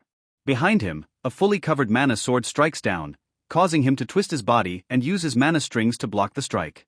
At that moment, another professor appeared, and 2 daggers shot toward his waist and his neck. But even with multiple attacks, Kajitaro smiled. Bang. He muttered slightly. Splurt. 2 large projectiles shot straight towards both the attackers, slicing through the air with a sharp hiss. At the same time, another was aimed directly at Ziva. Fwhip. She reacted instantly, swinging her weapon to deflect it. The force of the deflection sent the projectile veering off course, smashing into a building in the distance and punching a clean hole right through its walls. Damn it. Looking at the dead bodies of her colleagues, Ziva gripped his twin swords tightly, as the aura on her body got more deadly than before. She swung her left arm. Bam. A crescent-shaped wave made out of aura ripped across the ground, carving through the air toward Kajitaro. His eyes widened, caught off guard by the sudden attack. He barely moved in time. Splurt. The energy tore through his right arm, blood spraying like a fountain as the limb fell limp at his side. For the first time, Kajitaro's calm demeanor cracked, a flicker of surprise flashing across his face, yet the small grin on his face remained. Tap. Tap. Footsteps echoed through the tense battlefield. Step back, a calm voice cut through the silence. Ziva turned her head slightly to see a familiar figure walking forward. It was Lucas, his golden hair glinting under the dim light of the darkened sky, strode into the fray. His sword Excalibur was glowing faintly, the holy energy pulsing slightly, causing small waves of energy. "I'll take it from here, Professor Ziva. We'll need you for the fight against the archdemon," Lucas said firmly, looking at Ziva for a while. Ziva hesitated for a moment but then nodded, stepping back to catch her breath. "Oh? Another one?" Kajitaro said lightly, but his grin widened, his mask somehow looking even creepier. "And here I thought things were starting to get boring." Lucas didn't reply. Instead, he raised Excalibur, gripping it tightly with both hands. The sword hummed with power, its blade almost blinding as golden light burst forth. Boom. The ground beneath Lucas cracked as he launched himself forward, closing the distance between him and Kajitaro in an instant. Clang. Kajitaro's mana string snapped out like a whip, blocking Excalibur's strike. Sparks flew as the two forces collided, the sheer force of the impact shaking the ground. But Lucas didn't stop. He pressed forward, swinging Excalibur in powerful, precise arcs, each strike aiming for Kajitaro's vitals. Clang. Clink. Kajitaro moved like liquid, his body twisting unnaturally as he dodged and parried with his remaining hand and mana strings. "Not bad," Kajitaro said, his tone amused as he slid to the side, narrowly avoiding a downward slash that left a deep gash in the ground. "But it isn't enough." Lucas didn't respond. Instead, he stepped back and thrust Excalibur forward, releasing a wave of golden energy. Boom. The energy tore through the battlefield, heading straight for Kajitaro. Kajitaro mused, raising his remaining hand. His mana strings formed a barrier in front of him, absorbing the impact. The explosion sent dust and debris flying, obscuring the view. Before the dust could settle, a loud roar echoed across the battlefield. Move. A figure shot out of the shadows, her fists glowing with a fiery aura. Maya charged straight at Kajitaro. Bam. Her punch connected with his mana barrier, shattering it like glass. The force sent shockwaves rippling through the air. Kajitaro staggered slightly, his grin faltering for the first time, leaping backwards to create some distance. Maya wasn't about to let him off easy. "Come here, you freak," she yelled, her fists blazing as she followed up with a barrage of punches. Wham! Bam! Crack! Each strike was aimed at his torso, her movements fluid and relentless. Kajitaro dodged most of them, but a few managed to land, cracking the ground beneath him with their sheer force. "Annoying," Kajitaro hissed, lashing out with his mana strings. FWIP. FWIP. The strings wrapped around Maya's wrists, pulling her toward him. But before he could attack, thwoom! A blast of fire shot through the air, forcing him to release her. Back off. Rose stood a few meters away, her hands glowing with flames. Her fiery red hair whipped around her face as she prepared another spell. Fire Series, Fire Pillar. 4th level spell. Whoosh! A column of fire erupted from the ground, forcing Kajitaro to leap into the air. "Don't get comfortable up there." Maya was already waiting. She jumped high, her aura-empowered fist aiming for his chest. Bam! The punch connected, sending Kajitaro crashing back to the ground. Nice hit. Lucas called out, rushing in with Excalibur raised. Kajitaro rolled to the side, narrowly avoiding the sword as it slammed into the ground where he had been moments ago. Crack! The impact left a deep crater. Enough of this. Kajitaro snarled, his voice losing its playful tone. He raised his remaining hand, and a web of mana strings shot out, forming a deadly net that spread across the battlefield. Get down. Ziva yelled from behind, dashing forward, and then proceeding to slice through the strings near her with her twin swords. Lucas, Maya, and Rose ducked and dodged, avoiding the razor-sharp threads. But Kajitaro wasn't done. Boom. A wave of dark energy erupted from him, knocking everyone back. Iris, standing at the edge of the battlefield, raised her staff. Hold still, she shouted, golden light flowing from her hands. The healing magic washed over the group, mending their wounds and easing their pain. Thanks, Iris. Maya called out, getting back on her feet. Finally, Violet decided to step forward as a faint purple aura loomed over her. She raised her hands, and sharp crystal shards formed in the air around her. Crystal shards. First-level spell. Whoosh. The shards shot toward Kajitaro like a storm of daggers. Kajitaro dodged and weaved, but the crystals moved with him, homing in on his position. TCH, he clicked his tongue, swinging his mana strings to deflect the shards. But Violet wasn't done. Crack. Crystal spike. Third-level spell. A massive crystal spike erupted from the ground beneath him, forcing him to jump. Now! Violet shouted. Lucas and Maya rushed in from opposite sides, their weapons aimed at his chest. Slash. Bam. Excalibur sliced through his side, and Maya's punch connected with his ribcage, sending him skidding across the battlefield. Blood dripped from his wounds, staining the ground. But Kajitaro was still grinning. "You're better than I thought," he said, coughing slightly. However, at the same time, his smile slowly returned. He raised his remaining hand, snapping his fingers. Crack! The aura behind him flared, growing darker and more oppressive. The ground trembled, and the air grew thick. "Wait, the archdemon!" Violet muttered, her eyes widening. The oppressive aura grew stronger, signaling the archdemon of pride was awakening. Before anyone could react, Kajitaro's severed limbs began to move. Swish! The pieces of his body shot toward him, fusing back together in a grotesque display. The blood and flesh reassembled, and within seconds, his body was whole again. He rolled his shoulders, flexing his fingers as if nothing had happened. "Well," Kajitaro said with a sly grin. "I'd love to stay and chat, but I think it's time for me to leave. Goodbye." Whoop! With a flourished bow, he disappeared from everyone's sight. But then, an enormous dark aura exploded upward from the ground, blacker than the deepest shadow. The air grew heavy, and it felt as if the entire world was holding its breath. Crackle! Lightning shot across the sky, slicing through the dark clouds that had gathered out of nowhere. What is that?" Rose stammered, her voice trembling as she stared at the swirling mass of darkness. "It's him," Violet said with a grim face.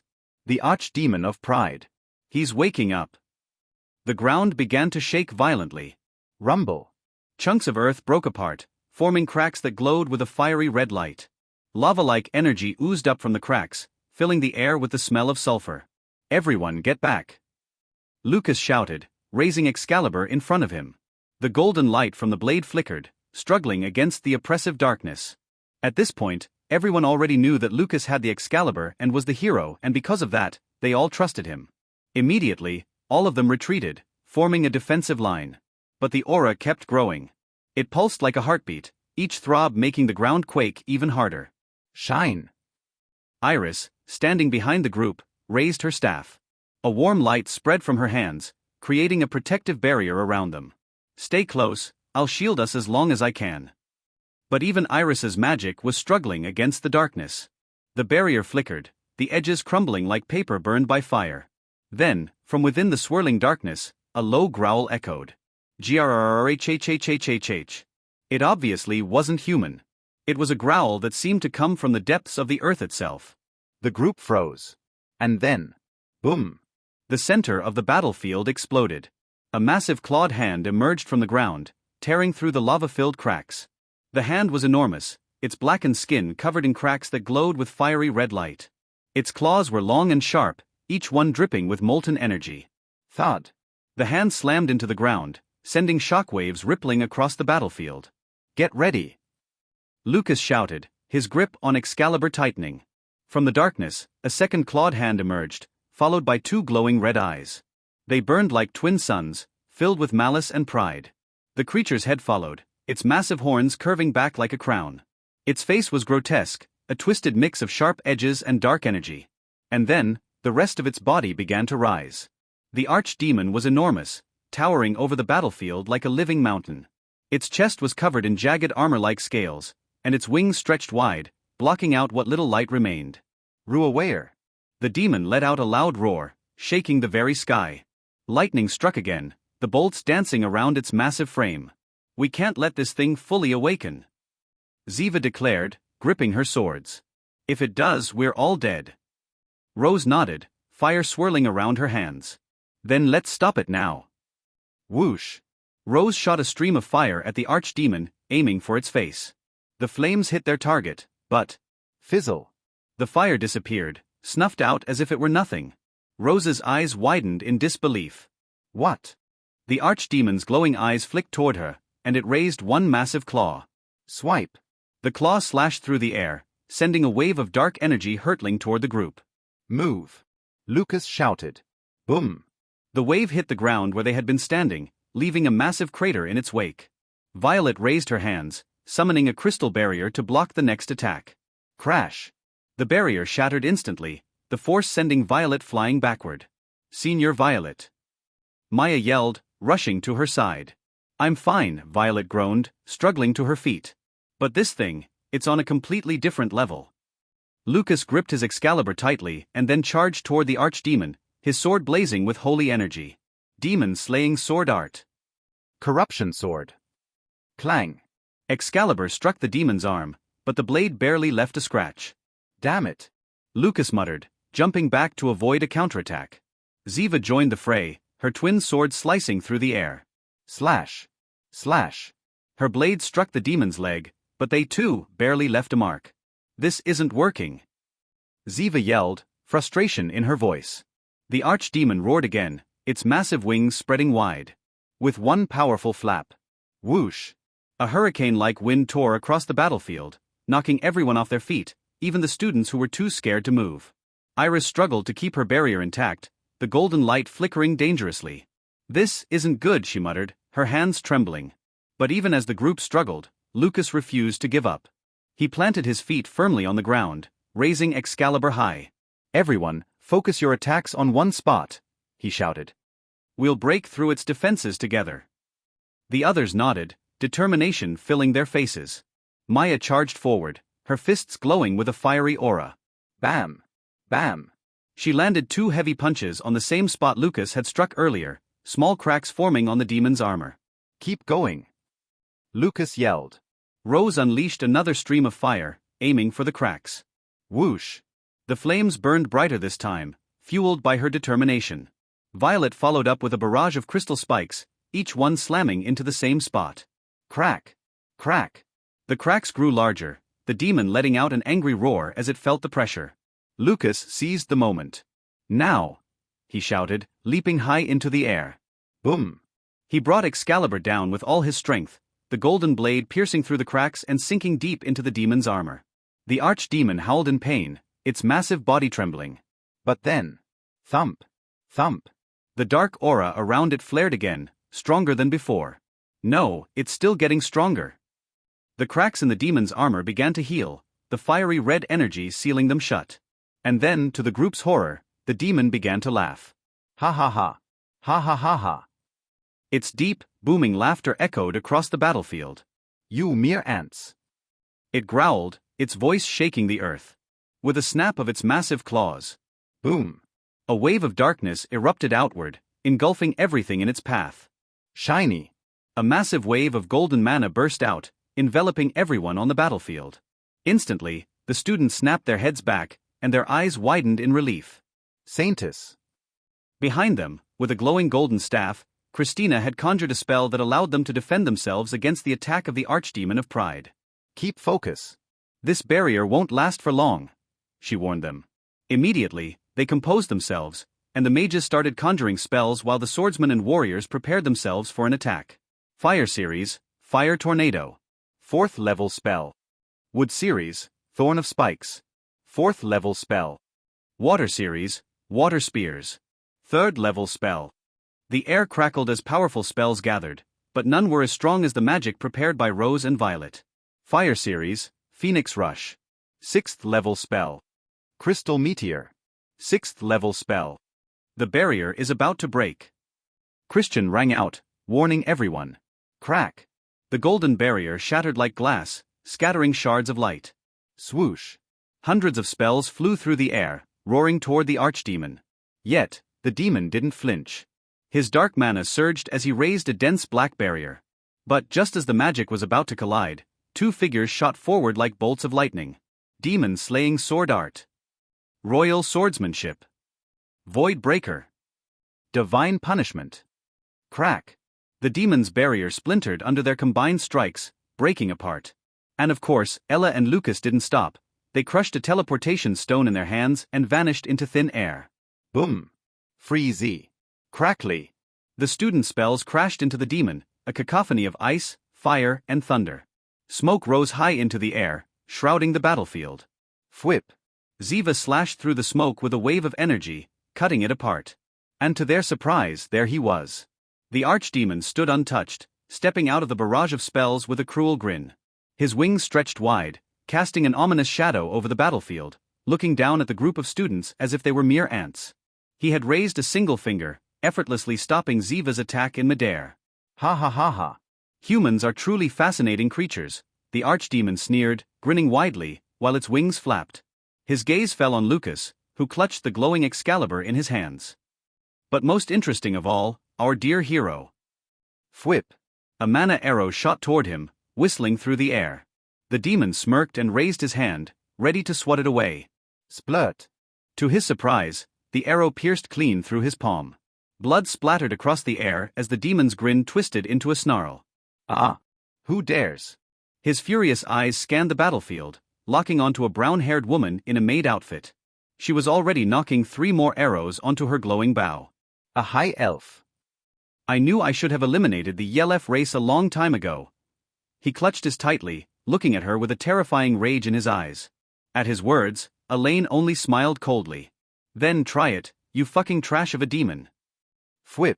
3 arrows soared toward him, but the archdemon moved faster this time, his wings flapping with enough force to distort the space around him. But just as he dodged slash, a black-haired girl appeared right in front of him, holding a pair of daggers. Omni-slash. Chiron uttered flatly. Splurt. Blood erupted from a dozen cuts across the archdemon's body in an instant, and before he could recover, the 3 arrows Elaine had fired pierced him again. Splat. Ea arg. You filthy worms. The demon's mana exploded outward in rage, a dark storm consuming the air. Bam. In the blink of an eye, he vanished. The sound of wings flapping was the only warning. Whoosh. He reappeared right in front of Chiron, his clawed hand snapping out like a vice. Grip. He seized her neck, lifting her off the ground. Let's see how long you can last, little insect, the archdemon sneered, tightening his grip around her little neck. Chiron. Elaine screamed, already releasing 2 arrows. Fwhoop. Lucas and Maya closed in from behind, while Rose and Violet began chanting their strongest spells again. Ella's sword glowed blindingly bright, drawing in mana from the surroundings as she prepared her ultimate sword art. Even Ziva worked tirelessly, tending to the injured and bolstering the priests to keep them standing. But no matter how prepared they were, Charon's time was slipping away. None of them could reach her fast enough to stop the archdemon from crushing her completely. Thump. Thump. Her heartbeat echoed faintly in her ears as her hands struggled against his grip. Ghhgga. She choked, saliva slipping down her chin as her lips quivered. Tears blurred her vision, the world around her spinning as she struggled for air. The pain was unbearable. It burned her throat, crushed her chest, and sent waves of agony through her entire body. Her legs kicked weakly, but her strength was fading fast. "D-Dad, save me." She whimpered, her voice barely audible. Her body sagged, the fight leaving her as her eyelids drooped. Clang. The desperate attacks of Lucas and Maya rang out, their blades deflected effortlessly with just a flick of the demon's fingers. Fwhoop. And of course, this time, he easily avoided the arrows sent by Elaine. As for the others, they wouldn't be able to attack him for now, leaving Chiron completely at his mercy. Such an annoying ant, the archdemon sneered, his grin widening as his fingers dug into her neck. "You're tougher than I thought. But don't worry, no one will save you this time." His dark eyes gleamed with sadistic glee, his wings spreading wide as he imagined the pleasure of watching her lifeless body fall to the ground. Pee pee papa. She uttered her final words. Shing. A faint, almost insignificant noise broke through the chaos. It was very silent. The kind that you could easily ignore. But he, the archdemon, couldn't ignore it. His ears twitched, his cruel grin faltering for a split second. Splurt. The sound of tearing flesh followed as his arm, still gripping Charon's neck, was severed cleanly at the elbow. Blood sprayed into the air, the dismembered limb falling heavily to the ground. Step. Along with the sound of boots falling into the ground. Charon's half-closed eyes fluttered open slightly, her vision blurred but just enough to catch a familiar figure standing before her. Pee papa. She murmured weakly, a faint, tearful smile forming on her lips. Estria didn't speak at first. His expression was cold, his gaze locked on the archdemon. He stepped forward and gently passed Chiron to Elaine, who quickly caught her and nodded without hesitation. Protect her. He uttered simply, which Elaine promptly nodded to. The archdemon, now furious, roared with rage. Who dares? Who dares? Who dares? Show yourself, you filthy rat. Dark mana spiraled around his severed arm, reconnecting it in a grotesque display. His eyes burned with madness as he glared in every direction, seeking the one who dared to challenge him. Estria finally turned, his eyes glowing dimly. He looked different. His right eye glowed red, with the symbol of a law scale, while his left eye glowed icy blue, with the faint outline of a crescent moon. Moonlight swordsman. Many students exclaimed loudly. Estria, no, the moonlight swordsman ignored their words. Fool. His body began to glow, but instead of his usual silver mana, a fierce violet aura erupted around him, shooting into the sky like a pillar of raw energy. BAM. The dark clouds above split, the sky turning half-violet as if the world itself recognized the arrival of someone who could match the archdemon. Shing. Another bland noise echoed, and in an instant, a long menacing scythe appeared in Estria's hand. Splurt.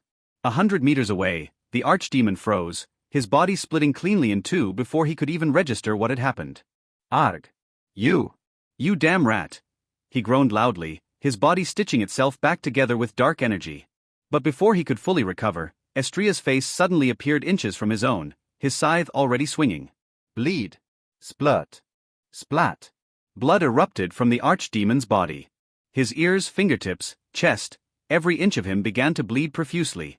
Then, another swing came, faster than the demon could react. Click.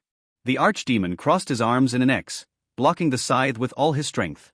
Archdemon authority. A wave of crushing pressure exploded outward, forcing Estria back slightly. The demon grinned wickedly as his authority took hold of the place, granting him complete control of his surroundings. The air grew heavier, the ground trembling under the overwhelming force of his power. Within this space, his strength multiplied exponentially. However, Estria's cold voice cut through the oppressive air. Like he didn't care about that all. You never learn, do you? He raised his hand calmly. Bleed. Bleed. Bleed. Bleed. Bleed. 5 consecutive bleeds were activated, each one forcing blood to gush from the archdemon's body like a fountain. Splurt. Splat.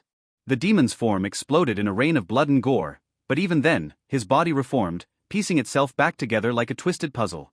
This should be enough for now. Estria muttered under his breath, stepping back casually. Bomb. Behind him, 2 golden auras erupted, shooting into the heavens and turning the sky bright gold. Ella and Lucas stood tall, their swords radiating brilliant light as they prepared their ultimate attack. Estria glanced back briefly and nodded, stepping aside to give them a clear path. Arawea. Both of them roared in unison, their voices ringing out like thunder as they swung their swords down. Boom. The combined attack from Ella and Lucas tore through the air, the sheer force shaking the battlefield. A wave of golden energy surged forward, ripping through the ground like an unstoppable tsunami. The archdemon snarled, spreading his arms wide as a dark barrier formed around him. Crackle. Boom. The golden attack collided with the barrier, the impact creating an explosion that lit up the sky itself. The ground beneath the archdemon cracked and crumbled, forming a deep crater from the force of the collision. Is that all? The archdemon roared, his barrier holding strong despite visible cracks forming along its surface. His dark mana swirled violently, repairing the damage as fast as it came. Looking at this, both Ella's and Lucas's eyes widened in shock. On the other side, Estria didn't look too surprised. You have gained the trait Cold-Blooded S. Instead, a small window popped in front of him. Twin Heart Mana Body's ability duration, 5 minutes, 23 seconds. I don't have time for this. The reason why Estria was so powerful was that after he fused with the Lich's heart, he awakened the special ability of his physique. An ability that would increase all of his attributes except mana by a short period, without any side effects at all. The only problem was that this ability could only be used once a month. But even with that, it was very overpowered. It was strong enough to actually surpass any kind of divine ability. Let's see. Estria's eyes narrowed as he increased the consumption of mana on his judgment eye. He looked at the students, and his eyes widened in surprise to see that all of them almost didn't have any mana reserves. Along with that, Ziva was the one granting mana to the priests to heal the other students. She should be on attack. Then, he also found two familiar faces. Iris and Maya. Both of them had passed out. As for Rose, she was meditating, gathering as much mana as she could. And so was Violet. It seems that I'll need to hold the demon for those 5 minutes. At least, until the Sword Duke and the rest get here. Estria cracked his head slightly. Although he couldn't kill the archdemon, he still could give him the beating of his life. Enhance, you damned rats. The archdemon roared, his dark aura flaring wildly. 2 long claws extended from his fingertips as he swung his arm in a wide arc, aiming straight for Ella and Lucas. Fwhip. Looking at each other, Lucas and Ella nodded simultaneously. He planted his foot against hers, and with perfect coordination, they kicked off each other, launching themselves in opposite directions to dodge midair. But the claws were too long. The tips still reached out for them, slicing through the air with terrifying speed. Shing. Until they heard another bland noise. Thud. Estria appeared behind Lucas in a blur. His hand shot out, gripping Lucas's wrist. Without hesitation, he spun in place and threw Lucas straight into Ella. Bam. Gah. The two of them collided hard, the force sending them tumbling across the ground, but in the end, they had avoided the archdemon's claws. Swoosh. Before the demon could react, Estria had already stepped in front of him. Hey, even though you aren't in your full power, how does it feel to be so weak? Appearing right before the archdemon, Estria asked. There was no arrogance or coldness in his voice. It was a completely neutral tone. But that made it so much worse. The archdemon's eyes twitched, veins bulging in his forehead as his rage exploded. With a furious snarl, he lashed out, swinging his claws in a wild frenzy. You dom rat. Estria sighed. Bleed. Splurt. Arg. The archdemon screamed as deep gashes suddenly tore open across his arms and chest. BKM. Estria stepped forward and drove his fist straight into the archdemon's solar plexus. Zoom. The impact sent a shockwave rippling through the battlefield, and the demon's body shot backward like a cannonball, smashing into the academy's fortified walls. Phew. That must have hurt. Across the battlefield, dust and debris settled. The archdemon groaned, his massive form rising from the rubble. His muscles bulged unnaturally as his dark aura flared up once more, growing heavier, denser. A mere human, how dare you? The air around him twisted as weapons. Dozens of swords, spears, and daggers materialized above him, glowing with dark energy. With a snap of his fingers, the weapons all shot toward Estria like homing missiles. Estria didn't flinch. His scythe materialized in his hand. Fwhip.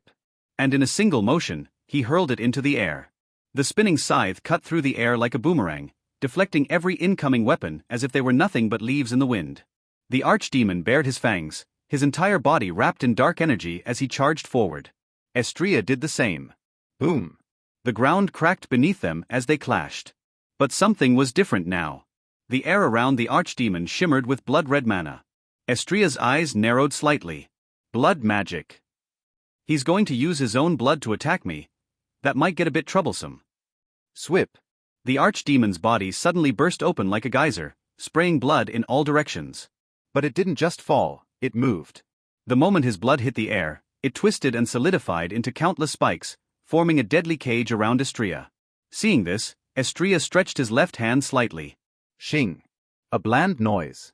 His scythe appeared on his hand as he pivoted on his feet, spinning around, cutting the blood spikes effortlessly. But even as he did that, the rest of the spikes transformed into smaller spikes hurling towards many parts of his body. The archdemon's grin widened as he raised both hands, locked his fingers together, and slammed them down. Right where Estria stood. Ah, I finally got you, you sneaky ant. But just before the impact. Ice Series, Ice Generation. First level spell.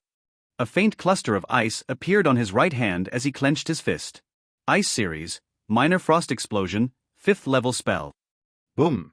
A surge of freezing energy erupted outward, covering everything in ice. The battlefield turned white. The blood spikes froze midair. Estria's entire body was covered in a thick layer of frost. Crack. But it shattered instantly. It was his own spell.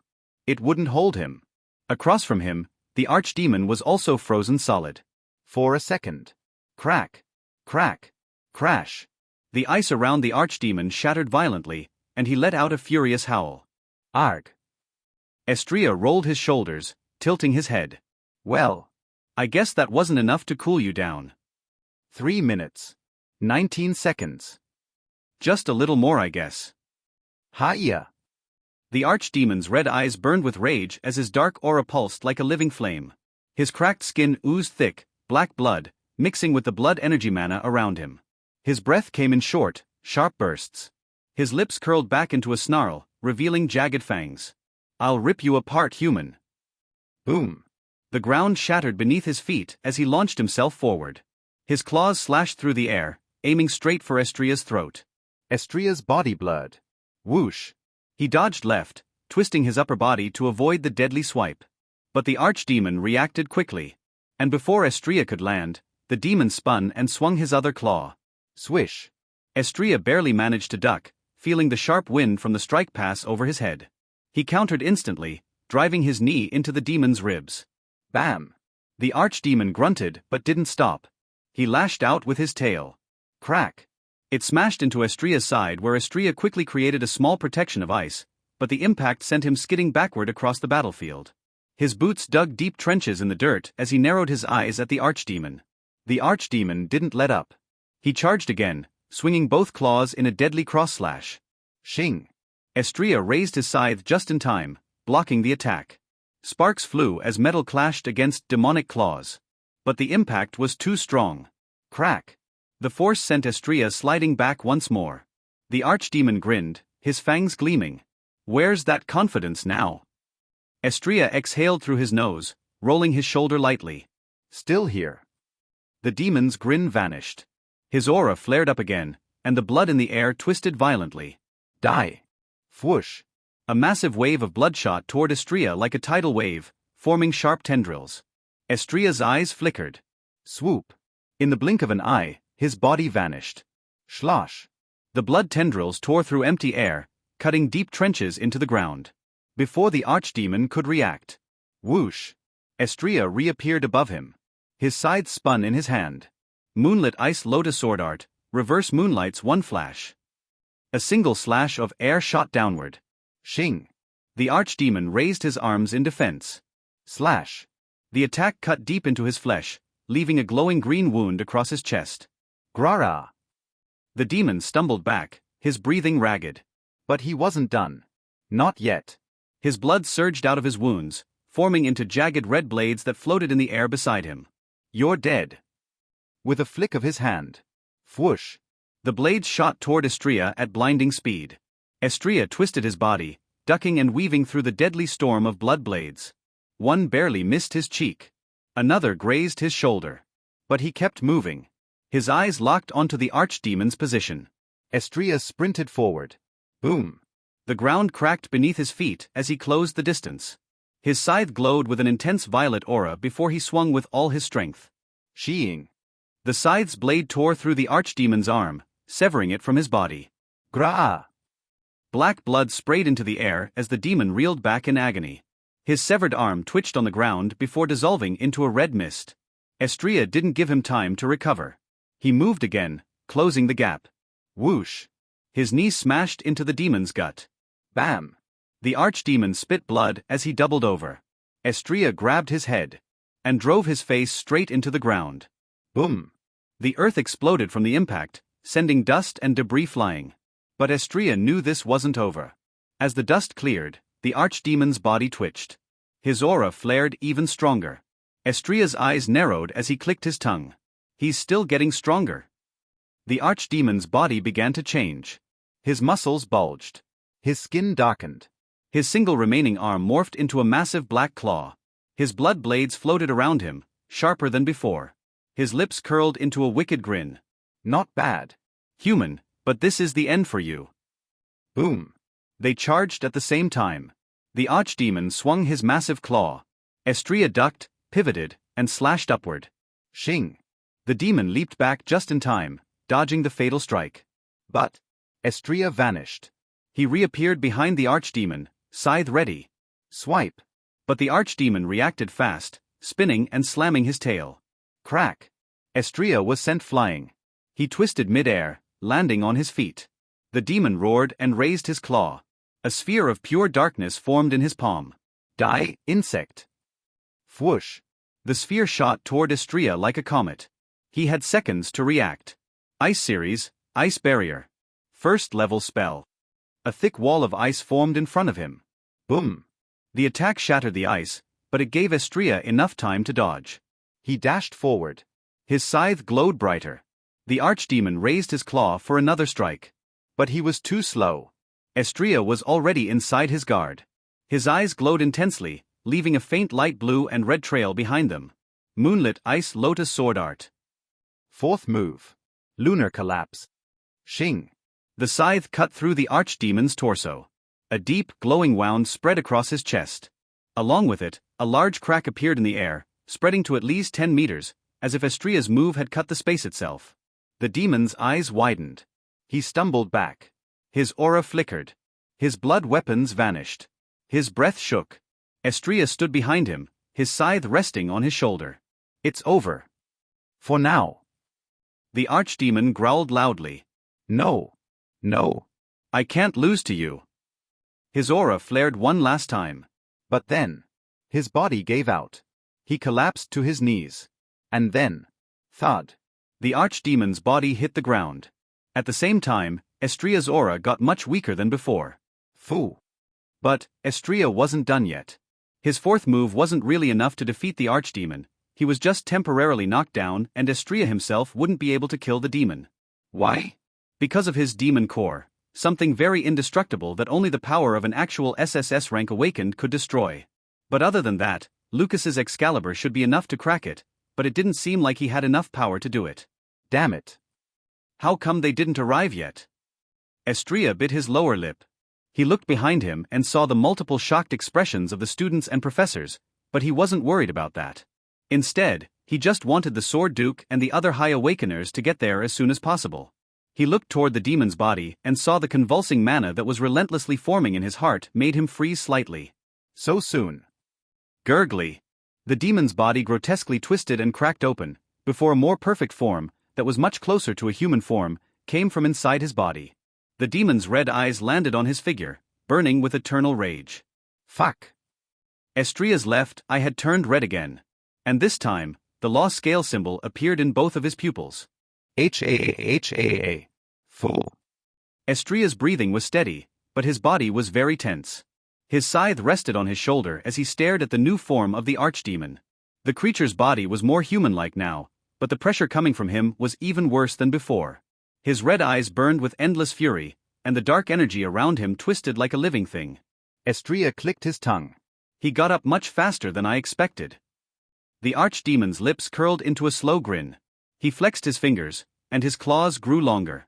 Fucking annoying bastard. Estria mumbled slightly. The air shook around them. The ground beneath the archdemon cracked as dark energy spiraled around his feet. The demon bent his knees slightly, preparing to launch forward. Estria's legs tensed slightly. He could feel it. The next attack was going to be fast. Boom. The archdemon vanished. Shit. Whoosh. Estria barely turned his body before a black claw came swinging from the side. Slash. Estria jumped backward, but the demon's nails ripped through his coat, nearly slicing his ribs.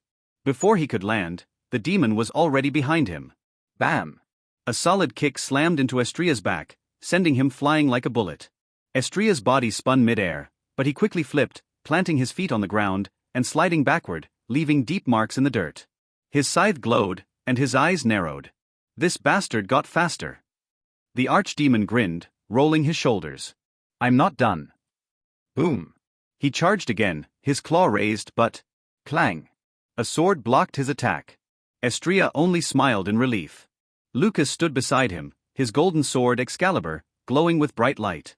However, the Excalibur seemed much stronger than before. You took too long, Estria said, seeing Lucas pushing back against the archdemon's claw. Lucas smirked, only grinned at his words. Had to make an entrance. Before the demon could push forward. Whoosh! Ella appeared behind him, clutching her sword rightly. Don't forget about me. She swung her sword, aiming for the demon's neck. But the archdemon ducked, his tail whipping around. Crack! Ella barely dodged, flipping backward. Lucas slashed his sword downward, aiming for the demon's shoulder. Corruption sword. Shing! A bright arc of light sliced through the air. But the demon jumped back, avoiding the attack by a hair. You're also annoying, he hissed. But, boom! A fireball exploded beside him. The demon turned sharply, his eyes locking onto Rose. Her hands burned with red flames, her long red hair flowing behind her. I was hoping you'd forget me, Rose grinned. She raised her hands. Fire Series, Inferno Lance. 3rd level spell. A massive spear of fire formed in her palm, spinning rapidly before she threw it straight at the demon's chest. The archdemon growled, his hands glowing with dark energy as he swung both arms. Boom! The fire spear exploded, sending out a shockwave. But in that moment, whoosh! Violet appeared above him, holding a crystal rapier that glowed with a white light. Shing! She twisted her body mid-air, her rapier slashing downward at blinding speed. The demon barely dodged, but Violet's blade cut into his left shoulder. Arg! Black blood sprayed as he stumbled back, his body burning from Rose's fire and Violet's sword strike. And then, thud! A shadow landed behind him. Ziva. Their sword instructor and the so-called twin sword maniac.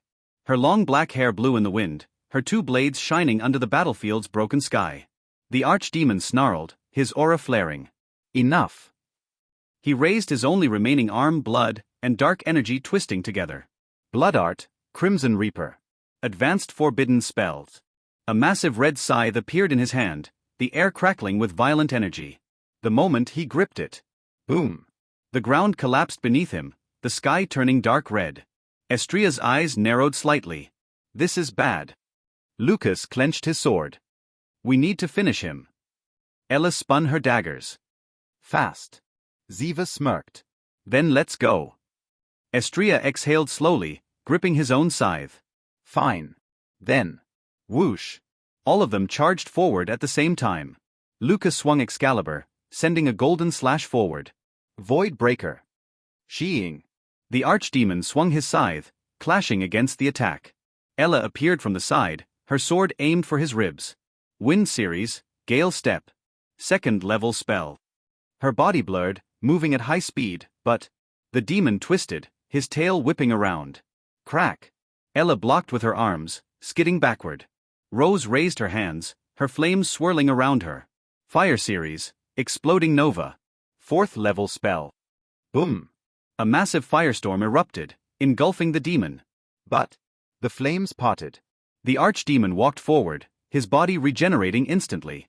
His eyes glowed darker. Useless. Estria clicked his tongue.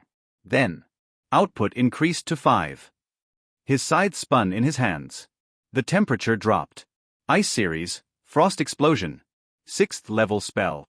A surge of freezing energy exploded from Estria, the battlefield turning white in an instant.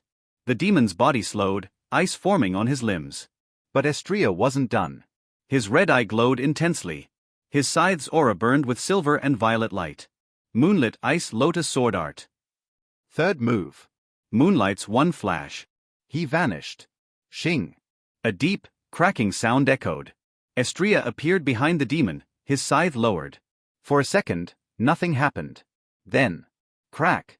The ice covering the demon's body shattered, a deep, glowing wound appearing across his entire torso. Gah!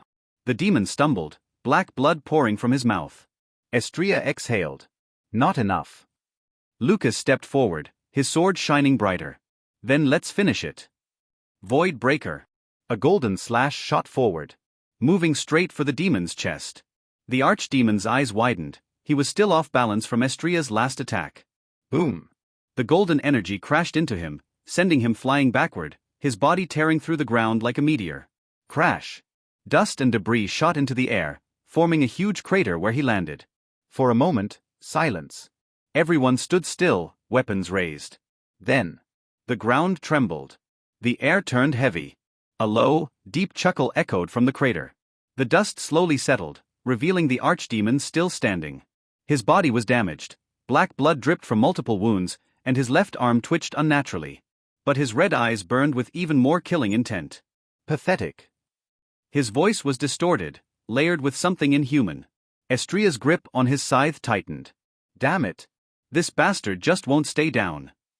The demon slowly cracked his neck, his smile stretching unnaturally wide. Did you think that was enough to kill me? Then, boom. A massive wave of dark energy exploded from his body. The shockwave sent Lucas, Ella, Violet, Rose, and Ziva skidding backward, forcing them to dig their weapons into the ground to hold their positions. Estria gritted his teeth, pushing forward against the force. The archdemon raised his right hand, dark magic swirling around his palm. Forbidden spell, abyssal devour, soul extraction. The air turned black. A giant shadow claw formed above them, stretching down, trying to crush everything beneath it. Lucas gritted his teeth. We can't let that land. Before anyone could react. Whoosh! Estria vanished. He reappeared above the archdemon, his scythe glowing with a silver and violet light. Twin heart mana body style, lunar collapse. Sheeing. A massive arc of frozen energy cut through the shadow claw, splitting it in half before it could reach them. The archdemon's eyes flashed. You! Whoosh! He swung his crimson scythe upwards. Estria twisted his body mid-air, barely dodging, but the blade scraped his shoulder, drawing blood. Slash! Estria landed on the ground, skidding back as his coat fluttered in the wind. Lucas immediately stepped forward. No more playing around. His golden aura surged, Excalibur glowing brightly. He charged forward, his sword moving at blinding speed. The archdemon raised his own scythe, trying to block. But then, whoosh! Ella appeared behind him, as her sword glowed with an intense golden color. Royal swordsmanship. Divine punishment. She spun rapidly, swinging her sword directly at its back. Gah! The demon stumbled, his defense breaking. And that's when Lucas's golden slash came down. Sheeing. It cut deep into the demon's chest, blood spraying everywhere. HRGHHH. The archdemon roared, but before he could recover. Boom! A giant explosion of fire engulfed him. Rose stood at a distance, both hands burning with flames. Fire series, Scorching Rain. 4th level spell. Flaming spears rained from the sky, impaling the demon's body from all directions. Ziva's golden twin swords flashed as she dashed forward, aiming for the demon's legs. Twin blade art, Crescent Sever. SS level sword arts. Slash. Slash. His swords cut through, severing the demon's tendons. The demon collapsed to one knee, his breath ragged. Estria exhaled sharply. This is our chance. His red eye burned brighter. His scythe's aura flared, silver and violet energy surging around him. At that moment, output increased to 10. He used his full power. Unique Ice Series, Absolute Zero. 7th level spell. The temperature dropped to freezing levels. Frost spread across the battlefield, ice forming on the demon's body, locking him in place. The archdemon's eyes widened. No! Estria raised his scythe, the blade shining brighter than ever. Then, whoosh! He vanished. And reappeared above the demon, his scythe already swinging down. Die! She-eyeing. The scythe sliced cleanly through the archdemon's body. For a moment, silence. Then, crack! A massive fissure split the battlefield, the shockwave blasting outward. The archdemon's torso separated, his body turning into frozen shards, scattering like glass. For a brief moment, there was silence. Then, clap! A slow, deliberate clap echoed through the air. Estria's eyes narrowed as he sharply turned his head. And from the shadows, a faint figure emerged. The archdemon of pride stood there. Completely intact. Not a single wound. His crimson eyes gleamed, his grin widening as he took a step forward. This bitch. When the hell are you gonna stop with that fucking drama? Estria growled, gripping his scythe tighter. The demon chuckled, tilting his head slightly. Ah. Humans. You are especially interesting. His gaze locked onto Estria, his smile stretching wider. What's your name? he asked, voice dripping with amusement. I'll make sure to remember it. Since you're the only human who's ever managed to deal this much damage to me. Estrella scoffed, his grip on his scythe tightening. His crimson eye glowed dimly as he rolled his shoulders, brushing off the exhaustion creeping into his muscles. TSK. Acting like you're some kind of untouchable god? Just not so long ago, you just got the beating of your life. He tilted his head, cracking his neck. And now you want my name? What the fuck is wrong with you? The archdemon of pride let out a deep chuckle, his golden eyes gleaming with amusement. His posture was relaxed as if this battle was nothing but a mild inconvenience. Don't flatter yourself, human. He spread his arms, gesturing at the battlefield. I merely allowed you to land those attacks. Consider it a gift, for entertainment. Crack. The ground beneath the demon fractured as his aura surged, pressure crushing the air around them. Lucas immediately stepped forward, sword raised. Damn it. He's still messing with us? His voice was low, but his grip on Excalibur tightened. Ella's green eyes narrowed as she pulled her sword free, her stance ready. This bastard, that wasn't even his real body, was it? Now you're catching on. The demon's grin widened. Estrella clicked his tongue at his pride. It was his real body. It's just that his body regeneration is too annoyingly fast. The archdemon laughed at his words, the sound deep and mocking. You amuse me, human. He gestured toward himself, tilting his head. Tell me your name, and I might just spare you. Estrella exhaled slowly. Then, whoosh, he vanished. The archdemon barely had time to react before. Sheeing. Estrella's scythe came down, slicing toward his neck. The demon smirked. Clang. At the last second, he caught the blade with his bare hand. Estrella's red eye narrowed. The demon grinned, tightening his grip, stopping the scythe completely. Impressive, but... Whoosh. Estrella vanished again, reappearing behind the demon, swinging his scythe horizontally. Moonlit Ice Lotus Sword Art. Second move. Moonlit Frost Barrage. A wave of icy slashes exploded toward the demon's back. Slash. Slash. Slash. The attacks landed, sending a burst of cold energy across the battlefield. For a second, the demon's body froze over, ice creeping along his skin. But then... Crack. The ice shattered instantly as he simply walked forward, completely unharmed. Estrella clicked his tongue, skidding back as the archdemon turned to face him. You still haven't answered me. The demon's voice was smooth, almost amused. What is your name? Estrella exhaled sharply. Estrella. The archdemon chuckled, rolling his shoulders.